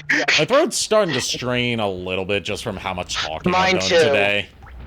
Mine too. I've literally just finished off a third cup of like tall glass of water, and my throat is like God. Lots of talking plus singing along to some metal songs on the way back from And then the dental. dentist.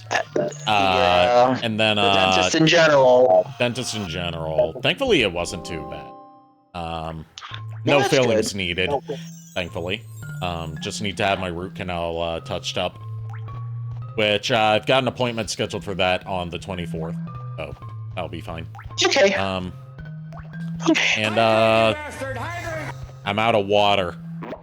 Same. Hydration cannot be achieved. No water. Send help.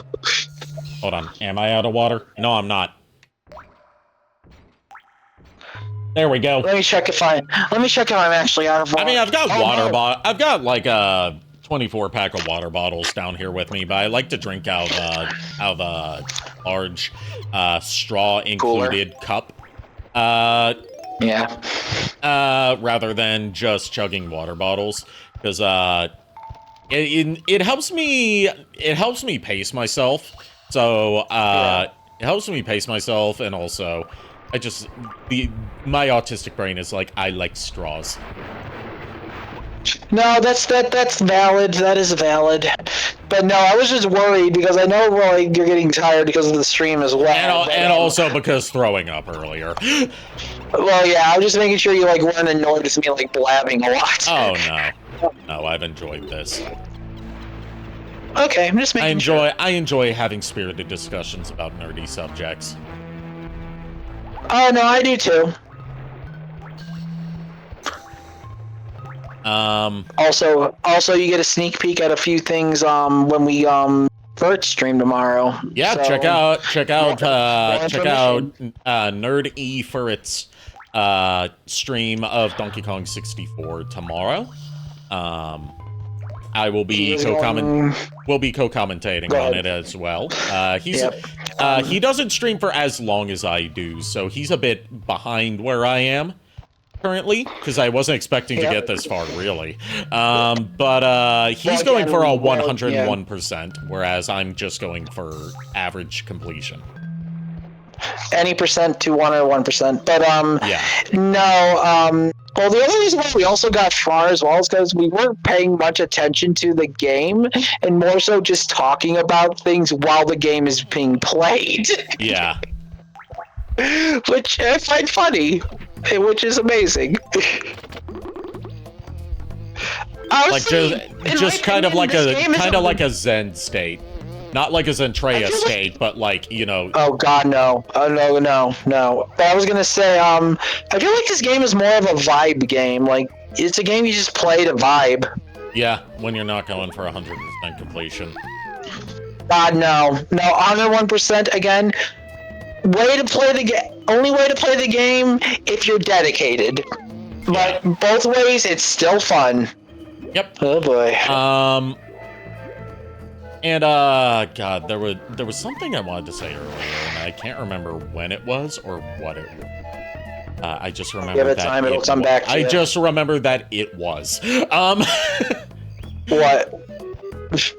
No, I'm saying I just remember that it was a thing. I just can't remember what it was or when I was trying to say it. Yeah, it was a thing among thing. Yes, one of the things of all time. Oh my god. But I hope you all have a good night as well, and I'm hoping a good time with the stream. We really hope you are. Oh god, I need to make sure to save. Save twice. Yeah, I'm Always just, save twice. I believe I just need to turn into tonight's HQ. Yeah, and then we can just save, and then it's up to you if you want to show off what happens when we exit the game, or if you just want to... Yeah, we might as well. Okay. 100% understand about the straw, and Miss Mandy Lynn said 101%. 101% is just what the rare Donkey Kong games like to call 100% completion to make it feel like you went above and beyond. Look, at least it's not like DKC where it's 102 and 103%. Yeah. Like, I shit you not, you wanna know what the 100% completion for, like, actually getting everything in Crash Bandicoot 4 It's About Time is? What? Like, 100% completion is getting everything but the perfect relics. And then getting the perfect relics is 106%. Yeah, no, I'm fucking good. That is Banjo Tooie levels of fuck no. And there's technically one more collectible on top of that, but thankfully this is where they decide to draw a line and say, nah, this is optional. And that is getting the purple time trial relics. No. You wanna know how you get the purple time trial relics? Sure, why not? You're gonna tell me anyway. You beat the developers' times for the time trial. Yes, so instead of a numbered percent, it is the try-hard percent. Which is what the platinum relics were in the old games. They were just the try-hard relics. They got you nothing except bragging rights. Hey guys, I beat the developer's time in Crash Bandicoot 4! Good for you, none of us did, because we didn't care. Yeah, like, in the event, since we're getting a Spyro 4, it's likely that we might get a Crash 5 at some point. Because Toys for Bob did develop Crash 4, and they also are working on the new Spyro, and they also did Spyro Reignited. We're getting a new Castlevania, we're getting a lot of new games that thought we would be getting, so it is in the realm of possibility. We're getting a Spyro 4 before GTA 6. Actually, I think it's coming out after GTA 6. For its currently scheduled release. Who knows if GTA 6 will get... believe. GTA 6 is currently scheduled... Because GTA 6 got pushed back to September, after all the delays it got, that means September is now one of the most packed months for AAA games in the year. And then watch, we're gonna push it back to September of next year. God damn it! Crash 5 has been hinted at already. I'm glad to hear that. But like, for Crash 5, Toys for Bob, please rein it in. You went overboard with the 106% completion in Crash 4. Please do not ask us to do anything like that ever again. I mean, 112%, let's go. 112%, but you have to get the dev times and you have to beat the game all in one sitting with no deaths. No, I'm good. I'm fucking good. I would not buy the game then. I'm sorry. I'm like, ooh, save twice. There you go. Alright. I saved 5 times because it's always nicer. Okay. Also, so guys, we officially beat Donkey Kong 64. However, we didn't do it directly, and now the monkeys are gonna pay. Yeah. Fun fact, this was a bug. This was supposed to play when you, game over. The final, yeah. This was supposed to be a game over animation, but it plays when you quit the game, and they were like, fuck it, let's just keep it. Actually, there's one more thing I want to say before you click that button. Yeah? So you know that bad ending cutscene, right? Yes. It still can play as a game over, but in the final level, after when you're hunting down K. Rool. Yeah. Because like, if the time runs out, that cutscene plays, and it's a legit true game over. That is the only time that happens. But yes, let's see the bad ending. Yep. Are you sure? Yes. Yes.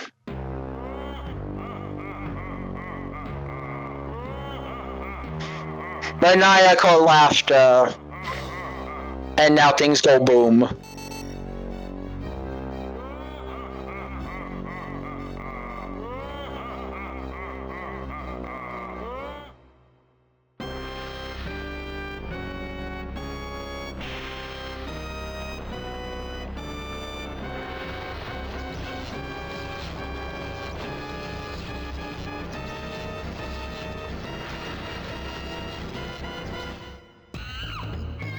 Meanwhile, little, why am I going to name this hypothetical child?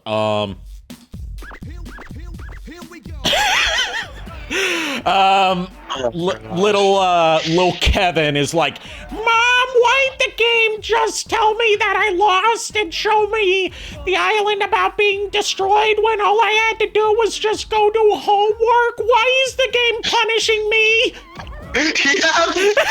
Oh God! I was trying to do that as a screechy voice, but it came out as Carl Weezer. Yeah. Also, I was gonna say, guys, there's your origin for K. Rool's Final Smash and Smash Bros. Ultimate. Yep. Last thing I'm gonna share about this is like something that popped into my head. You wanna know two gaming cartoon icons that I would have loved to see interact with each other if they weren't held by separate rights holders? What? And if one of the people in question wasn't fucking dead? Okay. Adventures of Sonic the Hedgehog Robotnik and Donkey Kong Country cartoon King K. Rool. Yes. Yes. Throw in King Koopa from the Mario cartoon as well for the trifecta. Oh yeah, definitely. Just fucking definitely. The three hammiest incarnations of these classic gaming villains interacting with each other. We'll have to work on a name for the three. We'll have to work on a name. Throw in the Mega Man cartoon Dr. Wily too. You want to know what else? Just throw in Mother Brain. Mother Brain, voiced by the voice of Audrey 2 from Little Shop of Horrors, which is also why Mother Brain stopped showing up in later episodes because of scheduling conflicts. Yeah, pretty much. Oh God, Dracula from Captain N. Oh God, Ganon from the Zelda cartoon. Okay, we're getting way too deep into this one. We're making our own Sinister Six of bad video game cartoon villains. Yeah, we basically are. Let's rein that one in for now. Yeah. Because yeah, I'm pretty sure like we're exhausted, but this was a fun time, and also, how are you enjoying yourself with DK64 so far? I am loving this, especially now that I can play it with the proper controller. Yes, yes. Let's see, who are we going to raid?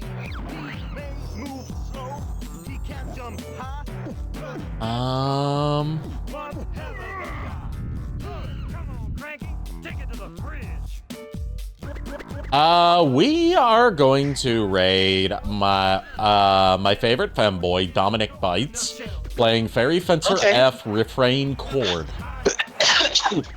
Okay. I like that one of the tags on their channel is Booba, because of their Dominique model, which is very much Boobalicious with very good physics. You know what? Because of what we were just doing in DK64 with the banana fairies, I know what the raid message should be. What? I'll let you name it. No, tell me. I'm not following. I don't remember what the name was gonna be. My mind just blanked. I was tired. I was just going to say the raid message is gonna be Banana Slammer. Okay, yeah, that works. Alright, thank you everyone for tuning in. Thank you to my co-host for putting up with me through this longer than usual stream. We came in at about just over 420. Nice. Go give Dominic Bites my warmest greetings. The raid message is Banana Slammer. I'll see you guys tomorrow night in Furred stream for some more Donkey Kong 64 on his channel, and Friday night for No More Heroes. Long delayed return to that with the whole crew in tow. Yep. And then Saturday is the return of Castlevania D&D. So much to look forward to this weekend. Yes. But until then, unpleasant dreams. Be sure to eat your bananas. Get your potassium intake. Good night, everybody. Good night.